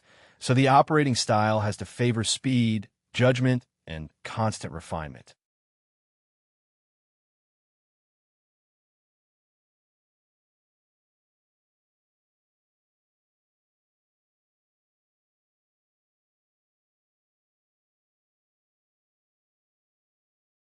The role depends on ambiguity because the work starts before the problem is fully defined. The important part is learning how to make progress when the requirements are still forming.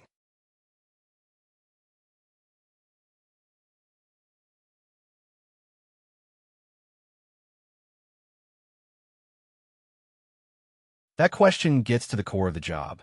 An FD has to make decisions without waiting for every detail to be handed over, because the value often comes from shaping the problem as much as solving it.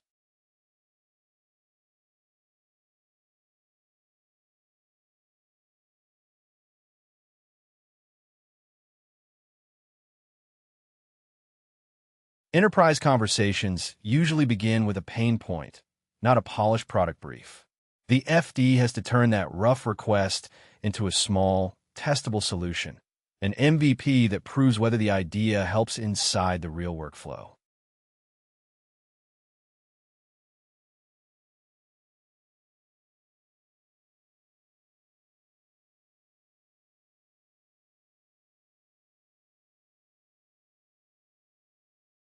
Once the request is that open-ended, the role becomes a mix of discovery, prioritization, and delivery. Each decision has to move the customer closer to value without pretending the whole path is known yet.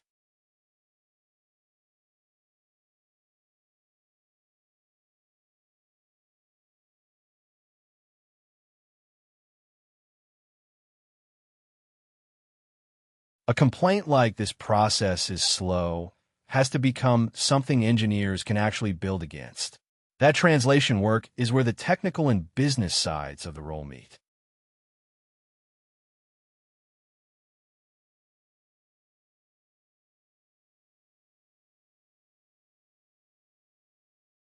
First versions are about focus, not completeness.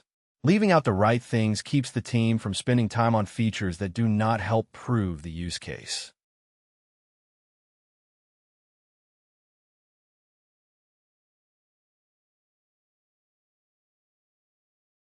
The goal is to learn, not to freeze the product too early. A useful prototype should create evidence in the field while leaving room to adjust the design after real feedback.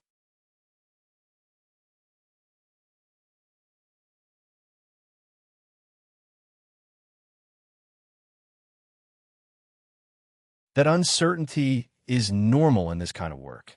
Progress comes from making the next good decision, even when the finish line is still moving.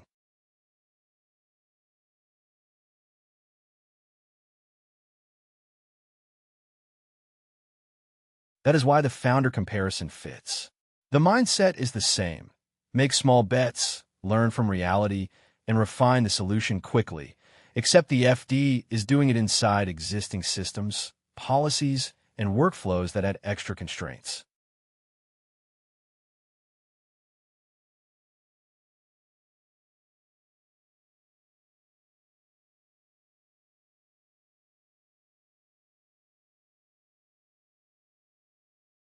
This part is about the operating reality behind the FD role, being the technical person who has to make the first judgment call when nobody else is available.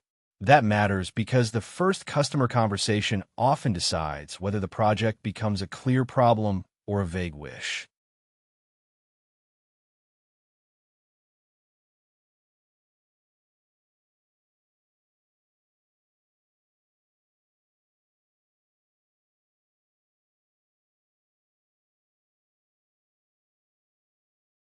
A first meeting usually begins with a request that sounds specific but still hides all the hard parts. The real work is turning that broad ask into concrete questions about scope, users, risk, and success criteria.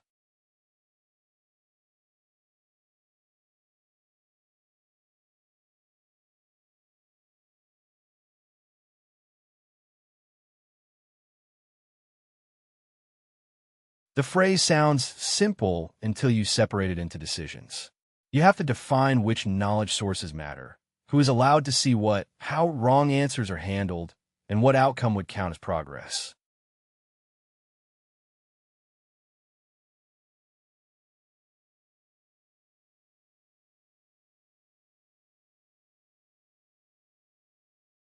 That is why the role feels lonely in practice. When there is no architect, no research lead, and no product manager with the answers, the FD becomes the person who has to translate ambiguity into an actionable plan.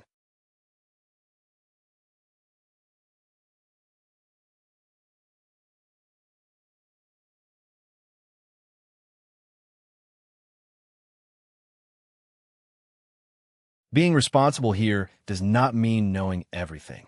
It means identifying the smallest useful version of the idea, spotting the biggest risk, and deciding how to test whether the request can actually work.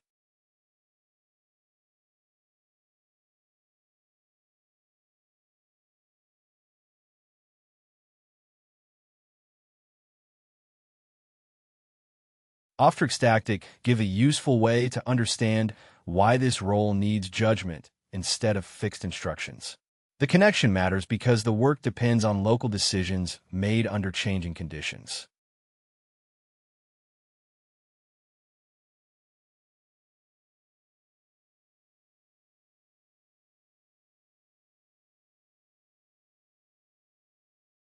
That earlier analogy now becomes a real design principle, not just a comparison.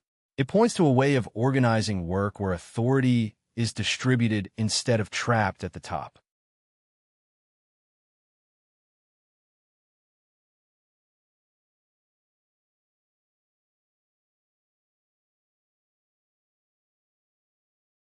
The leader names the objective and the purpose, then trusts the person closest to the situation to choose the method. That is disciplined autonomy, not random freedom, but freedom bounded by intent and shaped by what the field operator can actually see.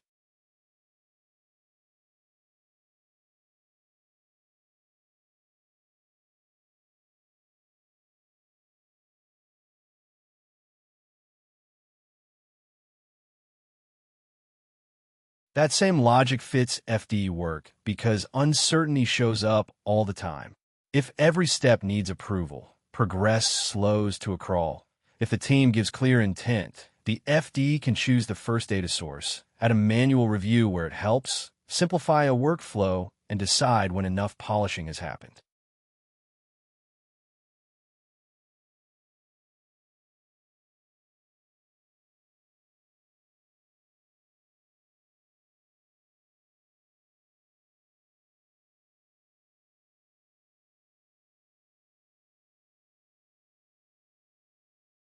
That changes the role completely. The FD is not just carrying out requests one by one. The job is to make sound choices inside a shared goal and keep moving without waiting for a script to tell every step.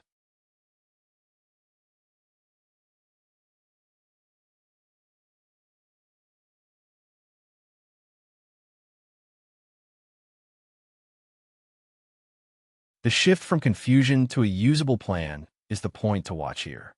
The job is less about writing code and more about turning an unclear request into something the team can actually ship.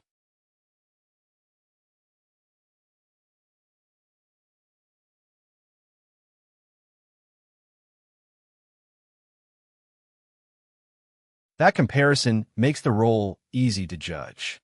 Before involvement, the problem is fuzzy. After involvement, the problem has shape, boundaries, and a path forward.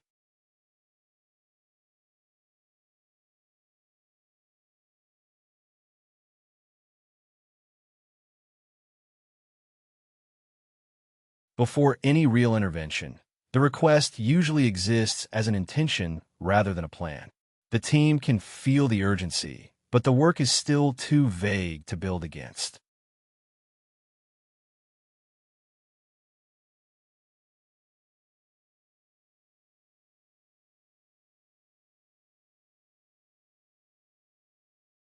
A customer may know the result they want, but not the exact boundaries of the first version. Without scope, every conversation stays abstract because nobody can tell what belongs in or out.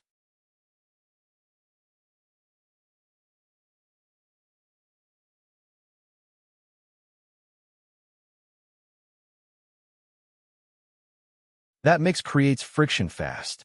Engineers hear one kind of problem, the business hears another, and the same phrase can mean different things to each side.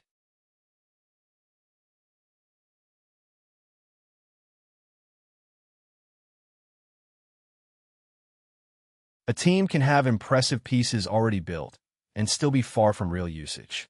The gap is adoption. Something has to fit the production environment, the workflow, and the support burden.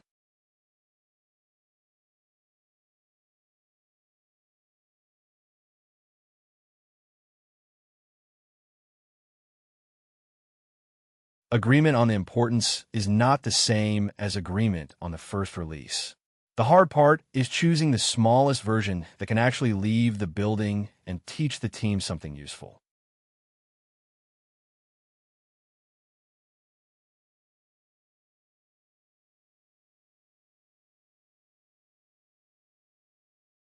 After the work is shaped properly, the discussion changes from open-ended desire to concrete execution.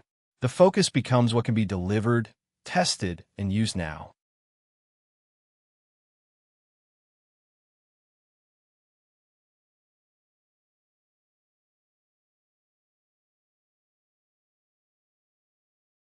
The request now has edges. A narrow use case keeps the first version realistic, which is what makes it possible to build, validate, and improve.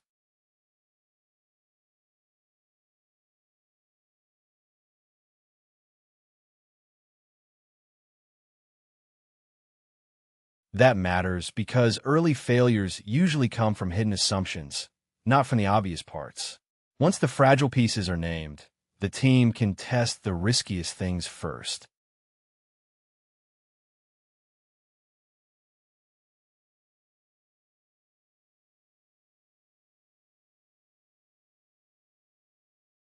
A demo can look convincing and still disappear after the meeting.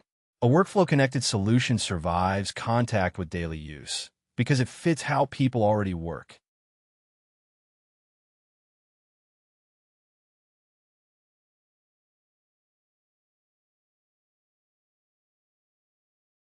Good measurement comes from the customer's own operating reality. There might be adoption, time saved, fewer manual steps, or fewer escalations, depending on what the customer actually trusts.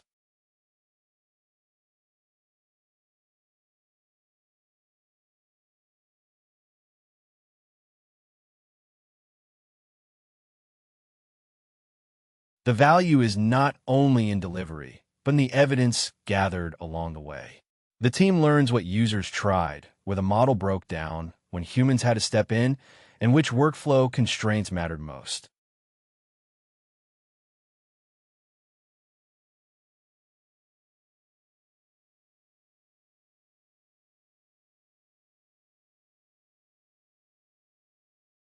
That is the clearest sign of the role. It turns a messy request into a smaller, testable problem, and every step of that process lowers uncertainty for both the customer and the product team.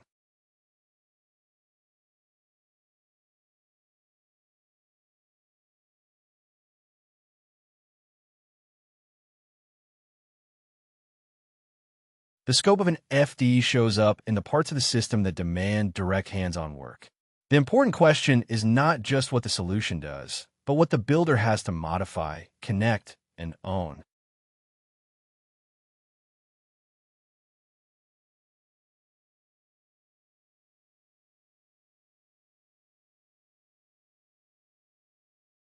That autonomy is practical, not theoretical. It means the person is making real choices in the code, the data, the deployment, and the operating process, rather than staying at the level of high-level advice.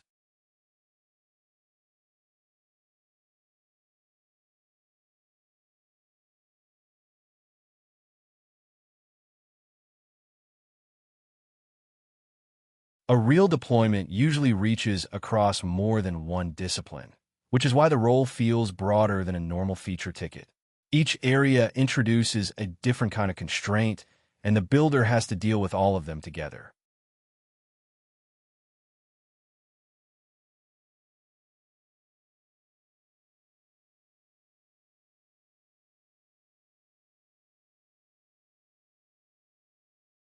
The code side can mean reshaping an existing service, building a quick prototype to test an idea, connecting to a model endpoint, or stitching the whole workflow together. That is often the most visible work, but it is only one piece of the full deployment.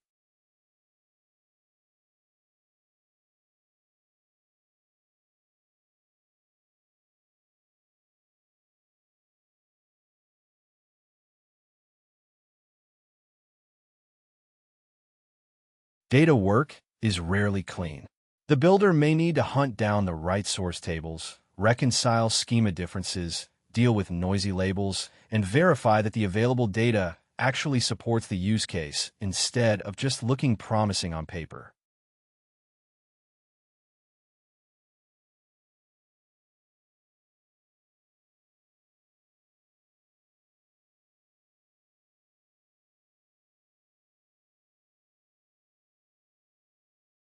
Infrastructure is about fit and reliability.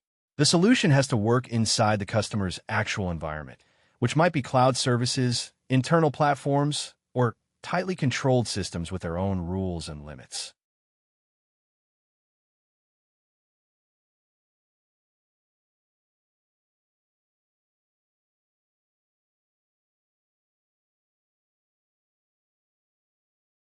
Workflow design decides where automation should stop and human judgment should take over. That boundary matters because it shapes safety, speed, and who is responsible when the system is uncertain.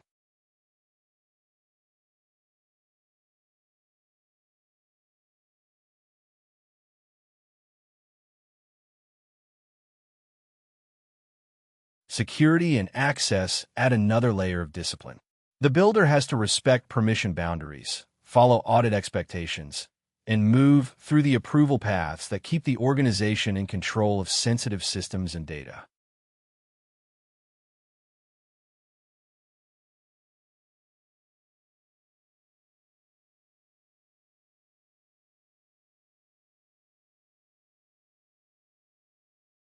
Handoff is the difference between a demo and a usable delivery.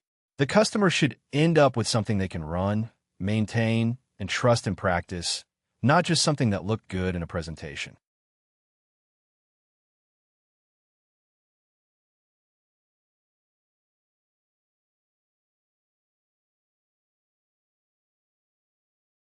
That mix is what makes the role feel wide.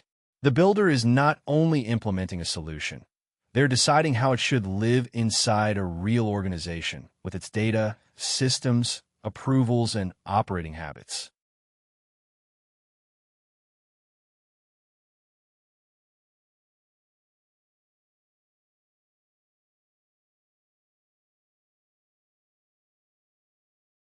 Ownership in this setting means making sound decisions when the problem is still unclear. The important skill is not waiting for perfect instructions. It is moving forward while sorting out constraints, trade-offs, and risk.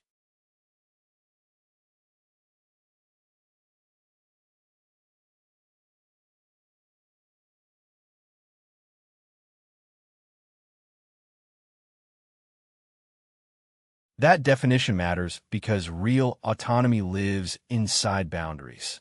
A strong owner figures out what can change, what cannot, and what needs to be clarified before action, instead of treating constraints as a reason to stall.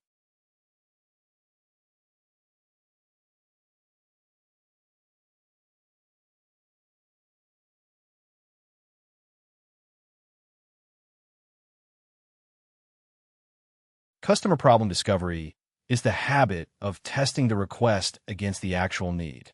In enterprise AI, a request for chat over documents may hide different problems underneath it: retrieval quality, permissions, formatting, or trust signals like citations.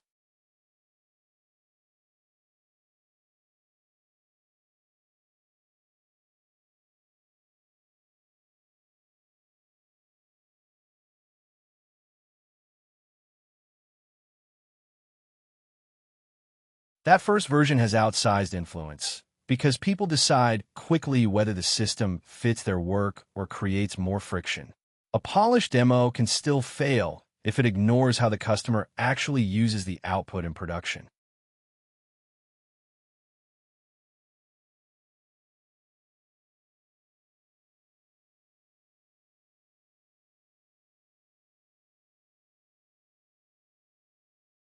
The job changes when the system stops being a single model call and becomes a product. At that point, the work shifts toward deciding how the model fits into the larger workflow and where engineering judgment matters most.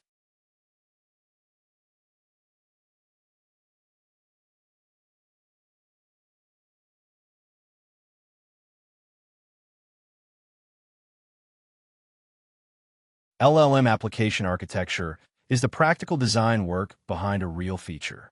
It is not just choosing a model.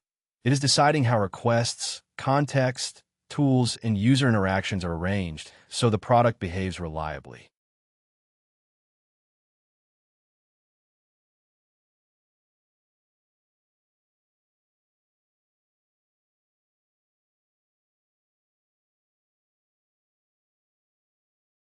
That means the engineer is working across several layers at once.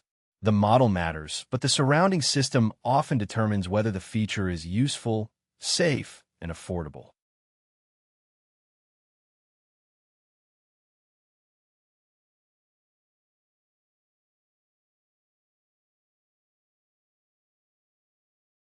Prompt structure and system instructions shape the model's behavior before any user text is processed. Small changes there can affect tone, boundaries, and how consistently the model follows the task.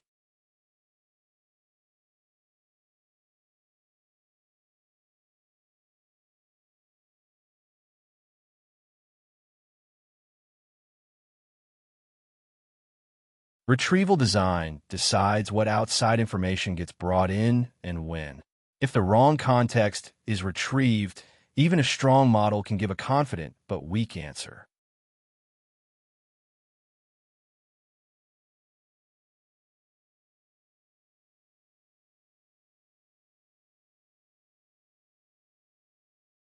Model selection is about matching the task to the right capability and cost.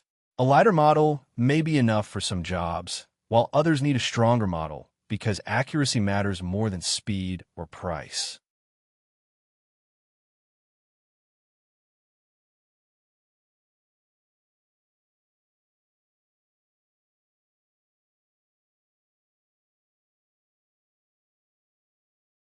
Output validation checks whether the model's response follows the rules the product depends on. That can mean format checks, schema checks, or business rules that keep bad outputs from reaching the user.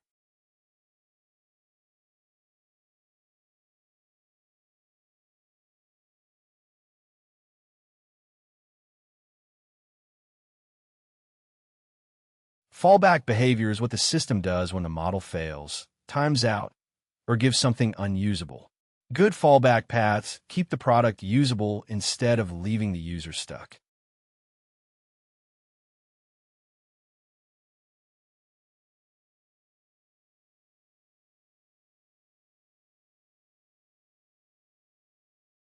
Latency and cost shape whether the feature can actually survive in production. A design that looks good in a demo can still fail if it is too slow or too expensive at scale.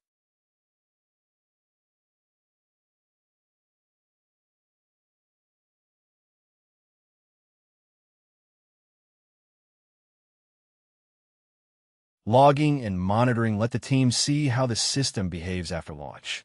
Without that feedback, it is very hard to diagnose errors, measure quality, or spot drift over time.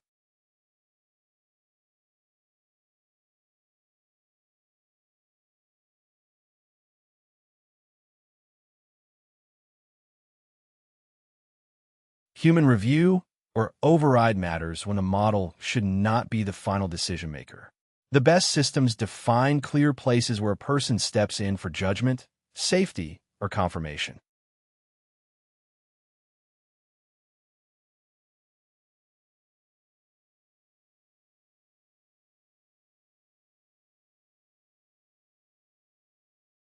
The stronger question is how the person and the model should split the work.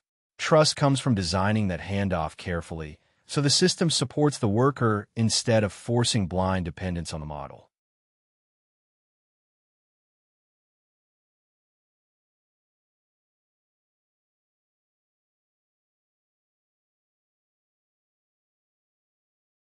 That is the role at a deeper level, not only shipping the AI feature, but shaping how people use it in practice. The goal is a workflow where the model adds speed and scale while the human keeps control where it matters.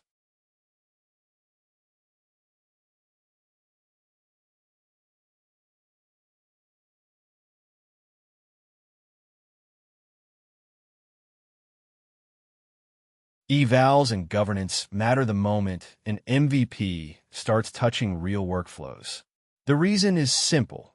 Early systems are often the least stable, so you need a way to tell whether they are improving safely instead of just appearing to work.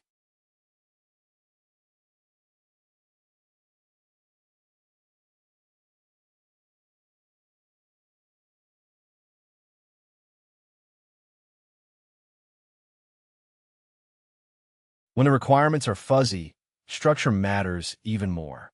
Without some discipline, teams end up reacting to random successes and failures instead of learning whether the system is actually usable in an enterprise setting.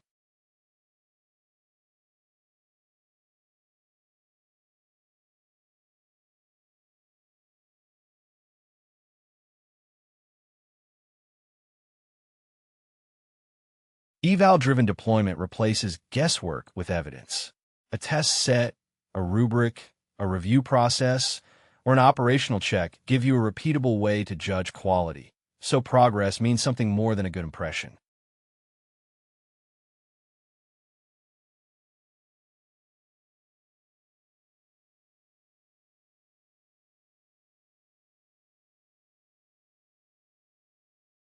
Agentic systems can take steps on their own, and that changes the risk profile. A failure is no longer just a weak answer. It can become a wrong action, an access problem, or a broken workflow, so controls have to cover the action path as well as the text output.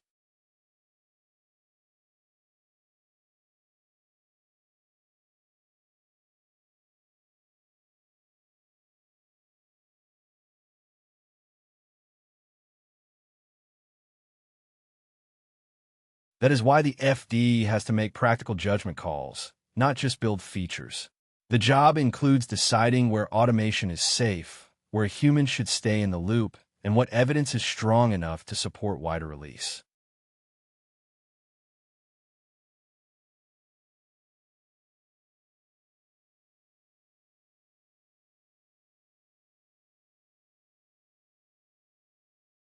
Some tasks are low risk and repeatable, which makes them good candidates for automation.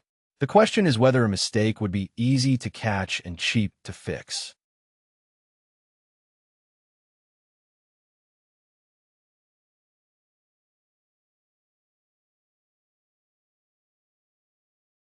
Other tasks deserve a human checkpoint because the consequences are larger or the judgment is subtler.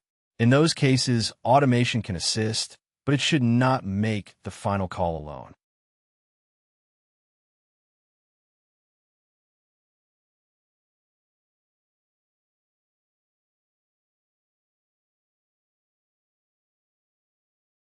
Logging matters because it gives you a record of what happened and why. Good logs help with debugging, audits, and accountability when a decision needs to be reconstructed later.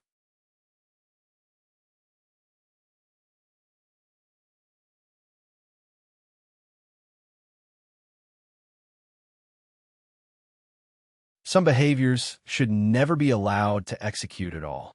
Guardrails need to stop risky requests, unauthorized access, or any step that could create damage before the system reaches the real world.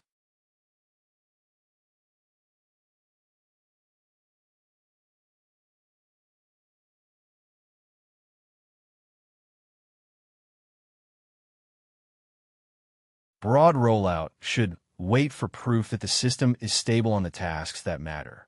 That proof might come from benchmarks, human review, pilot results, or other operational checks, but it has to be concrete.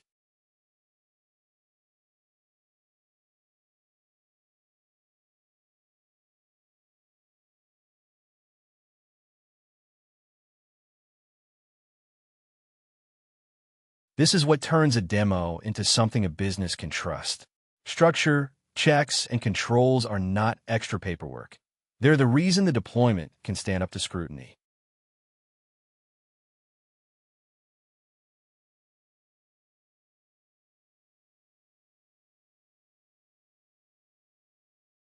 A good way to judge the role is to ask what breaks when the FD is not allowed to decide. The question gets past the job title and points straight at the level of ownership the role really needs.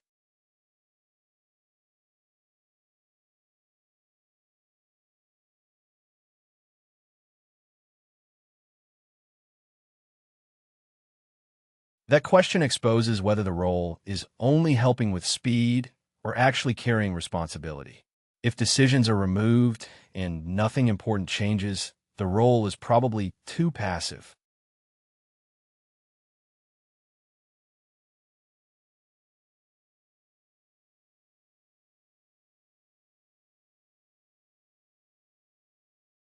When a vague request cannot turn into a concrete pilot without that person, the job has real weight. The FD is not just moving faster than others. The FD is turning uncertainty into a plan the customer can act on.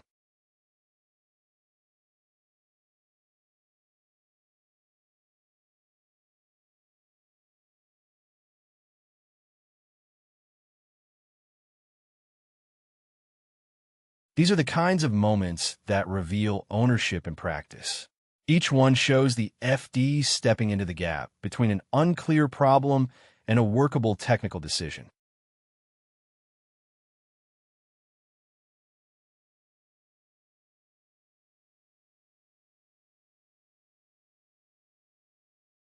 A vague request has to be reshaped into something testable. If the customer asks for AI, the useful move is to find the bottleneck that AI should actually fix. And when the demo looks good, but the real environment does not, the answer is usually stronger evaluation, guardrails, or human review. If adoption fails, the workflow and handoff need to change too.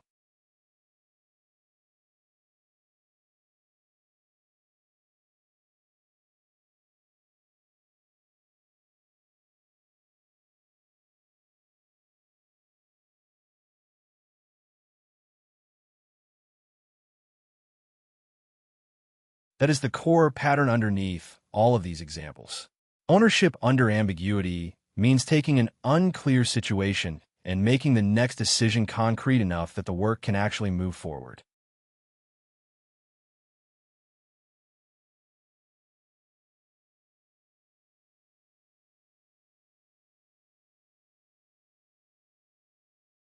The job titles themselves show how far this role has moved into the mainstream. What matters here is the boundary it occupies. Product, implementation, and customer work all meet in the same job.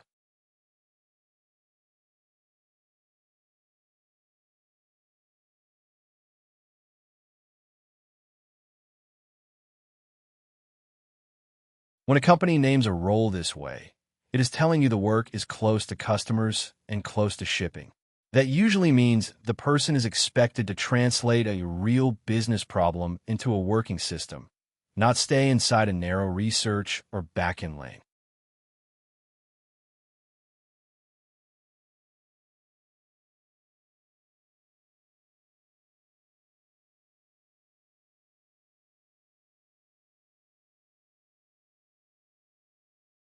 The profile is pretty clear. People who have already built and shipped software, talk directly with users, and handled shifting requirements. The safest read is also the most practical one. These jobs reward technical judgment and the ability to keep moving when the problem is not fully defined.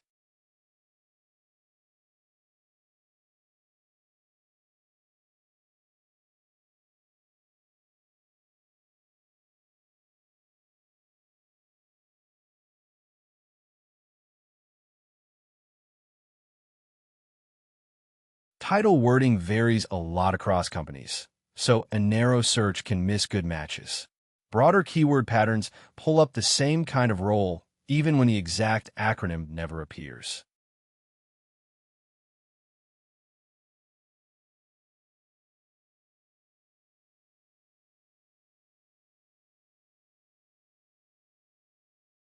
This wording usually points to an engineer who works very close to deployment and customer needs, often inside an account or product rollout rather than a purely internal team.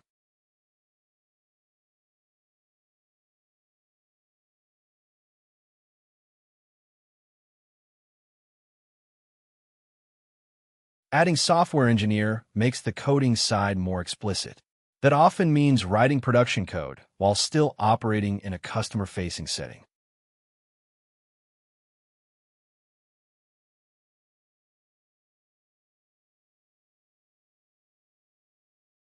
Applied AI usually signals practical use of models rather than research on the models themselves. The work is about making AI useful in a real workflow.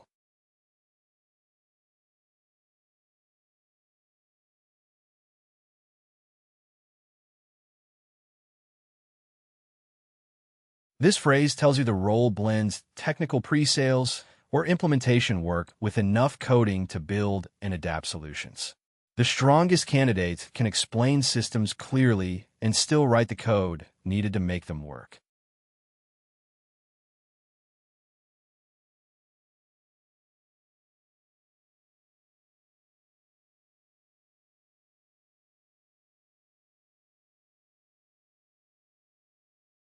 Deployment is the signal word here.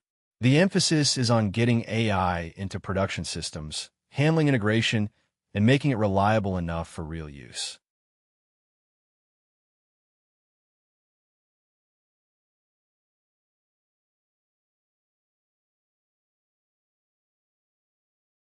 A customer engineer spends a lot of time with user problems, not just internal technical tasks. The job often sits between support, implementation, and engineering.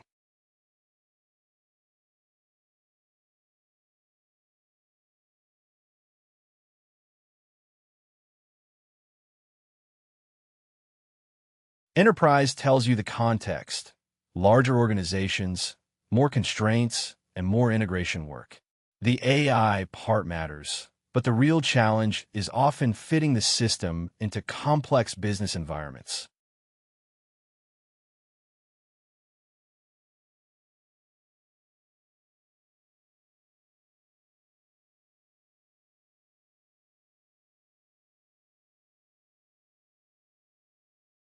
Implementation work is about making a product actually fit the customer's environment. That usually demands both technical depth and the ability to adapt quickly to different setups.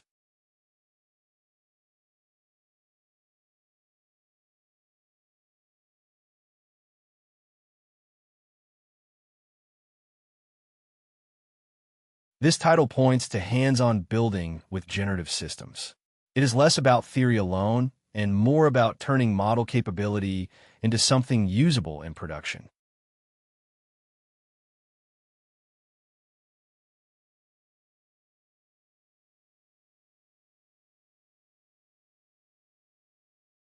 That is the real pattern across these postings. The market is valuing builders who can ship software, work with customers, and make good decisions while the requirements are still taking shape.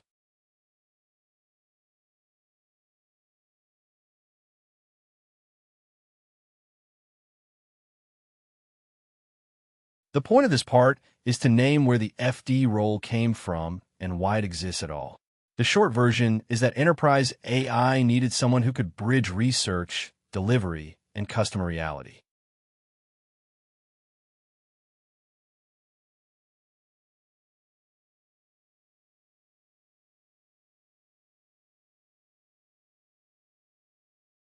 An FD appears where two familiar paths fall short. Pure research can produce a model, and generic software delivery can ship a system, but neither one by itself handles the uncertainty of a real enterprise setting. The job is to step into that environment, frame the problem well, and to get the first useful system working.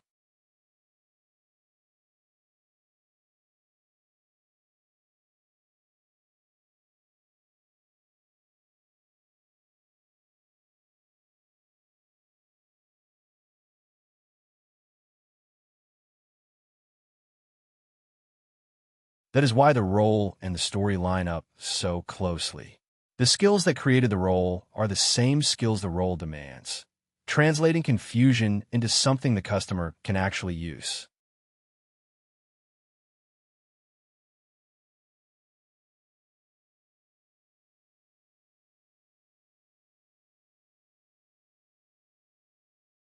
Autonomy comes from making progress when a problem is still fuzzy. An FD does not wait for perfect requirements. The value is in choosing a workable direction, testing it, and keeping the project moving.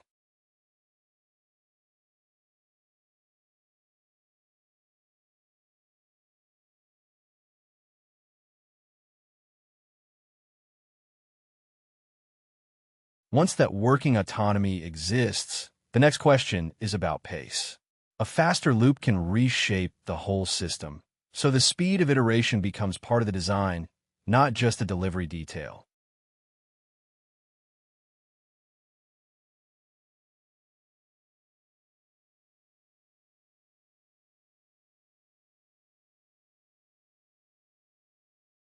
Speed here means more than working fast.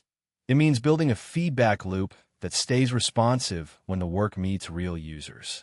The point is to show why FD tempo has to be tighter than ordinary product cadence.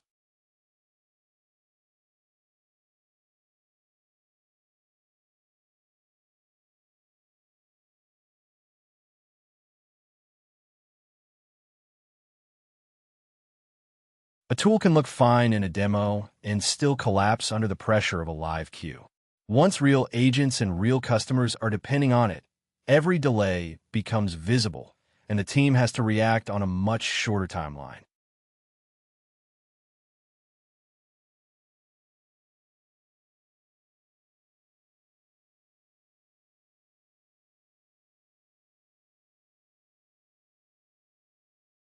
That is the core difference from standard product work.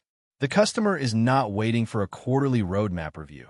The customer is waiting on something usable before the current pain gets worse.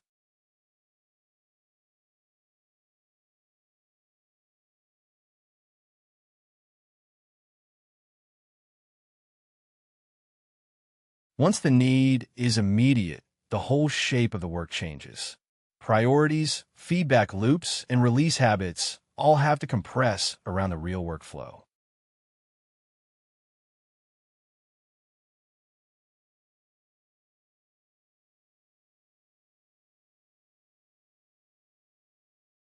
A normal product team can hide a lot of time inside sprints, release trains, and internal reviews before anyone outside feels the lag. FD work does not have that cushion because the system is being judged against a live workflow, not an internal schedule.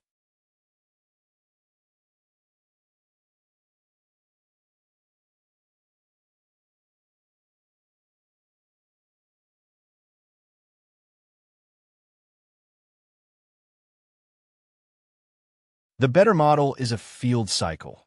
Learn the workflow, build a small testable piece, place in context, and watch the failure modes quickly. The speed matters because each pass should sharpen the understanding of the customer's real task.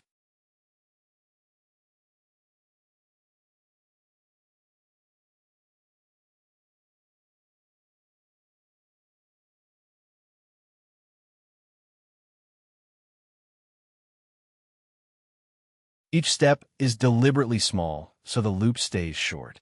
The goal is not to polish a perfect system in isolation. The goal is to learn from contact with the user and tighten the solution before the problem changes shape.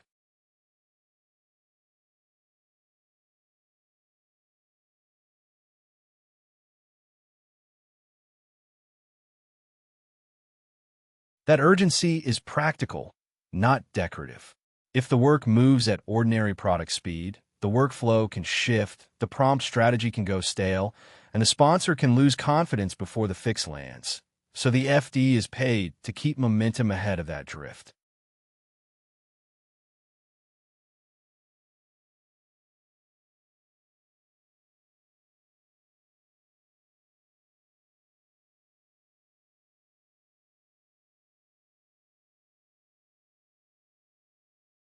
The same work can feel fast in one setting and slow in another because the clock is measuring different kinds of effort. The important question is not just how many features ship, but how the work fits the environment around it.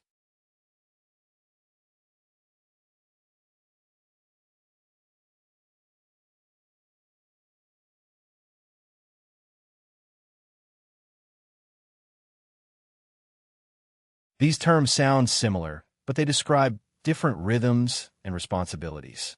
Once they are separated, the difference in pace and decision-making becomes much easier to see.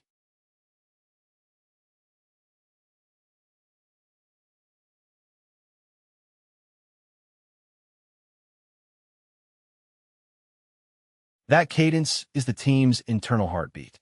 It is about planning work, turning it into code, checking it, and shipping it on a schedule that the team controls.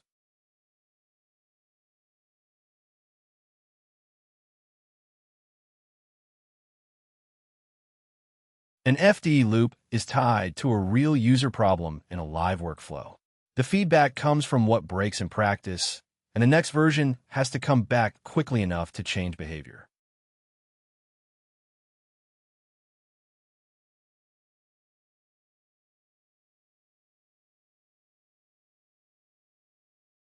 Deployment into an enterprise adds friction that pure software work does not have.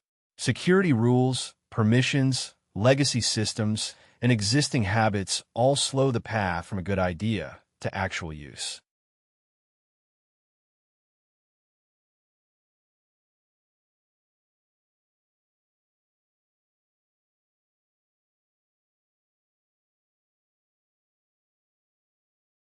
An LLM system is more than the model itself. The surrounding pieces decide what the model sees, how it acts, how results are checked, and where mistakes are caught before they reach users.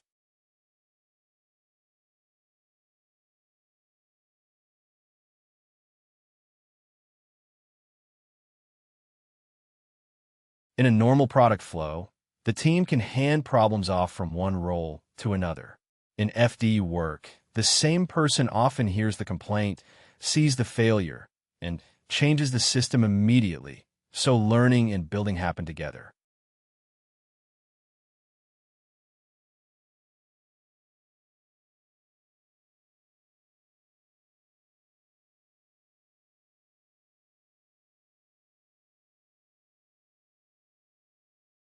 That shift matters because adoption depends on the whole arrangement, not just the code.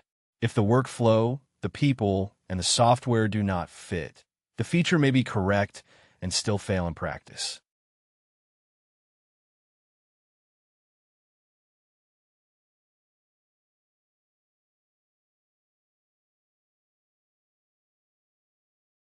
Field engineering starts when the work itself becomes part of the product. The point here is that the system is shaped by repeated contact with real users, real data, and real failure modes.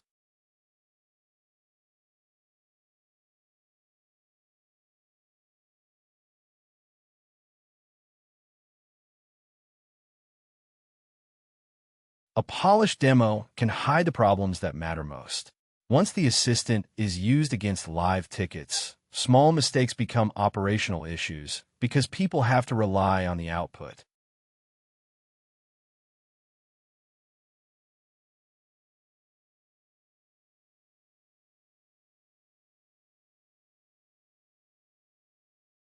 If the model cites the wrong policy, agents stop trusting it fast.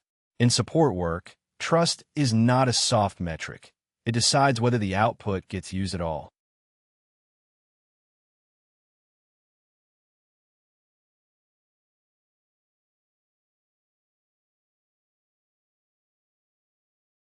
A retrieval layer only helps when it reaches the right context. If account-specific details are missing, the model may sound fluent while still answering from incomplete information.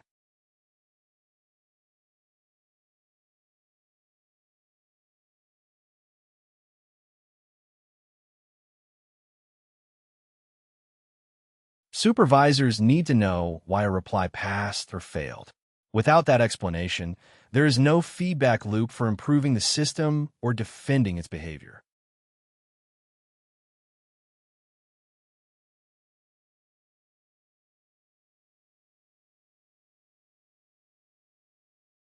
That changes the job of the engineer. The work is no longer limited to generating better wording. It includes observing the workflow and correcting the surrounding system so the assistant fits the task.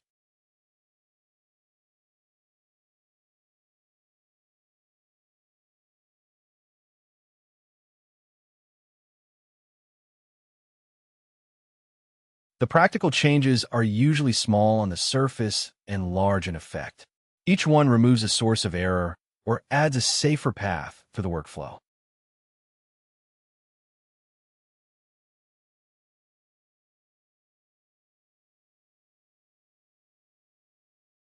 A better prompt can make the model pause when the request is incomplete. That keeps it from inventing details that sound plausible but are wrong.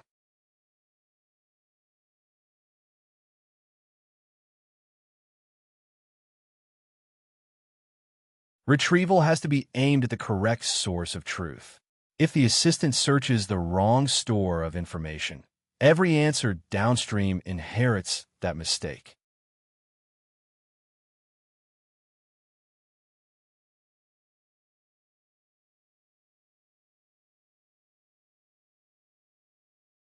A confidence threshold gives the system a safety valve.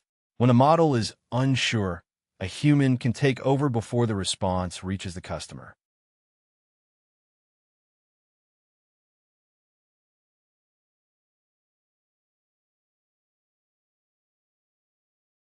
Logging both the draft and the correction creates training material for the next pass. That record shows where the model failed and what a better answer looks like.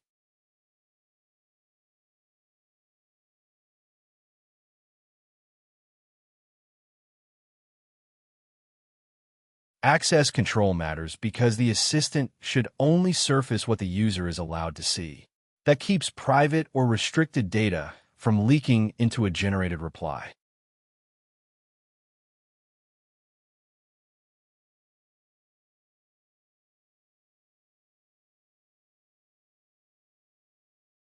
That kind of speed is disciplined, not careless. Each loop through the real workflow teaches something about the customer, the data, and the deployment environment, and the product gets better because of that learning.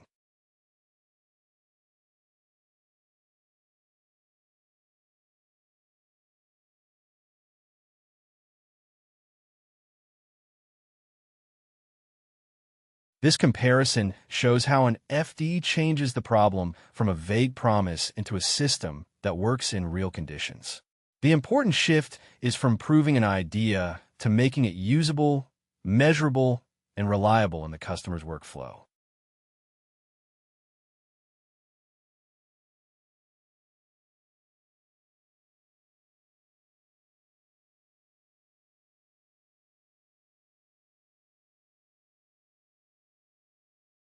That comparison is useful because it makes the role concrete. Before the FD arrives, the problem often sounds broad and fuzzy. After they get involved, the work gets tied to specific steps, constraints, and outcomes.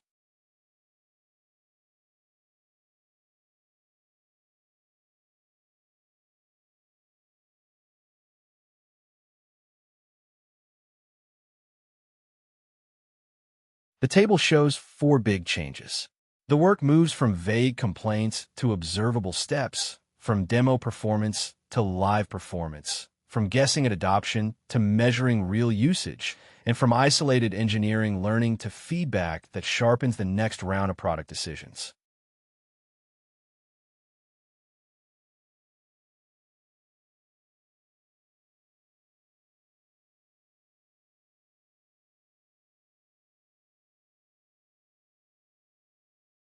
That is why the job reaches beyond the model itself.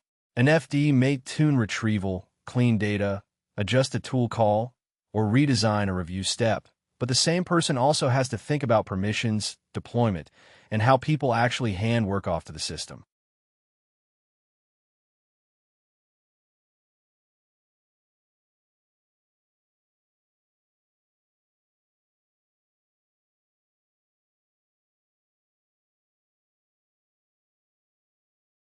That overlap is what makes the role hard to copy with a narrow specialty. A strong FD needs enough depth to build, enough product sense to shape the workflow, and enough systems thinking to make the solution hold up outside the lab.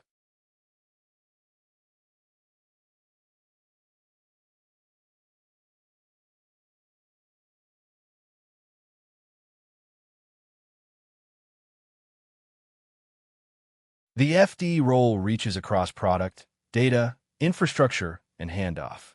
That matters because the job is not just building a demo. It is shaping the full path from prototype to something a customer can actually use.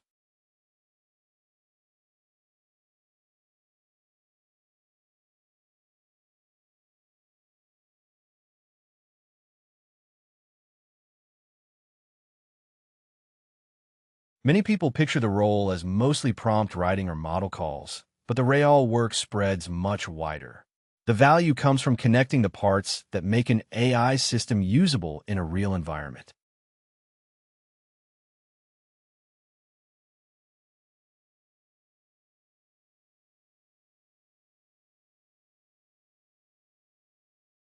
A big part of the job is ordinary software work. The FD often has to touch the application itself, not just the AI layer, because the model sits inside a product that still needs interfaces, flow control, and reliable behavior.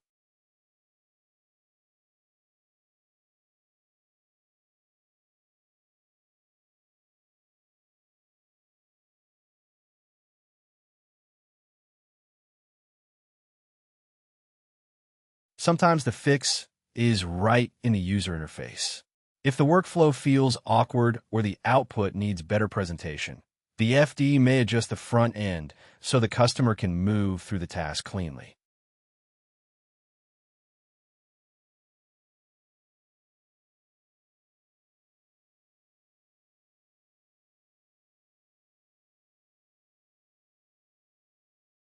The backend matters just as much.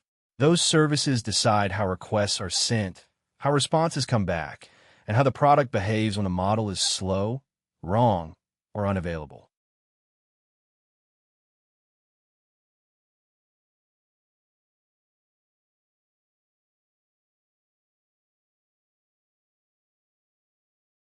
Prompting is only one piece of the system. The FD also designs the control flow around it. What happens first, what happens next, and what the product should do when the model gives a bad or incomplete answer.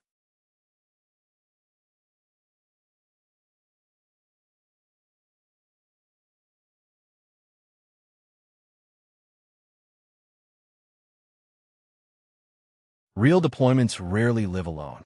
They need to talk to ticketing systems, databases, approval tools, or customer software, and the FD has to make those connections stable and safe.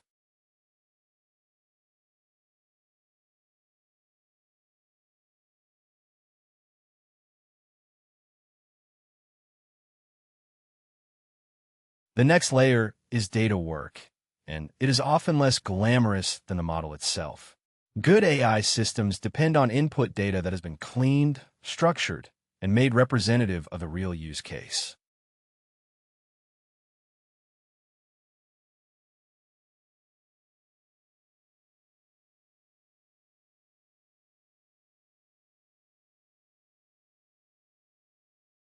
That starts with removing obvious mess, formatting issues, broken examples, and pairs that do not actually teach the system anything useful. Clean examples make evaluation and iteration much faster.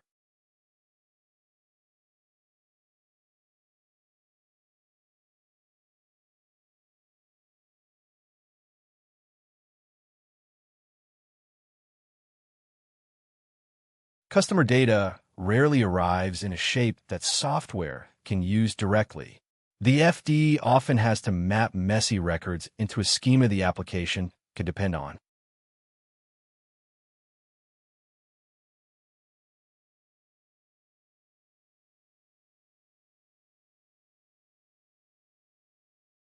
That work also includes spotting weak spots in the data itself.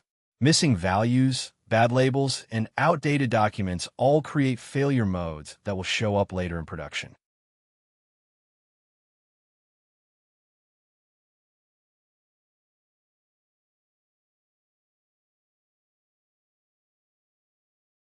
Evaluation is where the data effort becomes practical.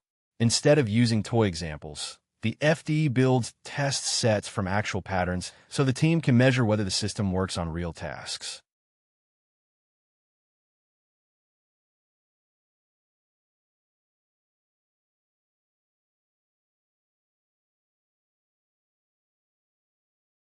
Then comes the layer that keeps the whole thing running. Even a good model is fragile if deployment, logging, access control, and reliability are not handled with care.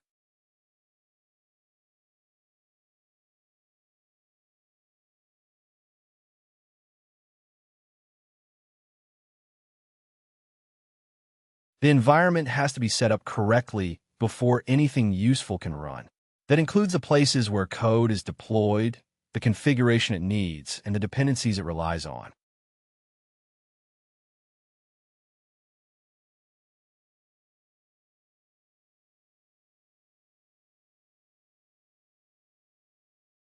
Logging tells you what happened, and observability tells you why. Without both, the team cannot debug failures or understand how the system behaves under real traffic.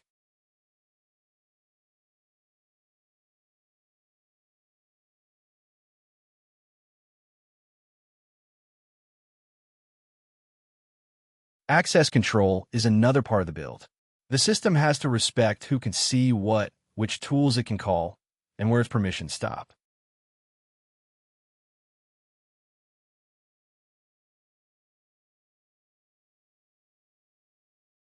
Reliability work asks a simple question: what breaks under pressure? The FD checks response time, retry behavior, and failure handling so the product stays usable when conditions are not ideal.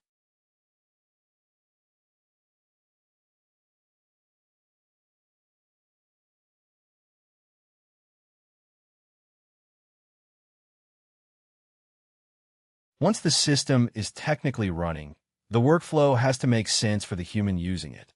Good design decides where the person stays in control and where the software can safely take over.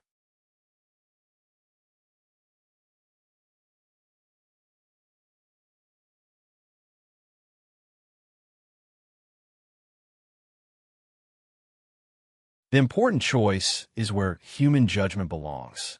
In many enterprise flows, approval or correction has to stay in the loop because the model should assist, not replace the decision maker.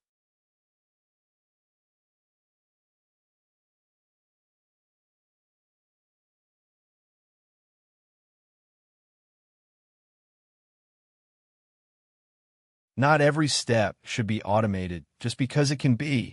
The FD has to separate the repetitive work from the steps that still need human attention for quality or accountability.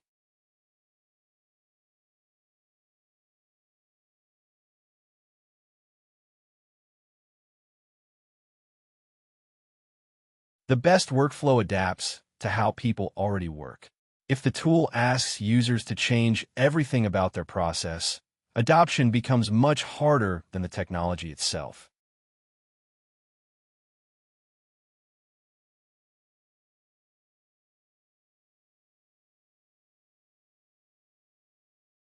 Security and governance sit underneath everything else. If the system handles sensitive or regulated information, the FD has to think about boundaries, documentation, and review from start.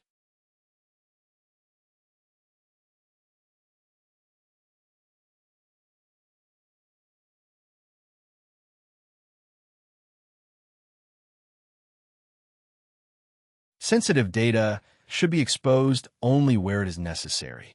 That means controlling what gets sent to the model, what gets stored, and what can be seen by different users.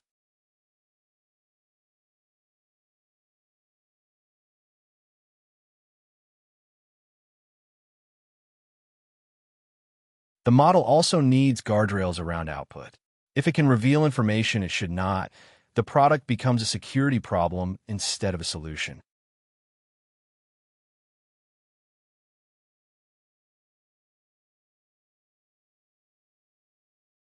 Clear documentation matters because teams need realistic expectations. People should know the model's limits, its approved uses, and where they must not rely on it.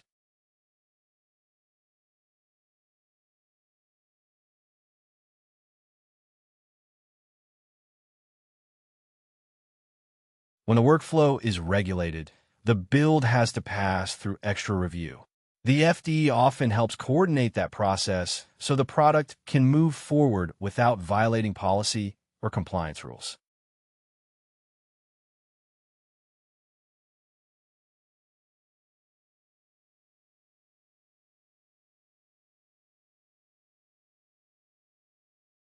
The last part of the job is making the system livable after launch. A deployment is not finished when it works once. It is finished when someone else can operate it safely and confidently.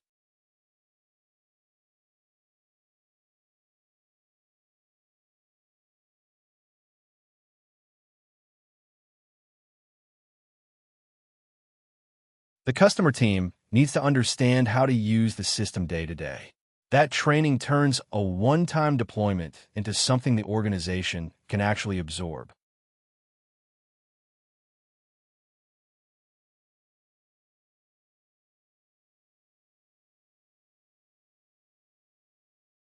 Operating procedures capture the practical steps for maintenance, monitoring, and recovery.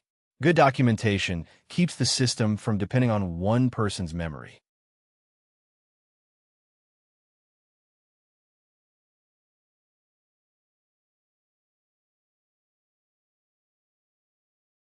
Ownership has to be explicit. Someone needs to know who handles bugs, who watches performance, and who makes future changes once the FD steps away.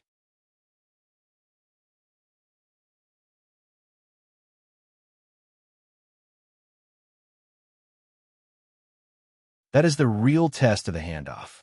If the deployment can keep running without constant rescue, then the work has moved from a prototype into a durable system.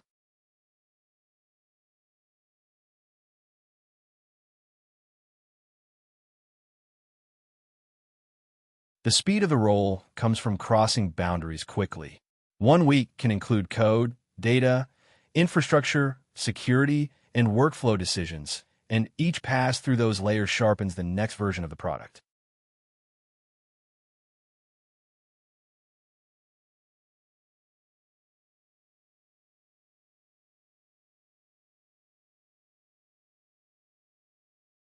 The difference comes down to what each process is optimized for.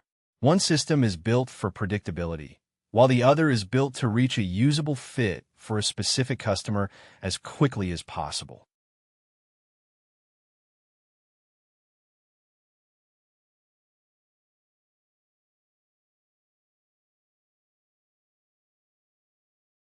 That model works well when the product is stable and tasks can be separated cleanly. The goal is to commit to a fixed amount of work, build it, and ship it on a schedule.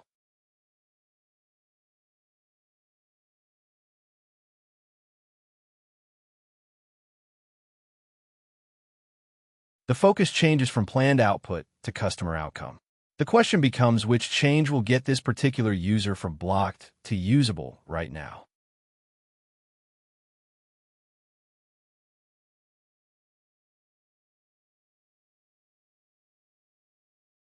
Once the goal is fit instead of schedule, the feedback cycle shortens. Each change can be tested against the real problem instead of waiting for the next planning window.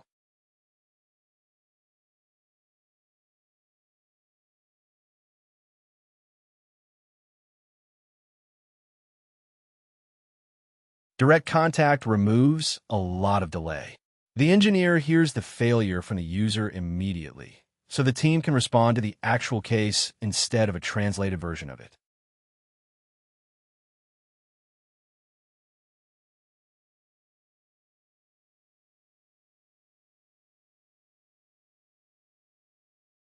Enterprise AI work often exposes constraints only when it meets live data, permissions, and real business processes.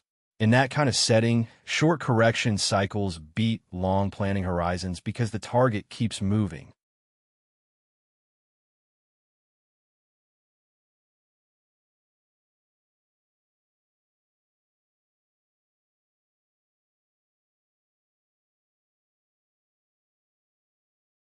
A small adjustment can point to the real source of the problem.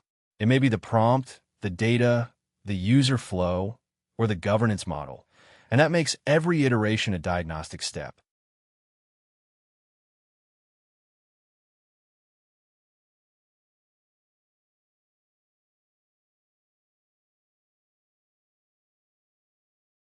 That kind of speed is careful, not reckless. The value comes from closing the gap between what breaks in the real world and the fix that gets applied back in the real world.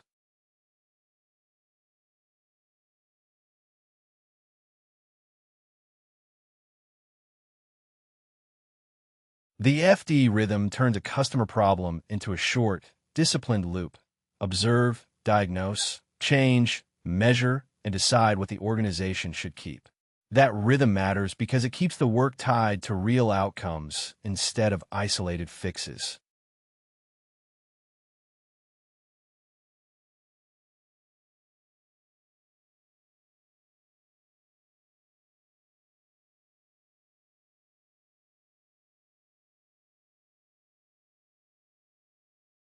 A useful way to hold the process in your head is as a sequence of 5 actions.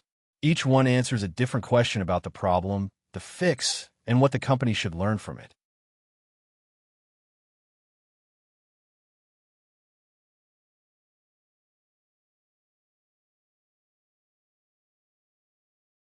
Start with the real workflow, not with assumptions. You need to see how people actually use the system, because the visible behavior often points to the part of the process that is slowing them down.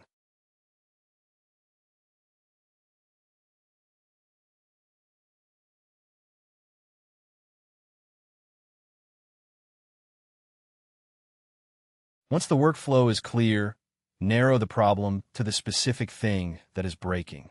That might be a confusing step, a missing integration, or a policy mismatch, but it should be precise enough to fix.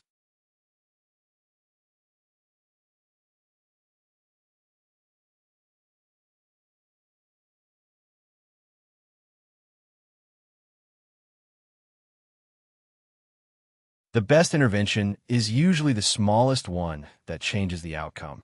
That keeps the change easier to test, easier to roll back, and easier to learn from.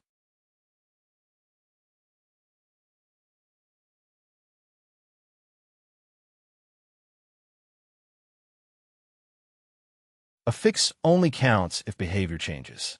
You want evidence that people adopted the change, completed the task more reliably, or reached the goal with less friction.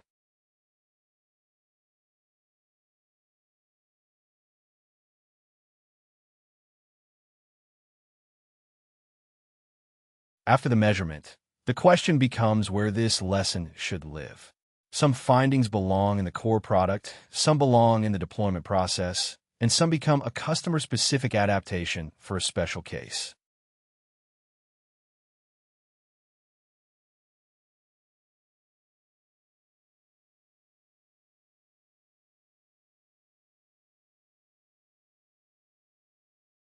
That final decision is what turns support work into organizational learning. A one-off workaround can still reveal a repeatable pattern, and then the product should absorb it. When the issue is truly local, the deployment playbook should carry that knowledge forward instead.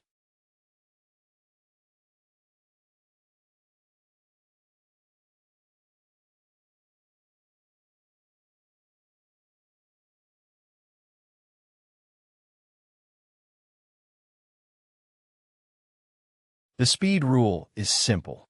If the customer is still waiting, the loop is incomplete. The point is not more meetings or more code. The point is to move from problem to working system as quickly and cleanly as possible.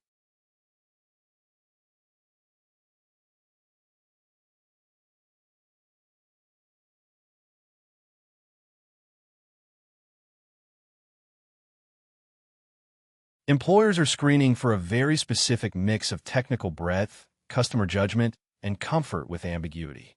The title may change from company to company, but the pattern behind the title is much more consistent than it looks.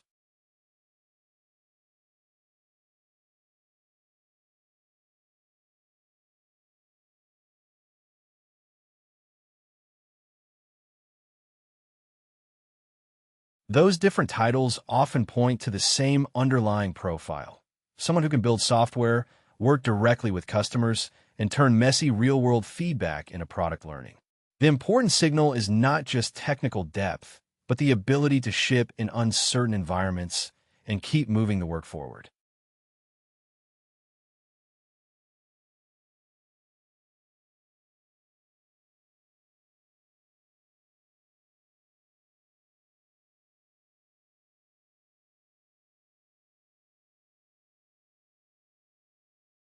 A few live postings make the pattern easier to see because the wording repeats across companies and role names. The details differ, but the hiring signal usually stays centered on deployment, iteration, and customer contact.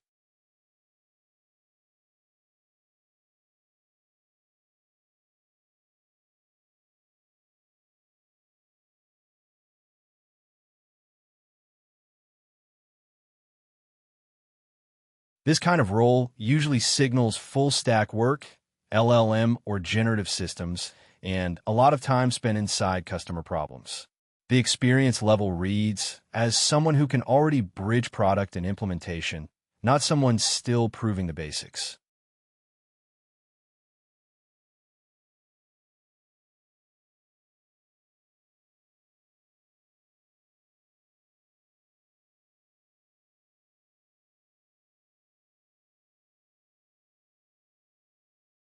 The same pattern shows up here.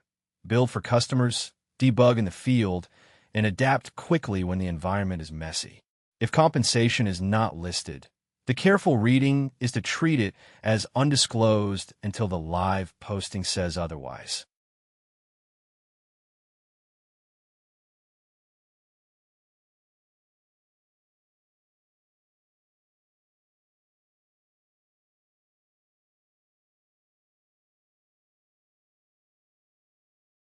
These adjacent titles usually ask for full-stack delivery, APIs, data integration, workflow automation, and clear communication with users.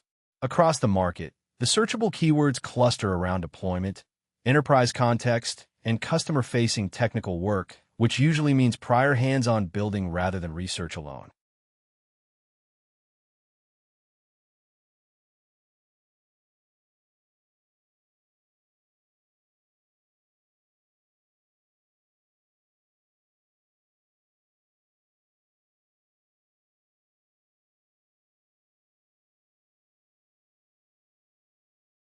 Titles and compensation move fast, so the live posting is the only reliable source for pay bands and exact requirements. The stable part is the experience signal. Employers want proof that you can work across code, data, product, and customer context without needing every step spelled out.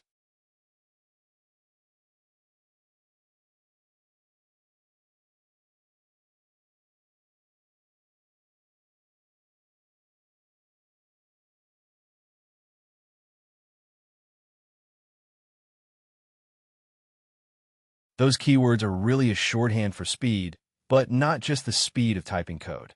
They mean fast learning, fast adaptation, and the ability to turn new information from customers into working software without losing momentum.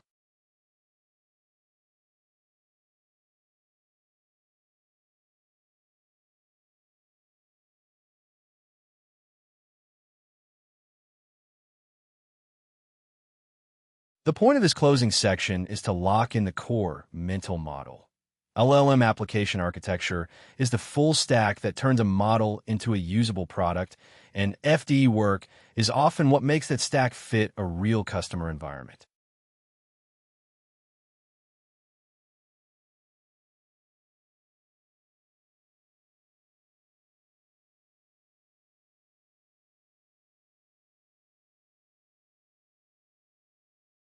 An LLM application is more than the model alone. The prompts, data connections, orchestration, evaluation, and safeguards all work together to shape behavior, connect to real systems, and keep the product reliable.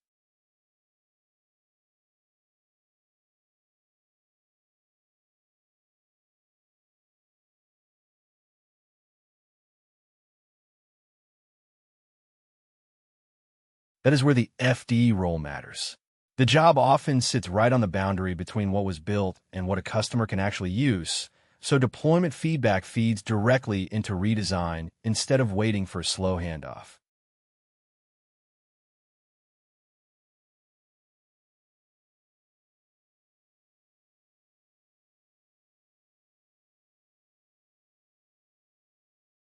The pace changes because the work is closer to the customer and the evidence shows up sooner.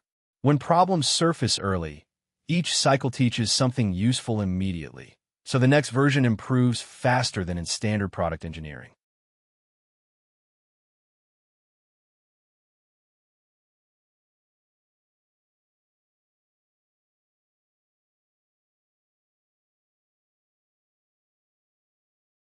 Speed alone does not prove progress. Once the loop is moving that quickly, the real challenge is measuring improvement with evidence that shows the system is becoming more accurate, more helpful, or more robust.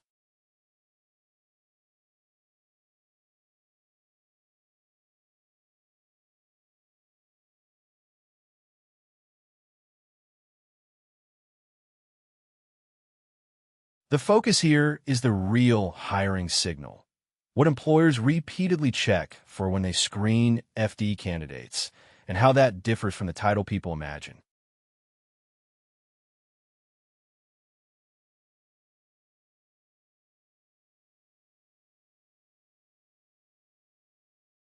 This is the page to keep close when deciding where to put your time.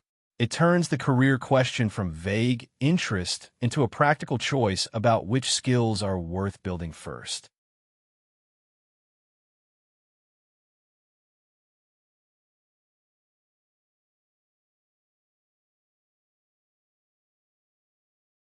The market is not hiring for AI as a vague label.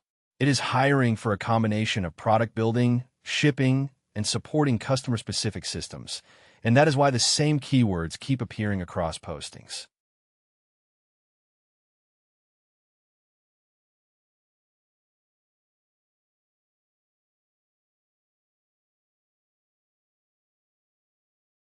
That pattern tells you the role is broader than many candidates expect, and it also tells you the screening criteria are more concrete than the title suggests.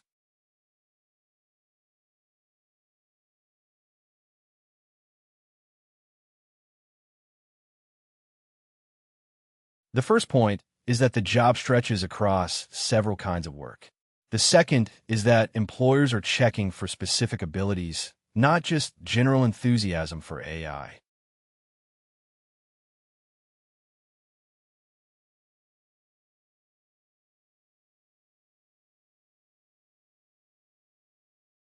The clearest way to read the market is to look at the repeated signals in job postings.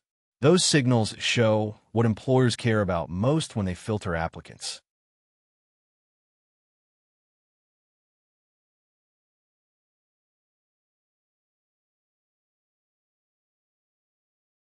A small sample of postings already shows the shape of the job. The highest frequency terms are not about training models from scratch. They're about building useful LLM systems around existing models.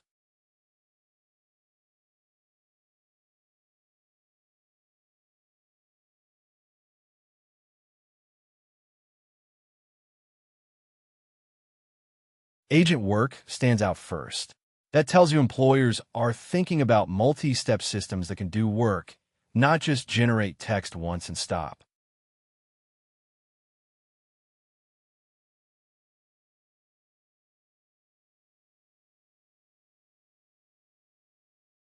Retrieval shows up next because real customer problems depend on pulling in the right context.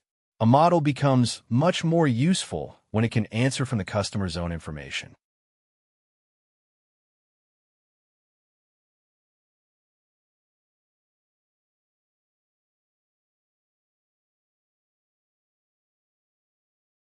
API experience matters because the job is often about wiring a model into a product, handling requests, and making the whole path dependable.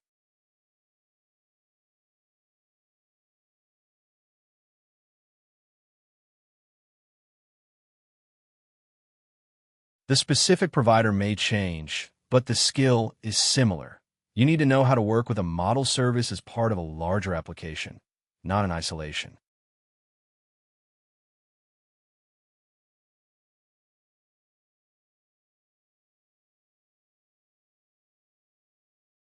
Frameworks like this appear less often than the broader system ideas, but they still matter because they help orchestrate retrieval, prompts, tools, and state.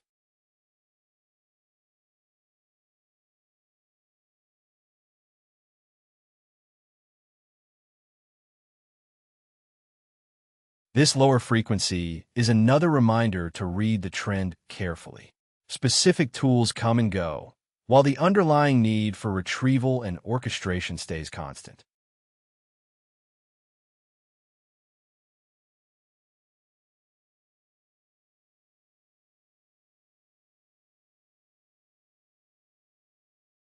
Even with a provisional sample, the ranking is useful because it points to the practical stack between a model and a working product. Employers are screening for people who can build that layer, not primarily for people who train foundation models.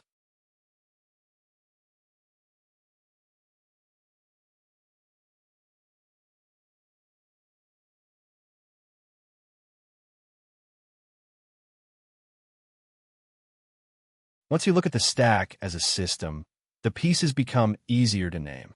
Each part solves a different problem in getting an AI feature from prototype to production.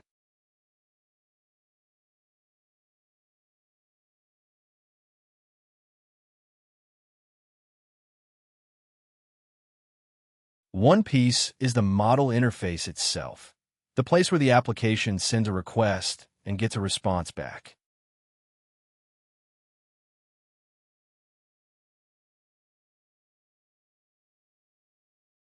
Another piece is retrieval, which gives the system access to the customer's own documents, records, or knowledge base.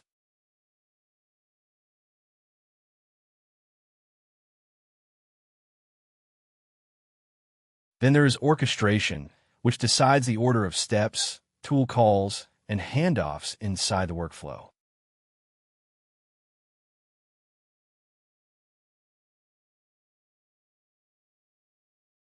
Evaluation and monitoring tell you whether the system is behaving well after it ships, which is where many demos fall apart if nobody measures them.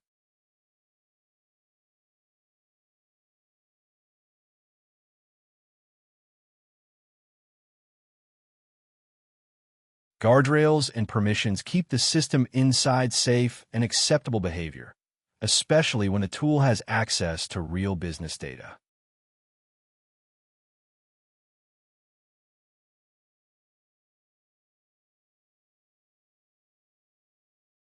A human workflow is usually the last piece because many enterprise systems still need review, escalation, or approval before action is taken.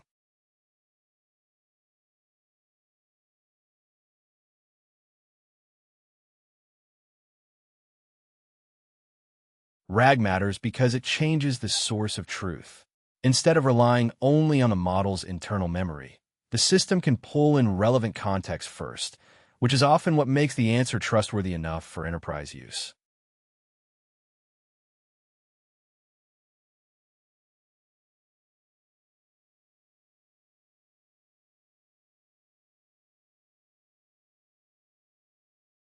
Agent language usually means a system that can plan and act across multiple steps. Employers care less about flashy prompt writing and more about whether that system can behave safely, reliably, and usefully inside a real workflow.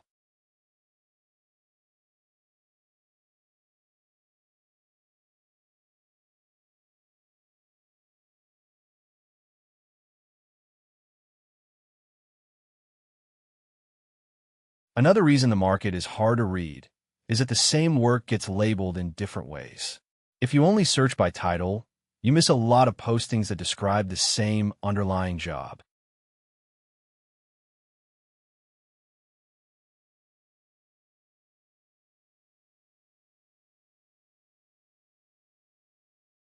Job titles are unstable, but the tasks underneath them are often very similar.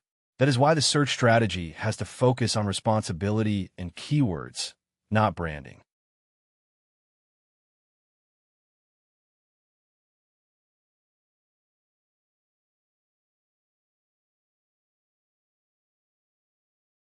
One company may use this title to signal a role that sits close to the customer and the product implementation.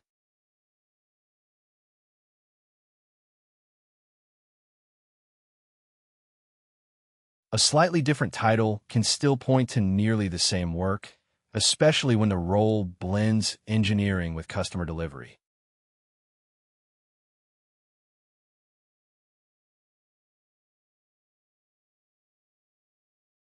Other companies emphasize the AI application angle more directly, even when the day-to-day work still looks like systems building.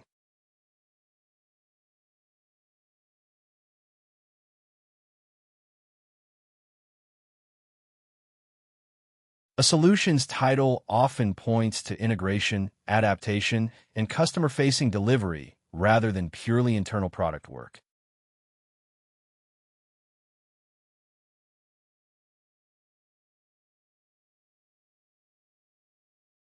Some postings make the customer proximity explicit.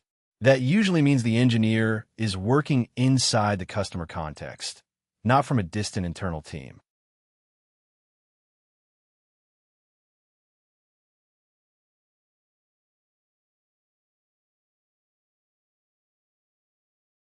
Product language titles often point to the same mix of implementation, iteration, and shipping inside a business setting.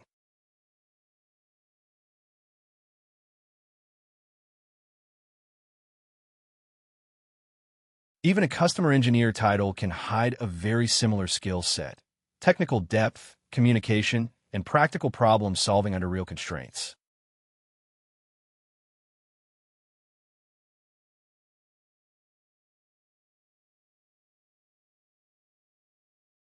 The main lesson is that titles are a weak search strategy on their own. The responsibilities tell the truth much better than the name of the role does.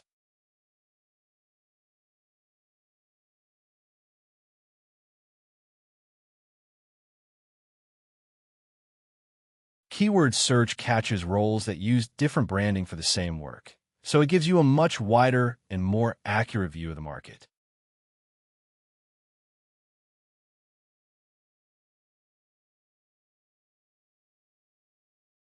Two titles can look different and still require the same core abilities. Reading the task list is the fastest way to see that overlap.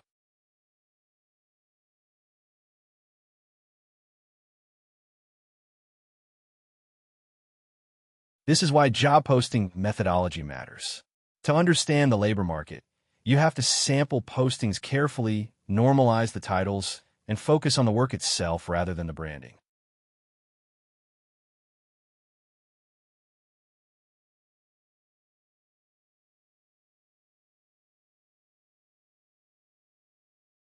A useful reference point is how certain employers describe these roles.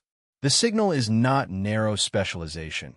It is the ability to move across product, code, and messy real-world problems.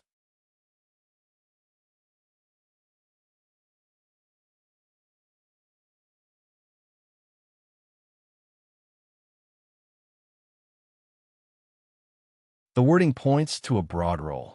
It combines software breadth with LLM system building and with the tolerance for uncertain, changing customer problems.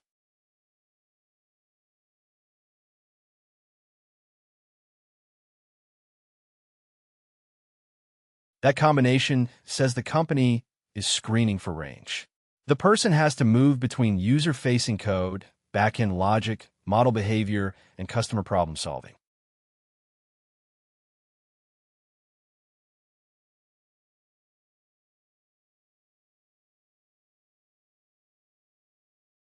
That includes working across the interface and the server side, because delivery problems usually touch both.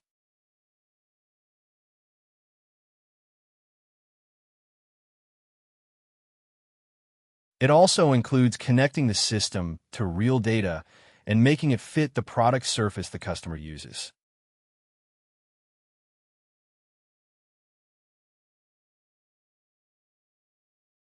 Model behavior matters, but so does testing it.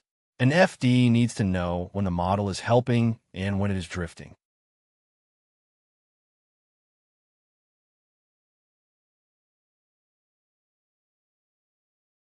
The hardest work often comes when the path is not already defined. The engineer has to shape the solution while the problem is still being clarified.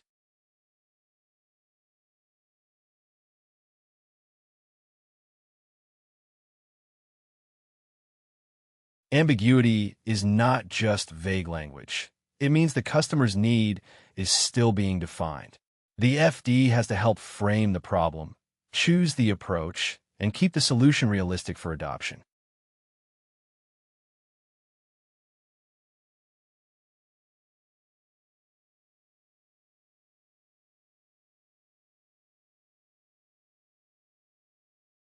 That is where human AI workflow design matters. The job is often to decide which parts the model can draft, which parts a person must review, and where the system should hand off when confidence is low.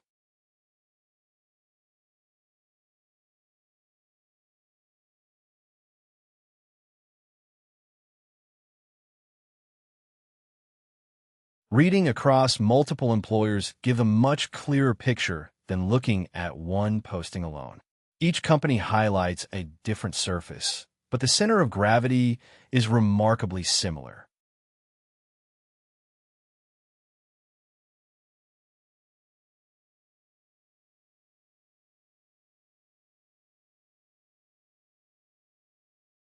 The point is to compare patterns, not slogans. Once you do that, the shared skill set becomes obvious.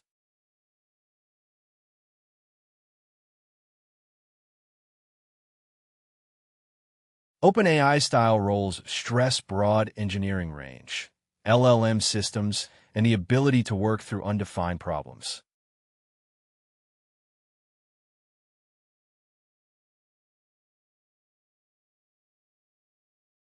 Salesforce-style postings lean harder into enterprise delivery, integration, and working inside a large existing product environment.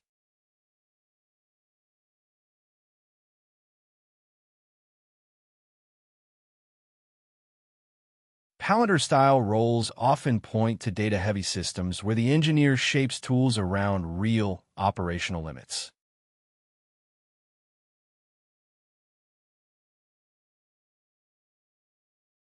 Put together, these examples point to the same center.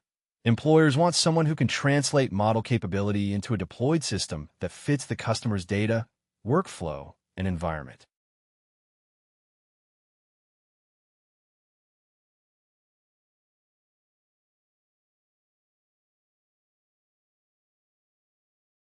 Another useful signal is the language mix. When TypeScript appears often, it tells you the role is living close to full-stack product work, not just model experimentation.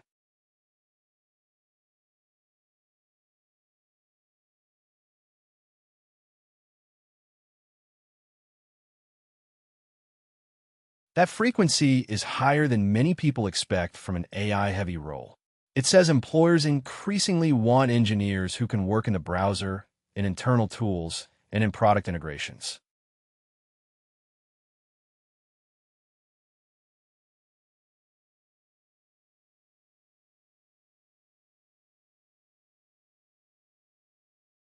That does not mean every FD has to be a front-end specialist. It does mean the person needs enough range to move through the whole delivery path.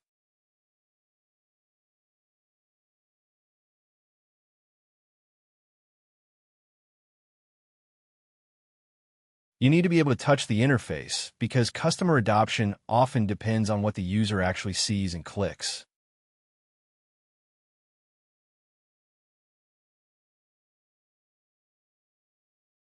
You also need to instrument the workflow so behavior is measurable instead of guessed.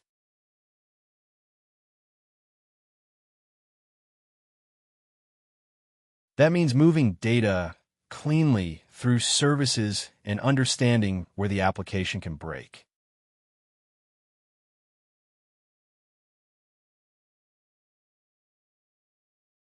The real test is whether you can trace a request end to end, from user action to model call to final output.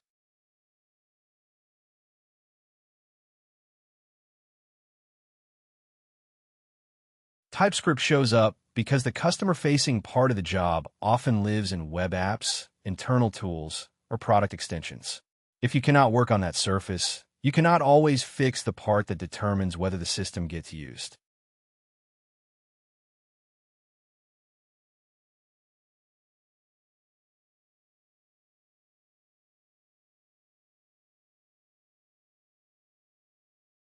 A concrete example makes the role easier to see.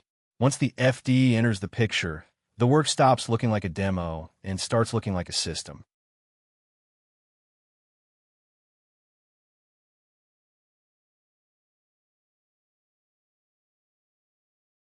Imagine a financial services team trying to speed up analyst support with an internal AI assistant. The early prototype may look fine, but production exposes the weak points quickly.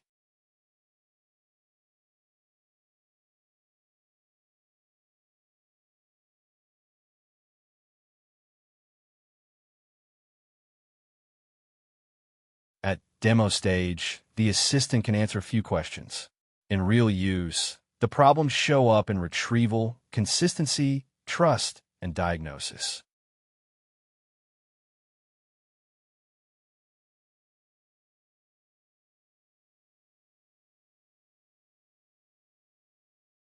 If retrieval is weak, the assistant pulls the wrong context or misses the right material entirely.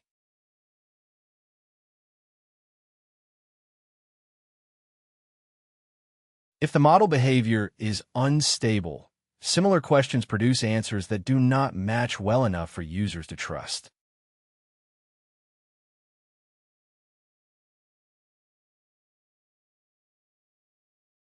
Trust matters just as much as correctness. If the output does not feel dependable, people will quietly abandon the tool.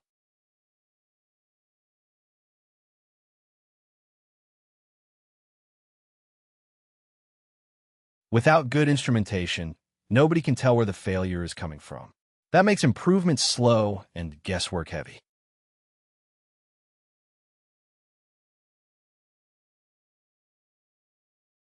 Once the FD steps in, the task becomes system repair, not just feature creation.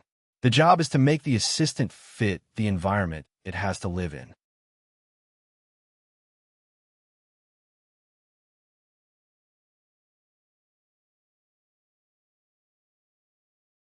The fixes usually span several layers at once, because the issue is rarely in only one place.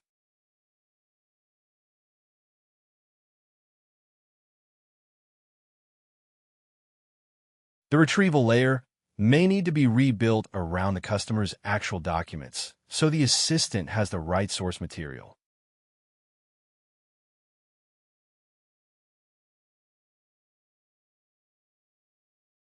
The interaction design may need to show uncertainty more clearly, so users know when to trust the answer and when to slow down.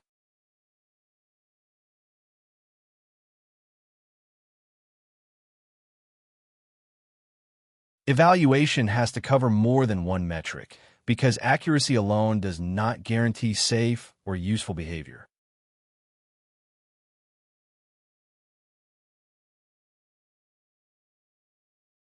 Instrumentation makes the system legible. Once you can measure usage and failure modes, you can actually improve them.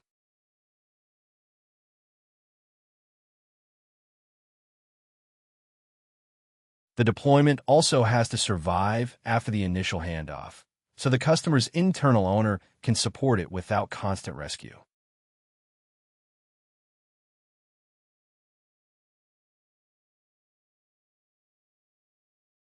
That is the builder angle in plain terms. The work cuts across code, data, infrastructure, workflow design, security, and maintenance after launch, so a clever prompt is never enough on its own.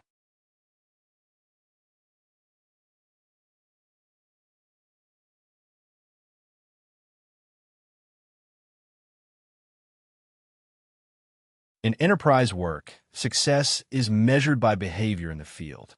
If adoption rises, resolution gets faster, and people stop bypassing the tool, the system is doing its job.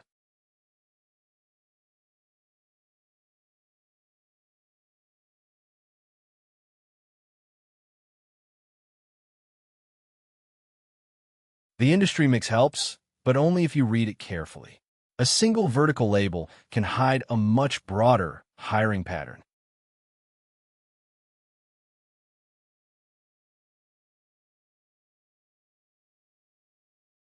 Financial services shows up often in the sample, but most postings are not locked to one industry. The bigger signal is that the role is portable across verticals.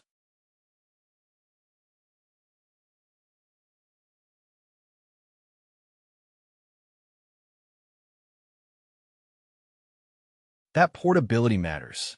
Employers are looking for someone who can adapt an AI product or platform to a customer environment and make it work well enough to ship.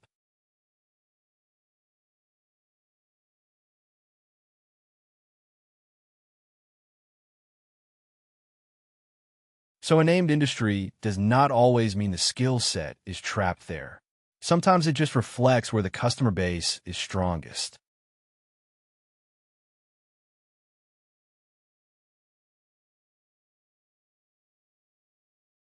The strongest postings are screening for more than implementation skill. They're screening for the ability to manage the gap between promise and production.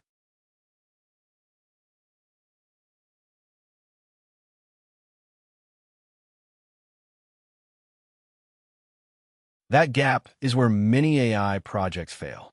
The work is to make the system dependable enough that the promise survives contact with reality.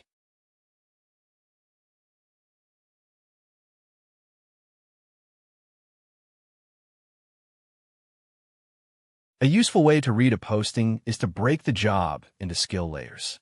Each layer tells you something different about what the employer is actually buying.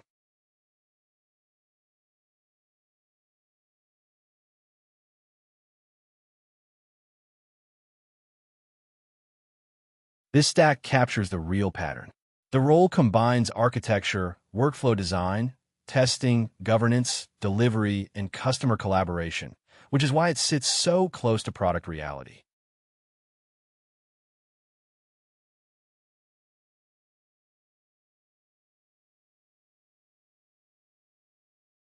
If a skill shows up across many postings, it is not a side note. It is part of the center of gravity of the role, and that should shape how you prepare.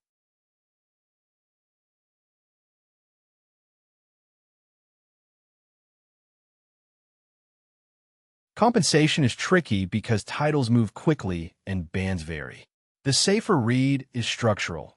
What level of ownership, independence, and customer exposure the posting implies.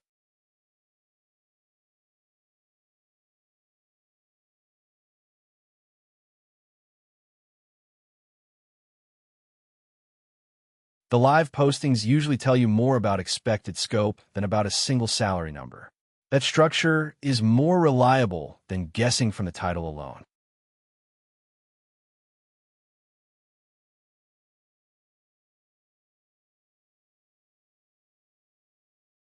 These roles usually assume more than entry-level apprenticeship. Employers want someone who can operate with judgment and ship without constant supervision.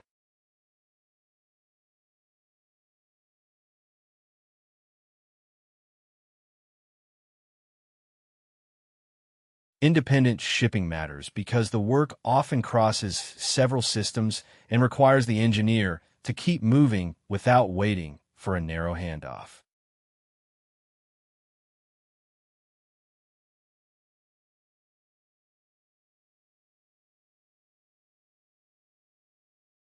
Customer-facing delivery means the engineer is responsible not just for code, but for whether the customer can actually use and keep using the result.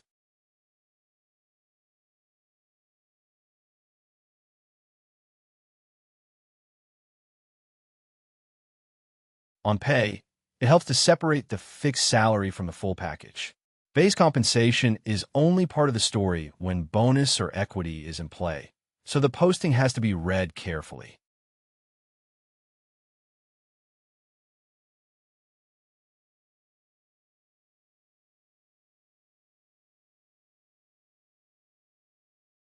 The deeper lesson is not the number itself. Employers are paying for someone who can reduce implementation risk, which is why the role sits near product, engineering, and customer success at the same time.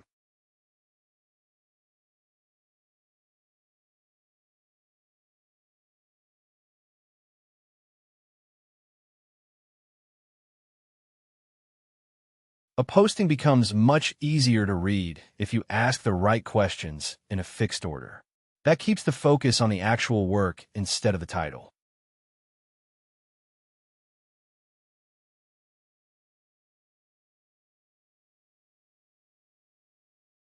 Each question strips away a layer of ambiguity and tells you what kind of engineer the employer is really looking for.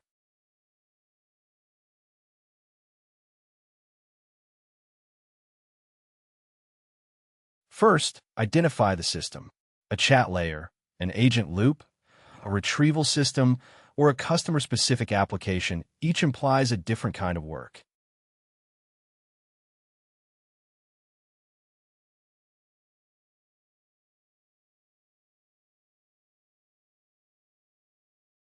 Second, look at where the code lives.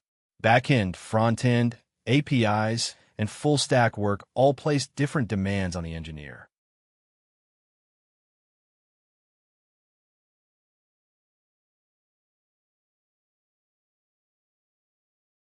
Third, identify the model layer. The name providers, orchestration tools, and evaluation patterns tell you how much of the AI stack the role owns.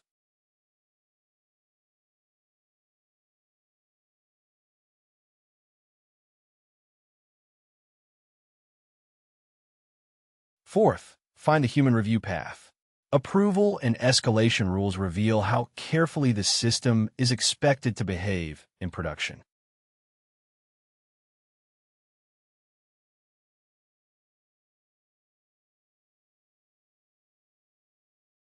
Fifth, look for the success metric. Adoption, latency, accuracy, trust, retention, and internal productivity each point to a different definition of good.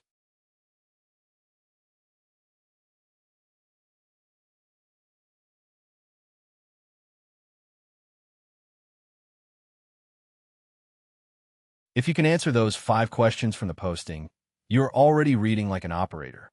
At that point, the job ad is giving up its real structure.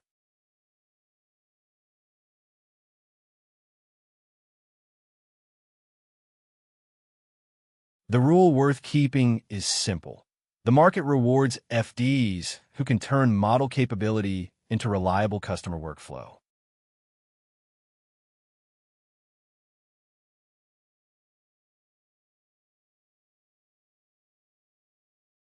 That is the core expectation. Knowing the model layer helps, but the real value comes from making the system work inside the customer's environment.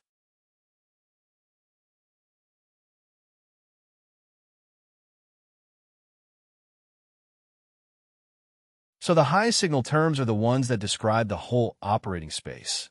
Agents, retrieval, full stack work, customer interaction, uncertainty, deployment, data, and enterprise constraints.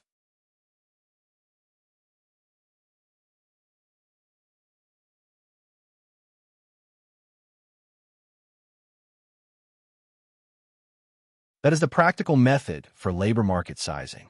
Sample postings, normalize the titles, separate base from total compensation, and look for repeated responsibility patterns instead of one flashy label.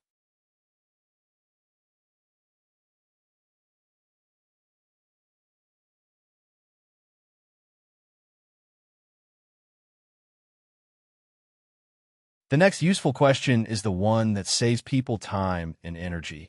After all these screening signals, what is actually not required for the job to be done well?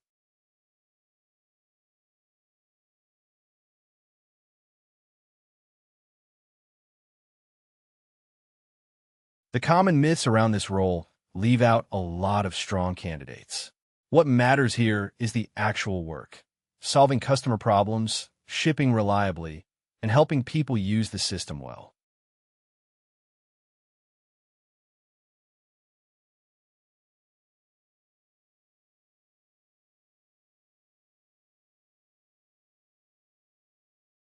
A forward-deployed engineer is not some fixed personality type or background.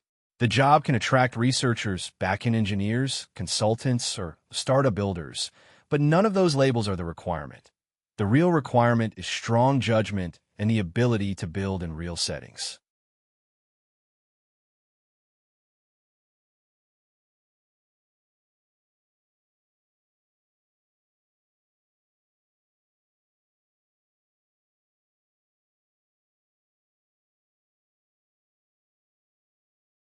The background matters less than the outcome you can produce.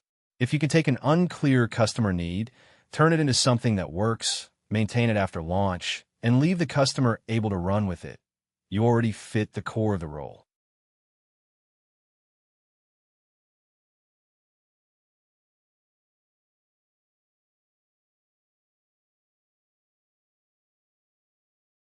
A degree can help, but it is not the thing that gets someone hired in this role.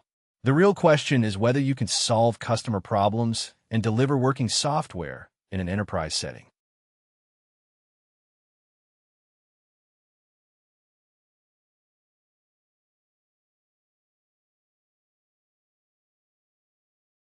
Computer science training can give you solid foundations: programming, systems thinking, data structures, and debugging habits.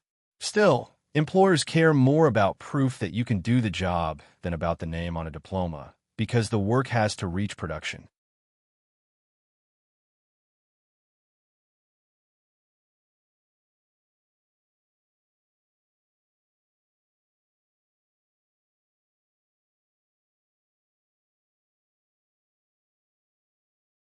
Shipping means more than showing a polished demo. It means the software stands up to real users, real data, and the messy constraints that appear after the prototype stage.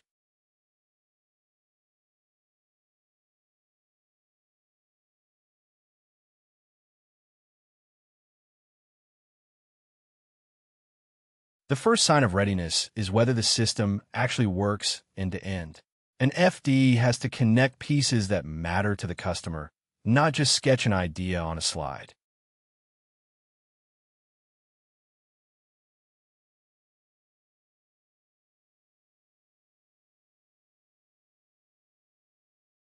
Real data is where the rough edges show up. Formats are inconsistent, records are incomplete, and the code has to handle all of that without falling apart.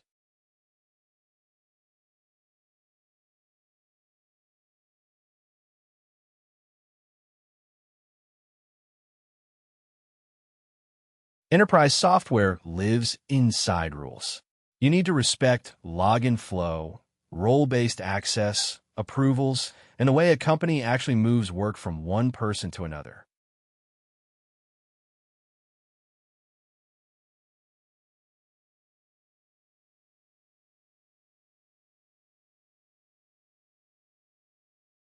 Good delivery also means pressure testing the odd cases. Empty fields, bad input, timeouts, and unusual user paths are often where a promising tool breaks first.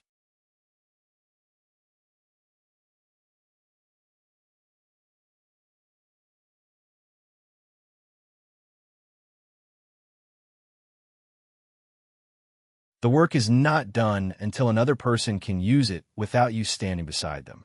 Clear setup, sensible behavior, and enough reliability to trust it all matter here.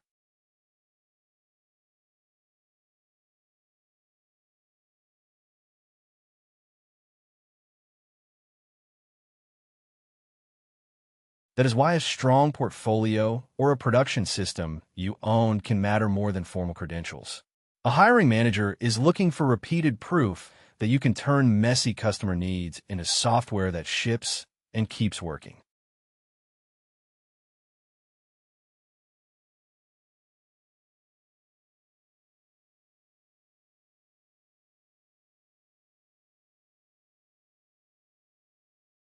The common mistake here is assuming strong ML research credentials are required for this role. The real job is usually much closer to shipping useful systems than inventing new algorithms.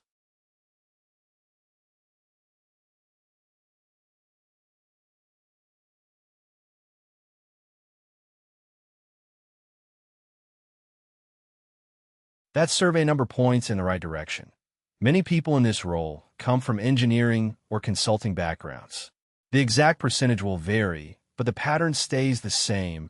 Practical delivery matters more than research prestige.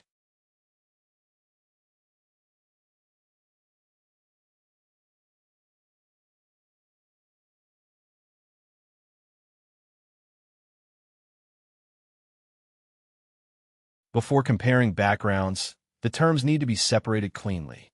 Once those definitions are clear, the role itself becomes much easier to place.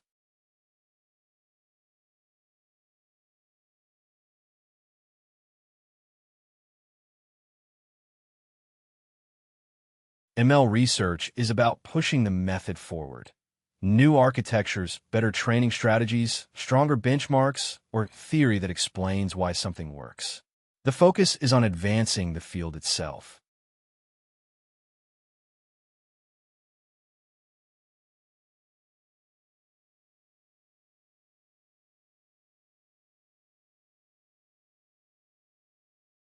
AI deployment starts from a model that already exists and asks how it fits into a real workflow.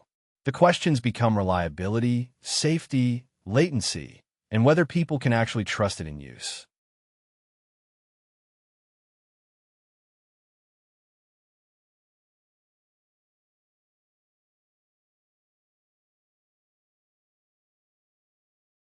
Enterprise software adds another layer. Organizations care about permissions, security, approvals, audit trails, and integration with their other systems. That makes the environment more operationally demanding than consumer apps.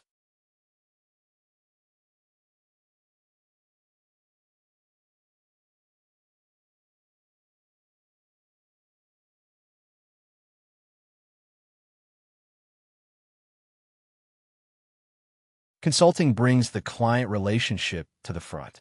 Discovery, communication, and delivery all matter because the work has to solve the client's problem, not just produce code that runs.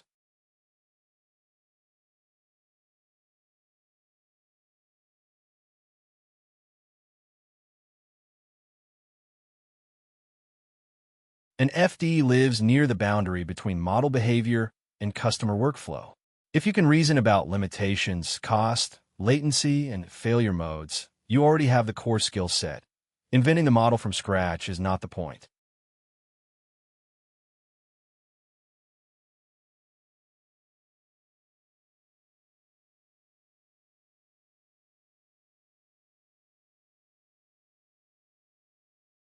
The role is really about combining engineering depth with customer-facing breadth.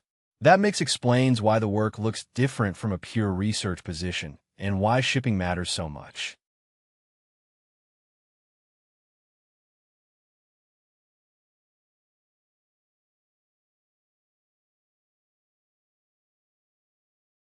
A T-shaped profile means one strong area of expertise with enough range to work across neighboring parts of the stack.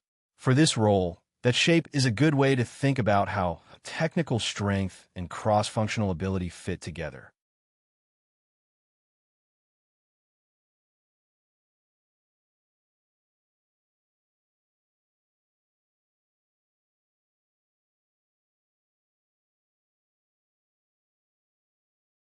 The vertical stroke is real engineering depth. You need to write software that works in practice, and you need enough understanding of systems, data, and infrastructure to keep it dependable when it reaches customers.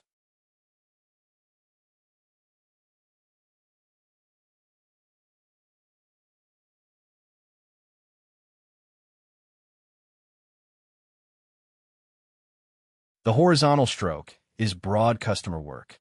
That means finding the real requirement, turning it into a build plan, explaining trade-offs clearly, and keeping everyone pointed at the same outcome while the solution takes shape.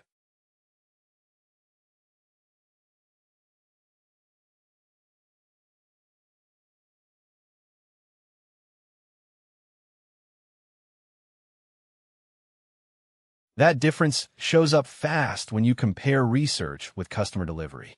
Research can spend a long time improving a metric, while the field role often has to make an entire workflow usable by adding the missing pieces around the model, like review steps, fallback behavior, and logging.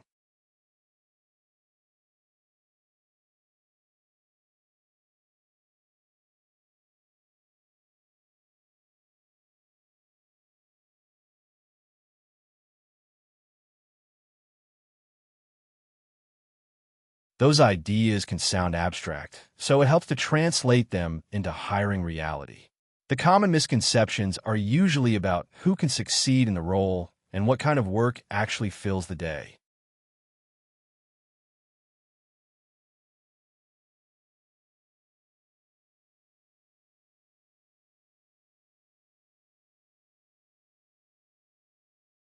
The pattern is consistent.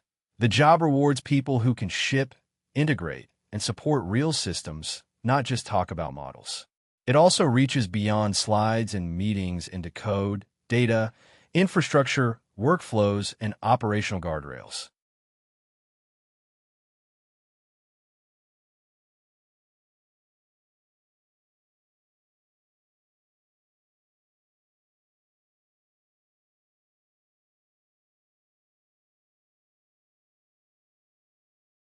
Here, full stack means moving across the layers that make a customer deployment real. Sometimes it includes front-end work, but it also includes back-end services, APIs, data pipelines, model calls, logging, permissions, and the glue that keeps the whole system coherent.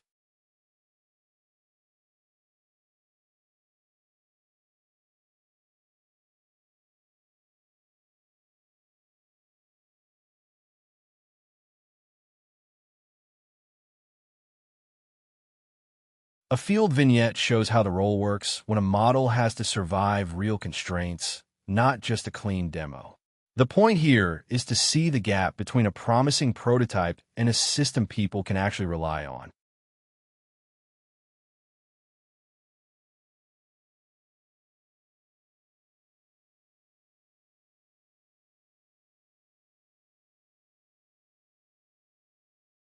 A customer service setting makes the problem concrete because the work is repetitive, high volume, and sensitive to tone. That combination is exactly where a model can save time, but only if the surrounding system is designed well.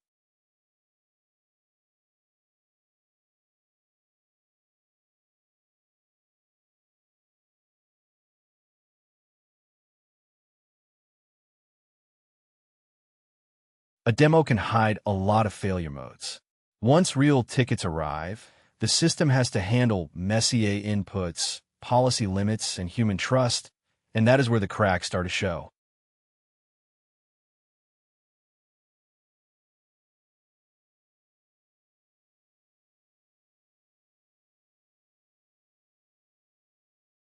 Verbose drafts slow support agents down because they still have to edit the reply before sending it.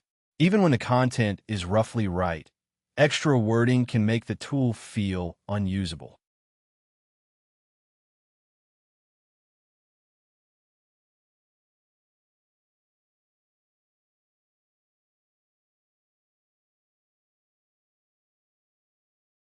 When a model makes up policy phrasing, it creates risk. Support teams need wording that matches approved rules exactly, not a confident guess that sounds plausible.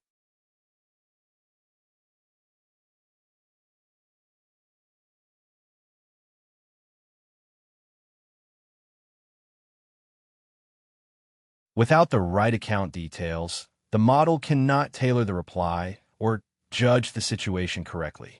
That missing context is often the difference between a helpful draft and a response that has to be thrown away.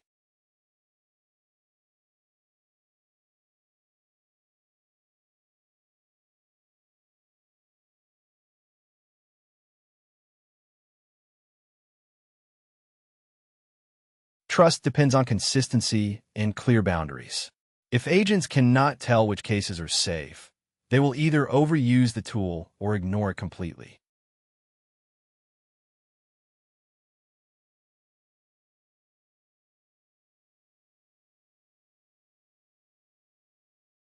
That is where the builder mindset matters. The fix is not abstract AI knowledge. It is changing the surrounding product so the model receives better inputs, produces safer drafts, and fits the real workflow.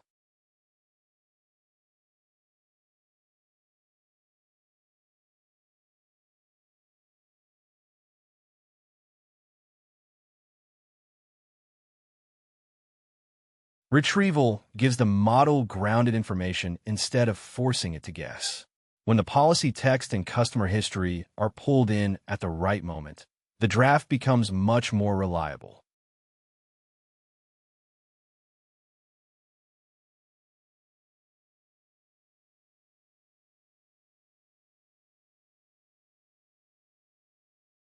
Prompt structure matters because the model behaves differently depending on what it sees. Good input design keeps the task narrow, makes the available data explicit, and reduces accidental mistakes.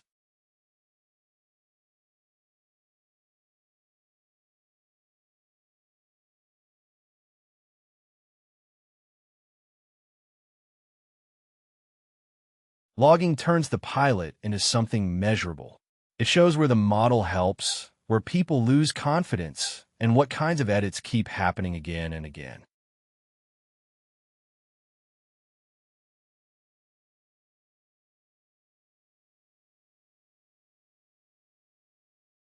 Some tickets should never go straight through automation. A review step keeps high-risk cases in human hands while still letting low-risk cases move quickly.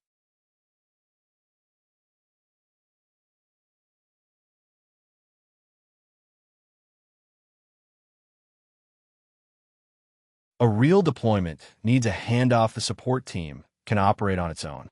If the workflow still depends on an engineer sitting nearby, the system has not really been productized.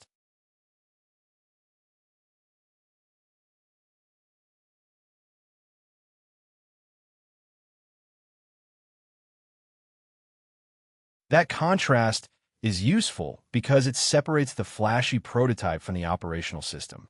The before state is a promising demo. The after state is a workflow that people can actually run every day.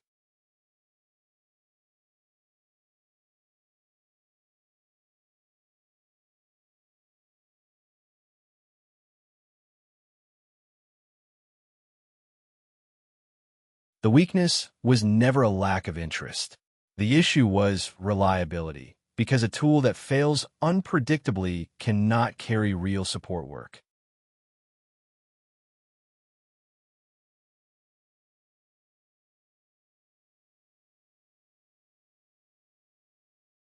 Those are the layers the builder has to shape.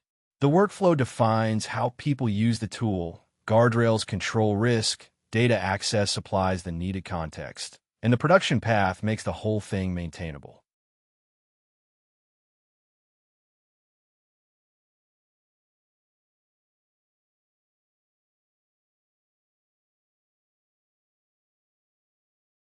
Adoption is not a feeling. It shows up in numbers. Acceptance rate, time saved, fewer manual edits, and regular internal usage all tell you whether the system is actually earning its place.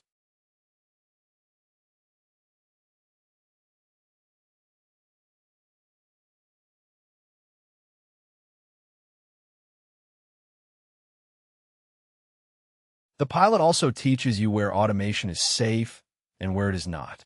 Those production signals guide the next design choice, whether that means tighter retrieval, better prompts, or more human review.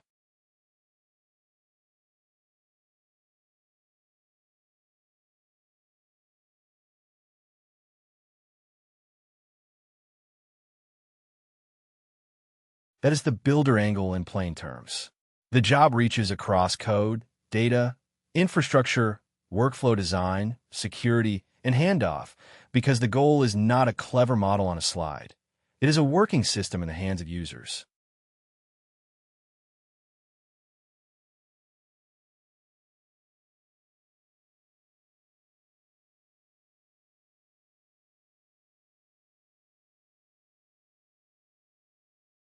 Current job postings for this kind of role tend to point to the same underlying work, even when the title changes.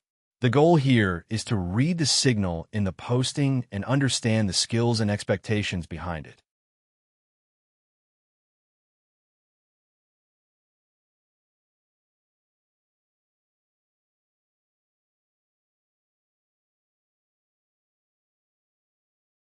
The label on the posting is often different from company to company, yet the jobs themselves cluster around a small set of patterns. That means you need to look past the exact wording and focus on the role family.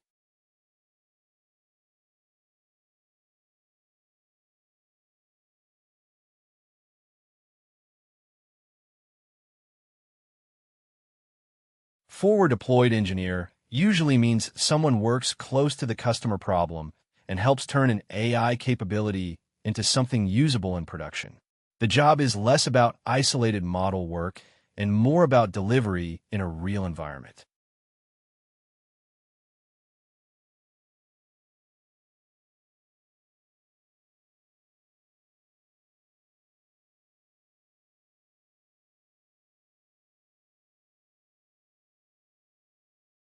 This version adds a clearer software engineering emphasis, but the core idea stays the same: build, adapt, and ship close to the customer. The title suggests someone who can bridge product needs, engineering work, and deployment details.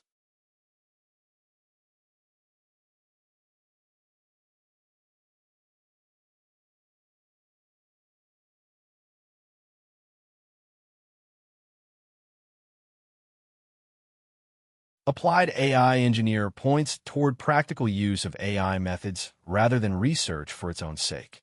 The work usually centers on taking models, tools, and data and turning them into something that solves a business problem.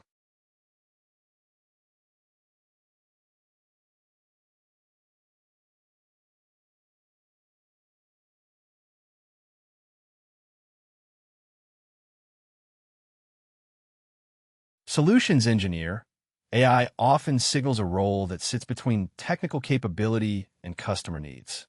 Expect a lot of explanation, tailoring, and hands-on support to make the system fit a specific use case.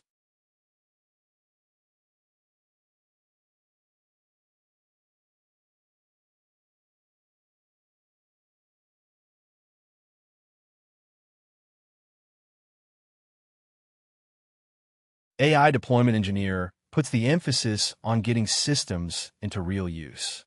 The important work is often integration, rollout, reliability, and making sure the AI behaves well once it leaves the lab.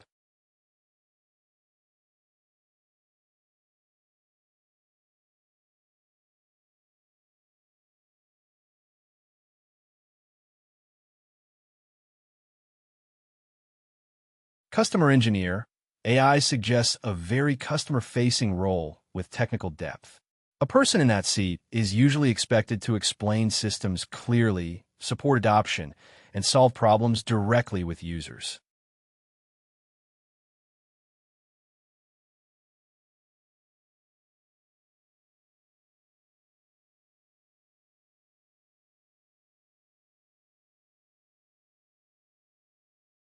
AI and ML roles on product or platform teams usually sit inside a larger engineering org. That means the work often combines model-aware thinking with software systems, internal tools, and dependable delivery.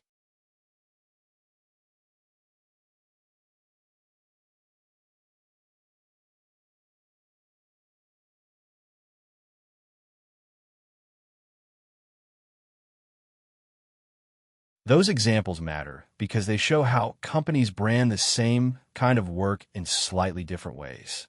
The real lesson is the skill mix behind the label. Full stack delivery, comfort with ambiguity, generative systems experience, and customer-facing execution.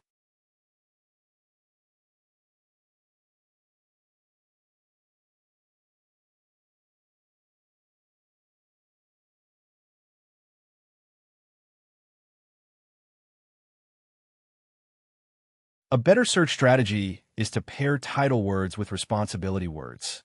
That helps you surface postings that may not use the exact label you expect, but still describe the same job family.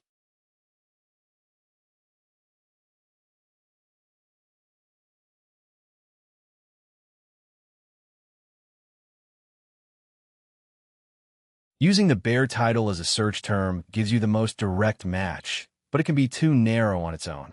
It works best when you test it alongside other responsibility terms.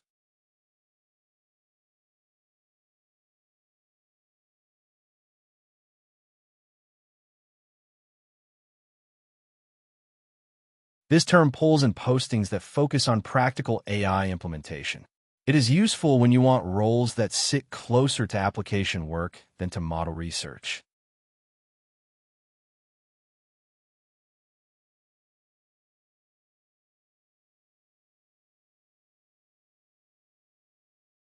That phrase is useful when the role includes a strong customer support or solutioning component. It often points to someone who has to translate technical work into business outcomes.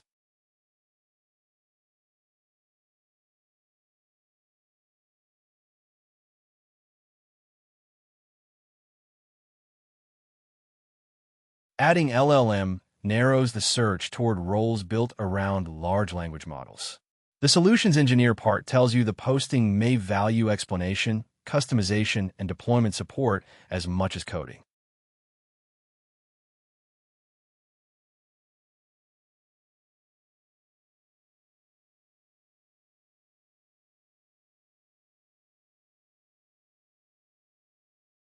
This search phrase catches roles where software breadth matters and deployment is central. It is a good filter when the posting expects someone to move from interface to infrastructure without much handholding.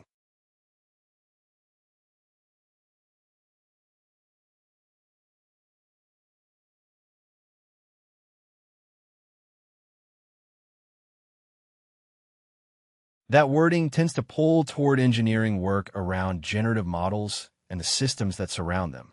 The emphasis is usually on building something dependable, not just experimenting with prompts.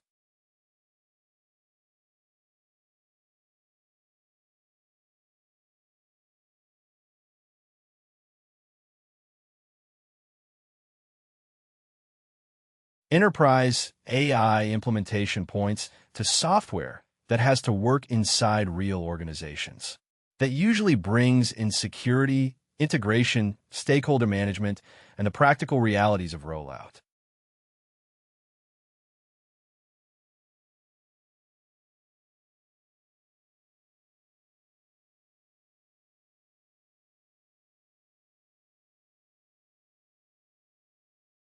These are the technical phrases that often reveal the shape of the work. When a posting names retrieval, evaluation, or agent workflows, it is usually telling you the team cares about how the system behaves in practice, not just whether the model can generate text.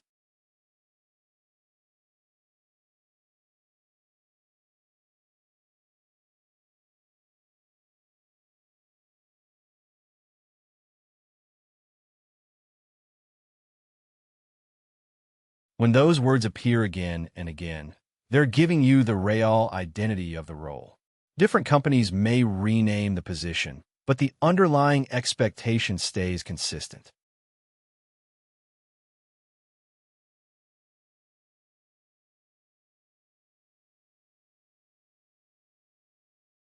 Compensation and seniority need to be read carefully because those signals move fast and vary by company.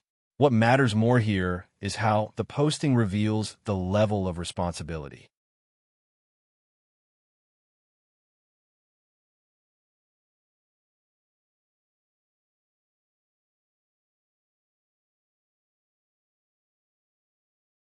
These roles usually sit above entry level. The posting often implies that someone can own a system, work in production, and handle direct interaction with customers or internal partners.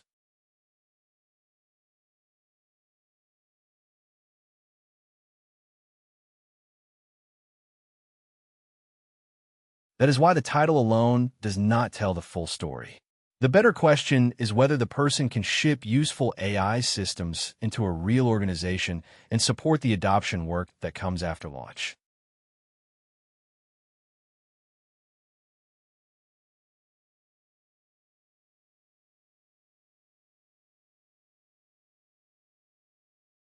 A role description that centers on shipping, customer discovery, and deployment is pointing to this family even when the initials never appear. Once those responsibilities are present, the title becomes less important than the work itself.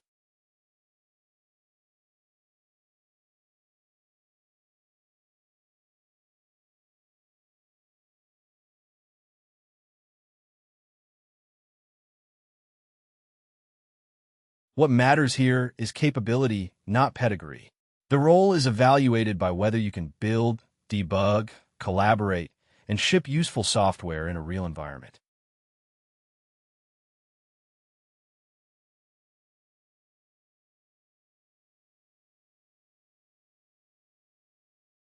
Once the branding drops away, the interview turns into a practical test. The point is to ask what you can actually do when the code, the data, and the workflow get messy.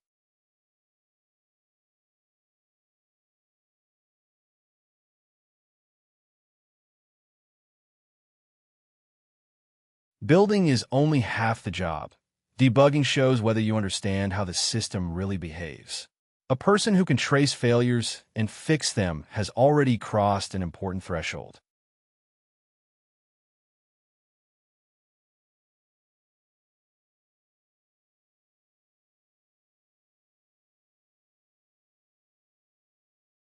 Real data is rarely tidy, so the question is whether you can clean it, interpret it, and still make correct decisions from it. That kind of work shows judgment, not just technical fluency.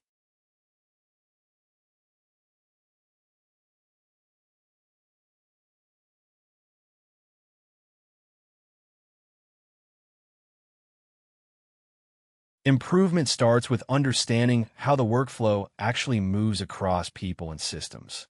If you can map that flow clearly, you can find bottlenecks and make changes that matter.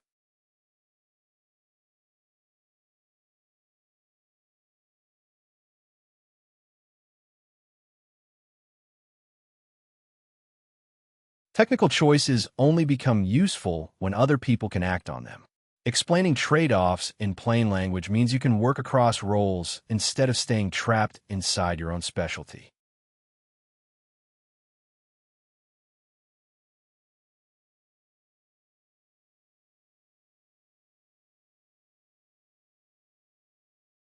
Shipping is not the end of the job. It is the start of feedback. A strong builder watches how the product is used, learns from the results, and then tightens the next version.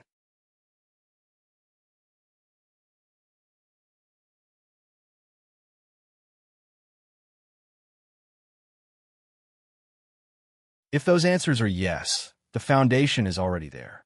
The remaining work is usually shaping that ability into the specific kind of impact the role expects.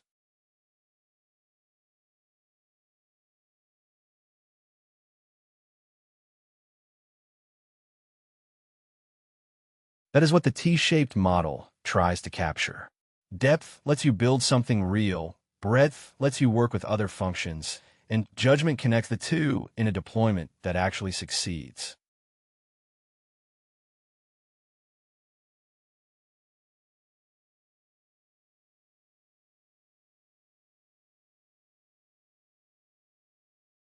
The next step is to turn that idea into a checklist you can apply in practice. That makes the abstract model easier to test against real work.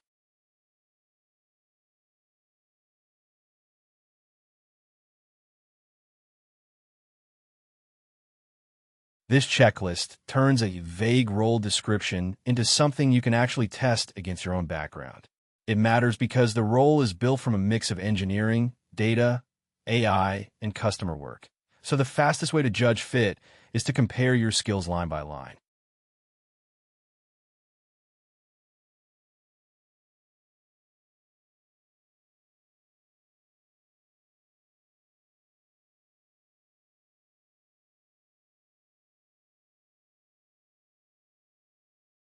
Treating it as a checklist keeps the focus on evidence.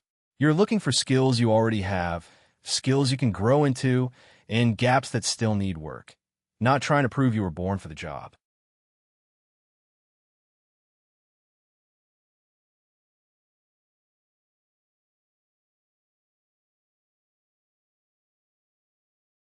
That three-way marking makes the result more honest. It also shows where a hiring manager would see readiness now versus potential with support, which is a much more useful picture than a simple yes or no answer.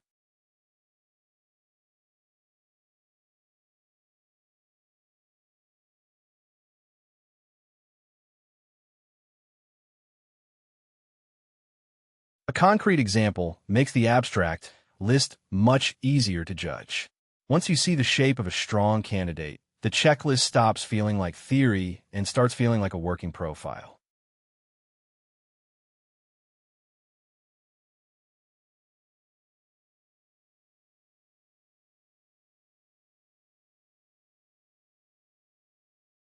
The point here is to sketch the full range of work, not to describe a narrow specialty. The strongest fit combines software building, data movement, AI system design, and direct customer problem solving.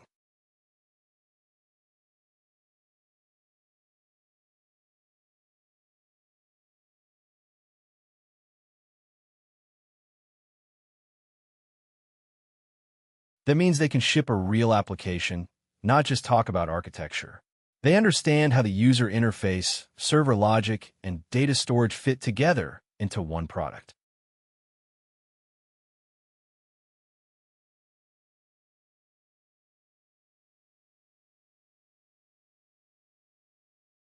This is the unglamorous but essential part of making software useful. Customer data rarely arrives cleanly, so the builder has to reshape it before the application can do anything reliable with it.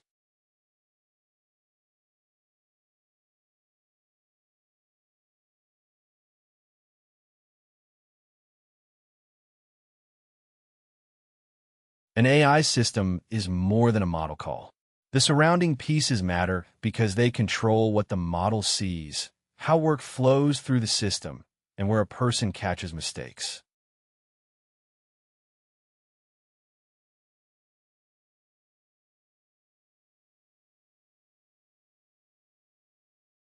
That kind of candidate does not confuse a demo with a deployed product. They measure whether the system helps real users before they ask for expansion.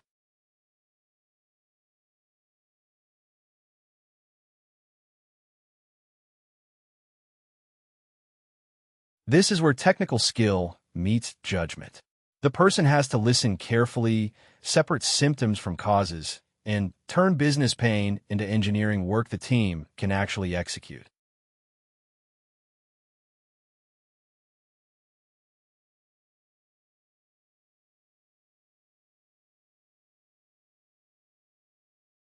That profile is broader than a machine learning researcher.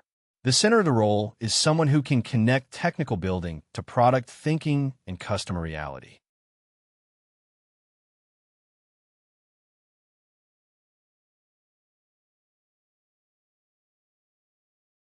The checklist below is meant to be practical and readable. The labels stay in plain English first, so you can assess yourself without getting lost in job title jargon.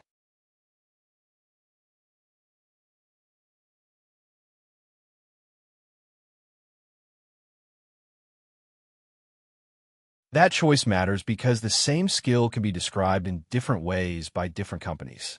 Clear labels make it easier to map your own experience onto the role.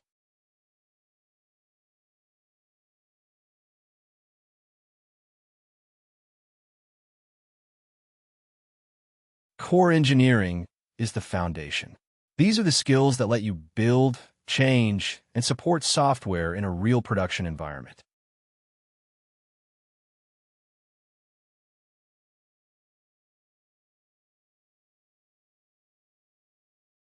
This part is about more than writing code once.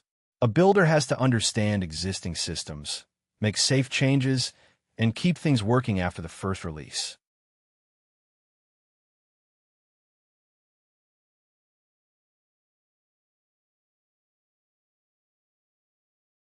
Full stack ability means you can take an idea from interface to backend and make the pieces talk to each other. For this role, that matters because customer-facing work usually crosses several layers at once.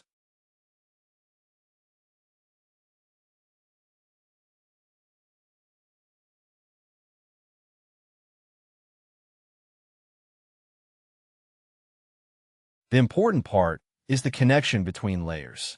If you understand the interface, the API, and the database together, you can trace problems instead of guessing where they live.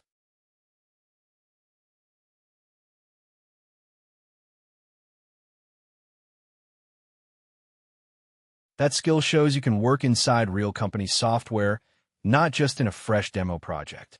Most delivery work depends on learning an existing system and improving it without breaking everything around it.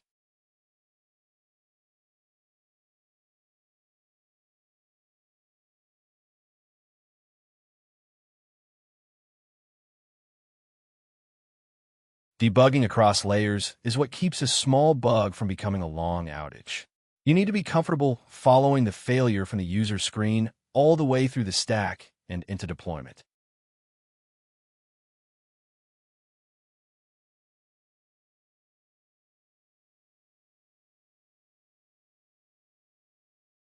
Integration work is where software meets the rest of the world. Clean logic here means the system can exchange data or actions reliably with other services without becoming brittle.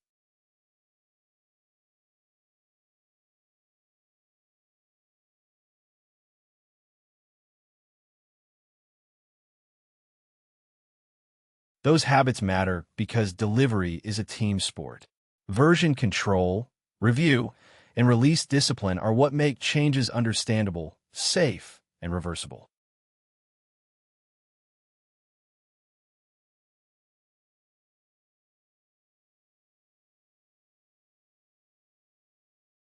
The next group is what makes the work an AI deployment instead of a generic software project.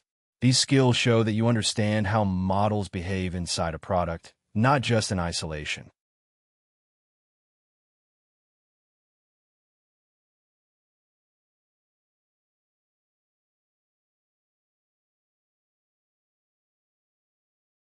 An AI system needs more than a user interface and some API calls. It needs model behavior, evaluation, and operational controls around it.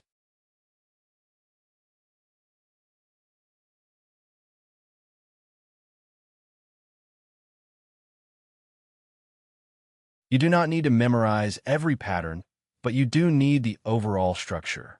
A model call sits inside a larger system that decides what context it gets and what happens after it responds.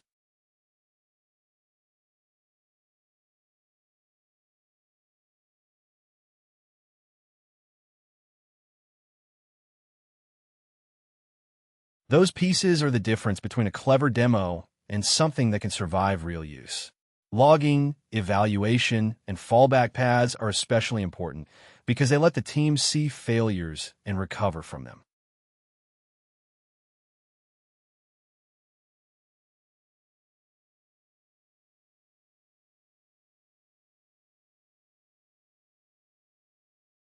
A good workflow assigns the right job to the model and the right job to the person.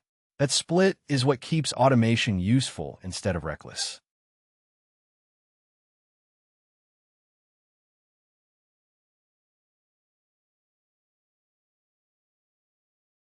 The handoff is the key design decision. If the model can act too early or a person reviews too late, the process becomes slow, unsafe, or both.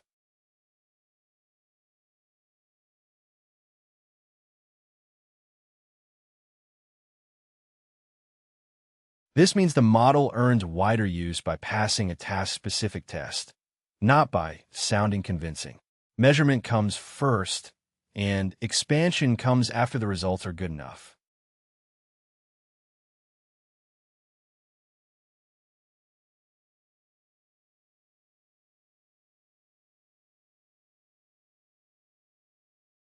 That approach keeps enthusiasm grounded in evidence.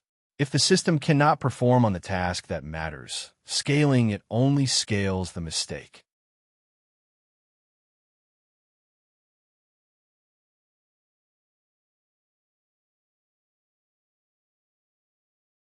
Agents can take actions, so trust has to be earned through control and consistency. Reliability tells you whether the system behaves predictably. Governance tells you who can oversee it and stop it.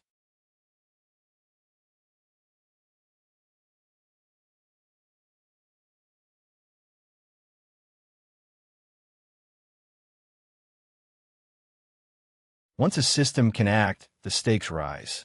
That is why monitoring, approval, and shutdown paths are part of the design, not an afterthought.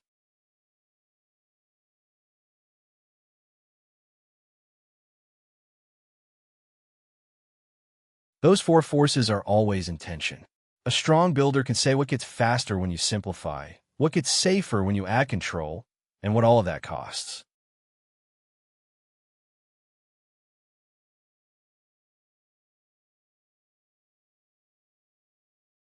Data work is what connects the system to customer reality. Without it, the software stays neat in theory, but weak in practice.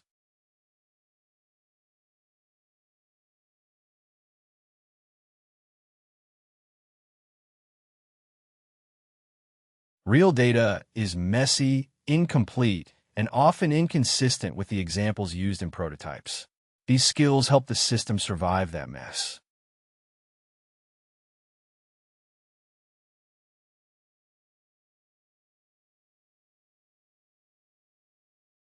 Data wrangling is the practical cleanup work that makes raw information usable. It is one of the most important bridge skills in applied systems work.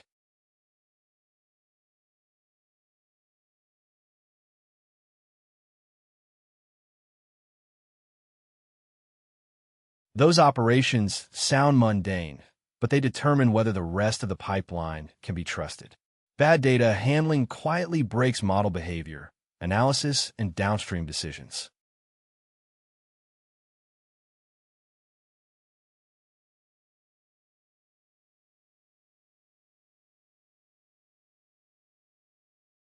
That skill protects you from building on false assumptions. Knowing what is missing or unsuitable is often as important as knowing what you have.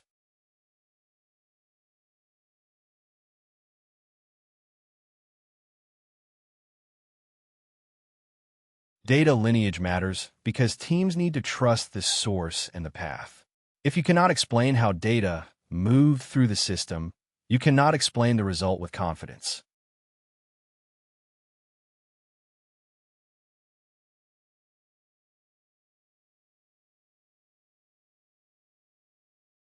A feedback loop turns usage into improvement. The system gets better when a team learns from corrections instead of treating every deployment as a one-way event.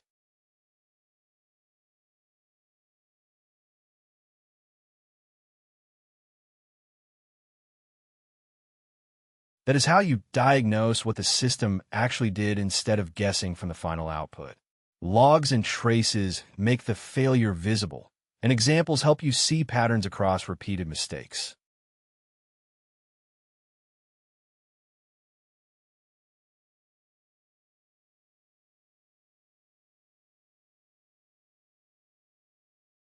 The last group is what makes the role customer-facing. Technical skill alone is not enough if you cannot uncover the real problem and explain the path forward clearly.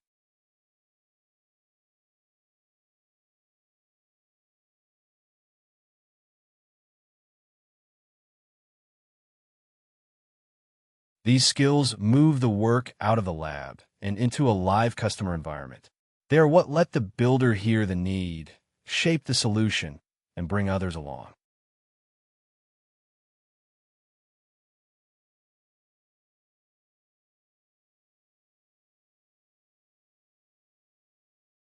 Customer discovery is not casual chit-chat.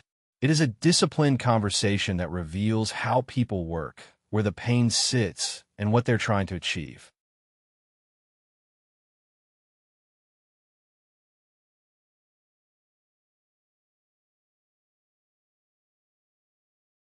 That distinction matters because requests are often symptoms, not solutions.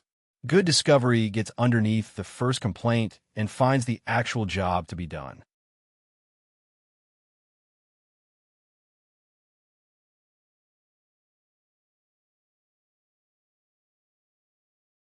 This is where listening becomes engineering.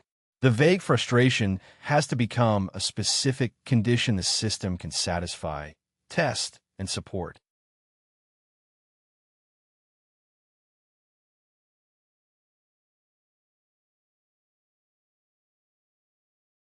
If a customer or a product partner cannot understand the choices, they cannot make good decisions. Clear explanation keeps the team aligned on what is possible, risky, and worth doing now.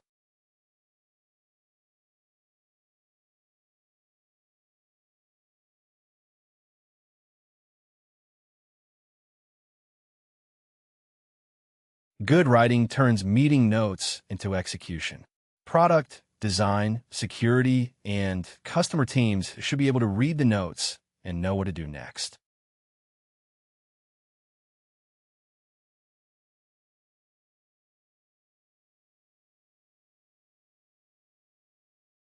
Sustained use matters because the work should not depend on one person forever. A proper handoff leaves behind enough context, training, and documentation for the next team to carry it forward.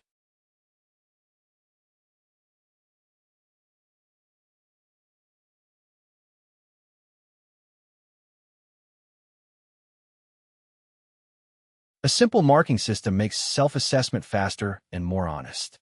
It also helps you turn a long list of skills into a quick picture of readiness.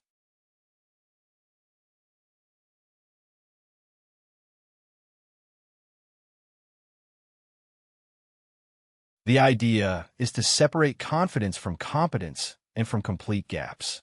That gives you a much better starting point for resume review or interview prep.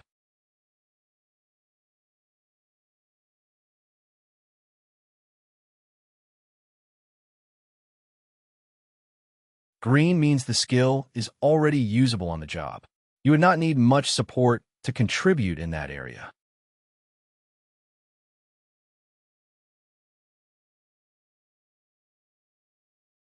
Yellow means the foundation is there, but the skill is not yet fully self-sufficient. That is still valuable, especially if the rest of the profile is strong.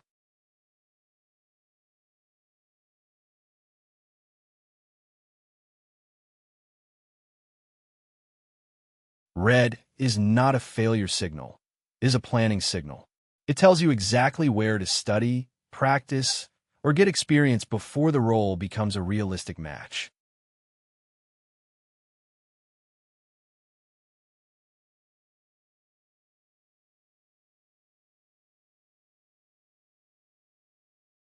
Once the marks are in place, the pattern matters more than any single box.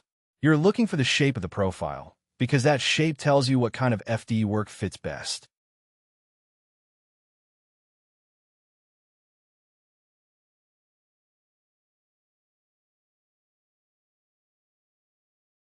That combination points to someone who can build the system and understand the model layer well enough to ship real product work. It is the classic builder-heavy version of a role.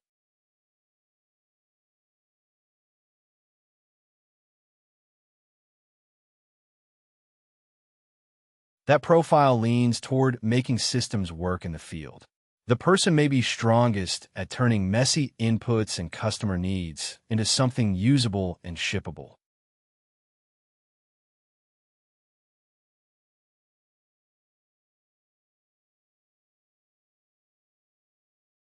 That pattern usually means the person has potential, but needs more real-world practice. The checklist helps make that visible without pretending the gap is smaller than it is.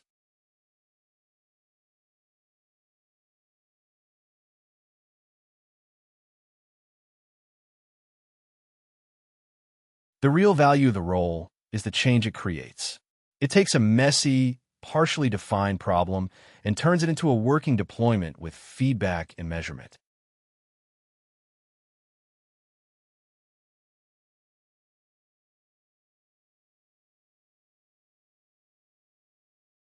This is the bridge the role exists to build. The job is not just making a model run. It is making the model useful inside a live process.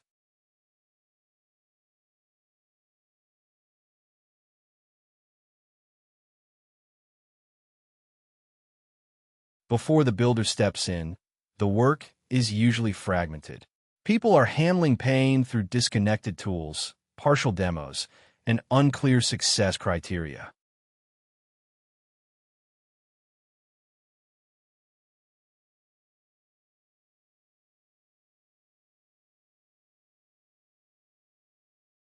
That kind of fragmentation makes the workflow expensive and hard to scale.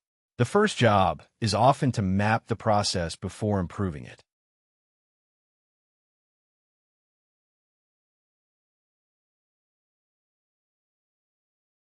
A demo can prove interest, but it does not prove operational readiness. The gap between a prompt and a real deployment is where the role does a lot of its work.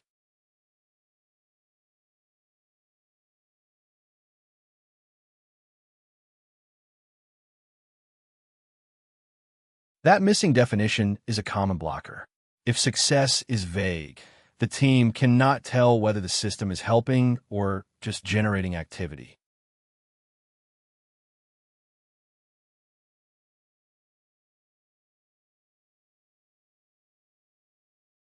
After the builder has done the work, the system is more legible and more useful. The process is mapped, the AI is connected to real data, and the team can measure what happens.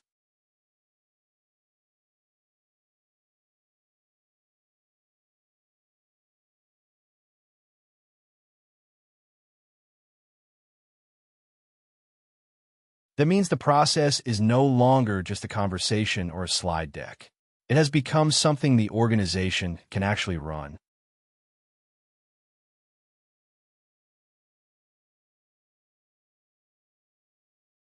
The model stops being isolated and starts participating in the business process. That connection is what makes the deployment relevant to the customer.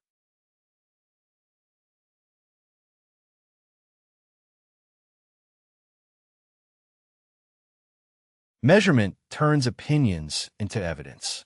Once those signals are tracked, the team can tell whether the system is helping, slowing people down, or failing in specific ways.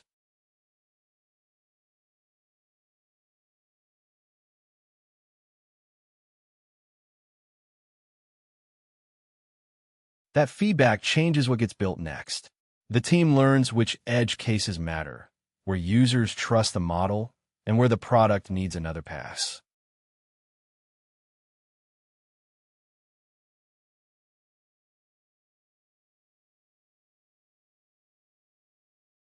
That sentence captures the real bridge of the role.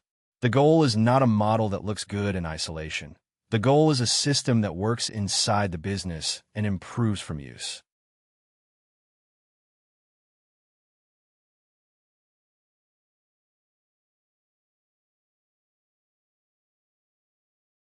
It helps to name the surfaces the builder actually touches.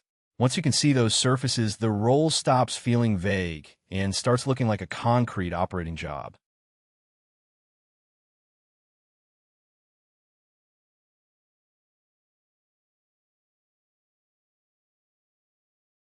The shortest answer is that the role reaches across the technical stack and the workflow around it. That breadth is what makes the job so cross-functional.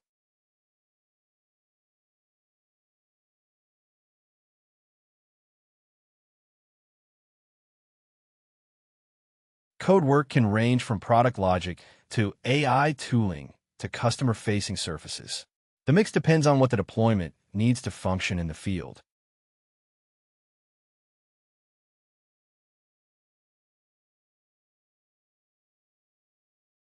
Data work supports both building and judging the system. You need examples to develop against, logs to inspect, and evaluation sets to know whether things improved.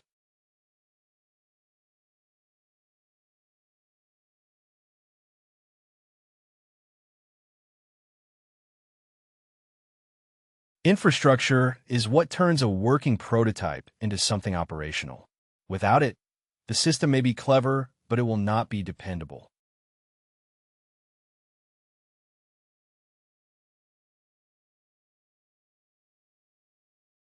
Workflow design is where judgment shows up. The builder decides which steps should be automated, which need human oversight, and which should never be automated at all.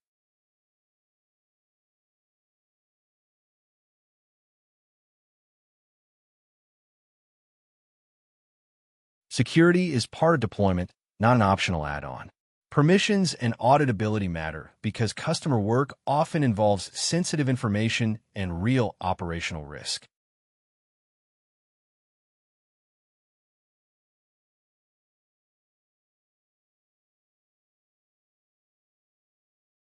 A good handoff is what keeps the work alive after the initial build.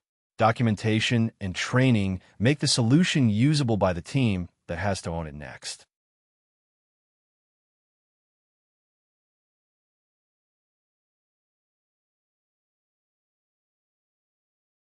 That is why the role is neither pure sales nor pure engineering. It is engineering that has to answer to real users, real data, and real operating constraints.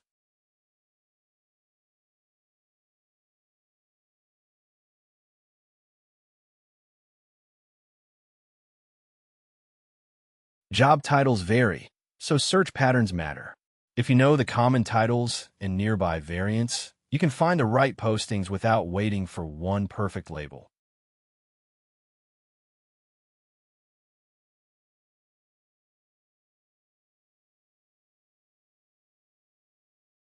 The market rarely agrees on a single name for the same kind of work.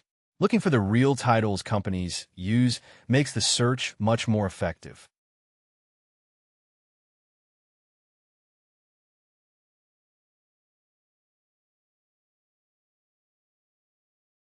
This is one of the clearest labels for the role. When a company uses it, they usually mean someone who can build close to the customer and ship into a real environment.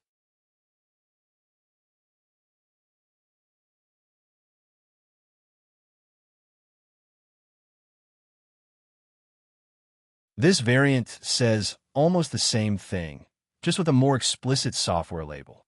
The expectation is still broad ownership and customer-facing delivery.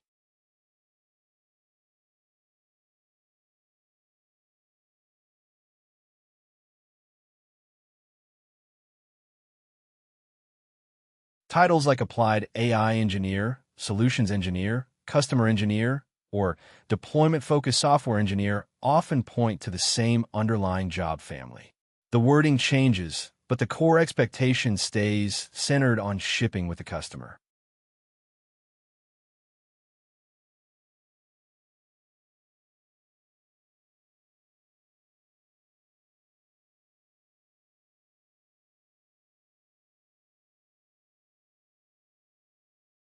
Public postings from employers are useful because they show what the company wants the candidate to be comfortable doing.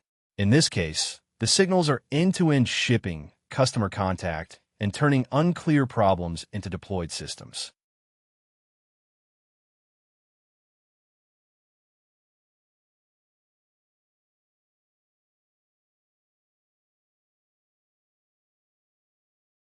Those search terms are practical because they catch the same work under different labels.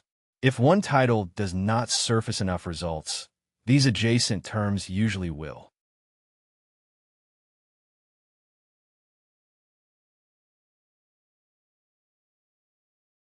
One rule is enough to anchor the whole chapter. If you remember it, the checklist, the job titles, and the skills all start to line up.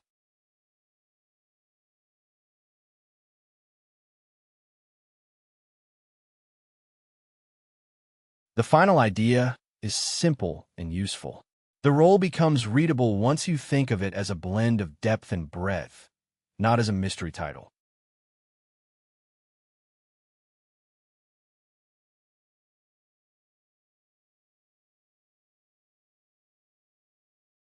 T-shaped means you have one area of real technical depth plus enough range to work across the rest of the problem. That combination is what lets someone both build and carry work into production.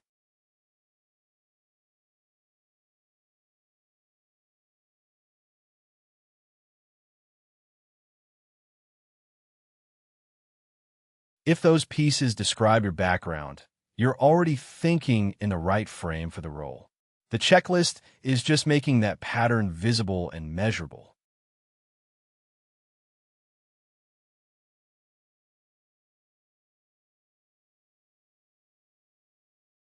From here, the natural question is how this kind of work gets organized inside a team. That shifts attention from skill fit to execution, which is where the process really starts to matter.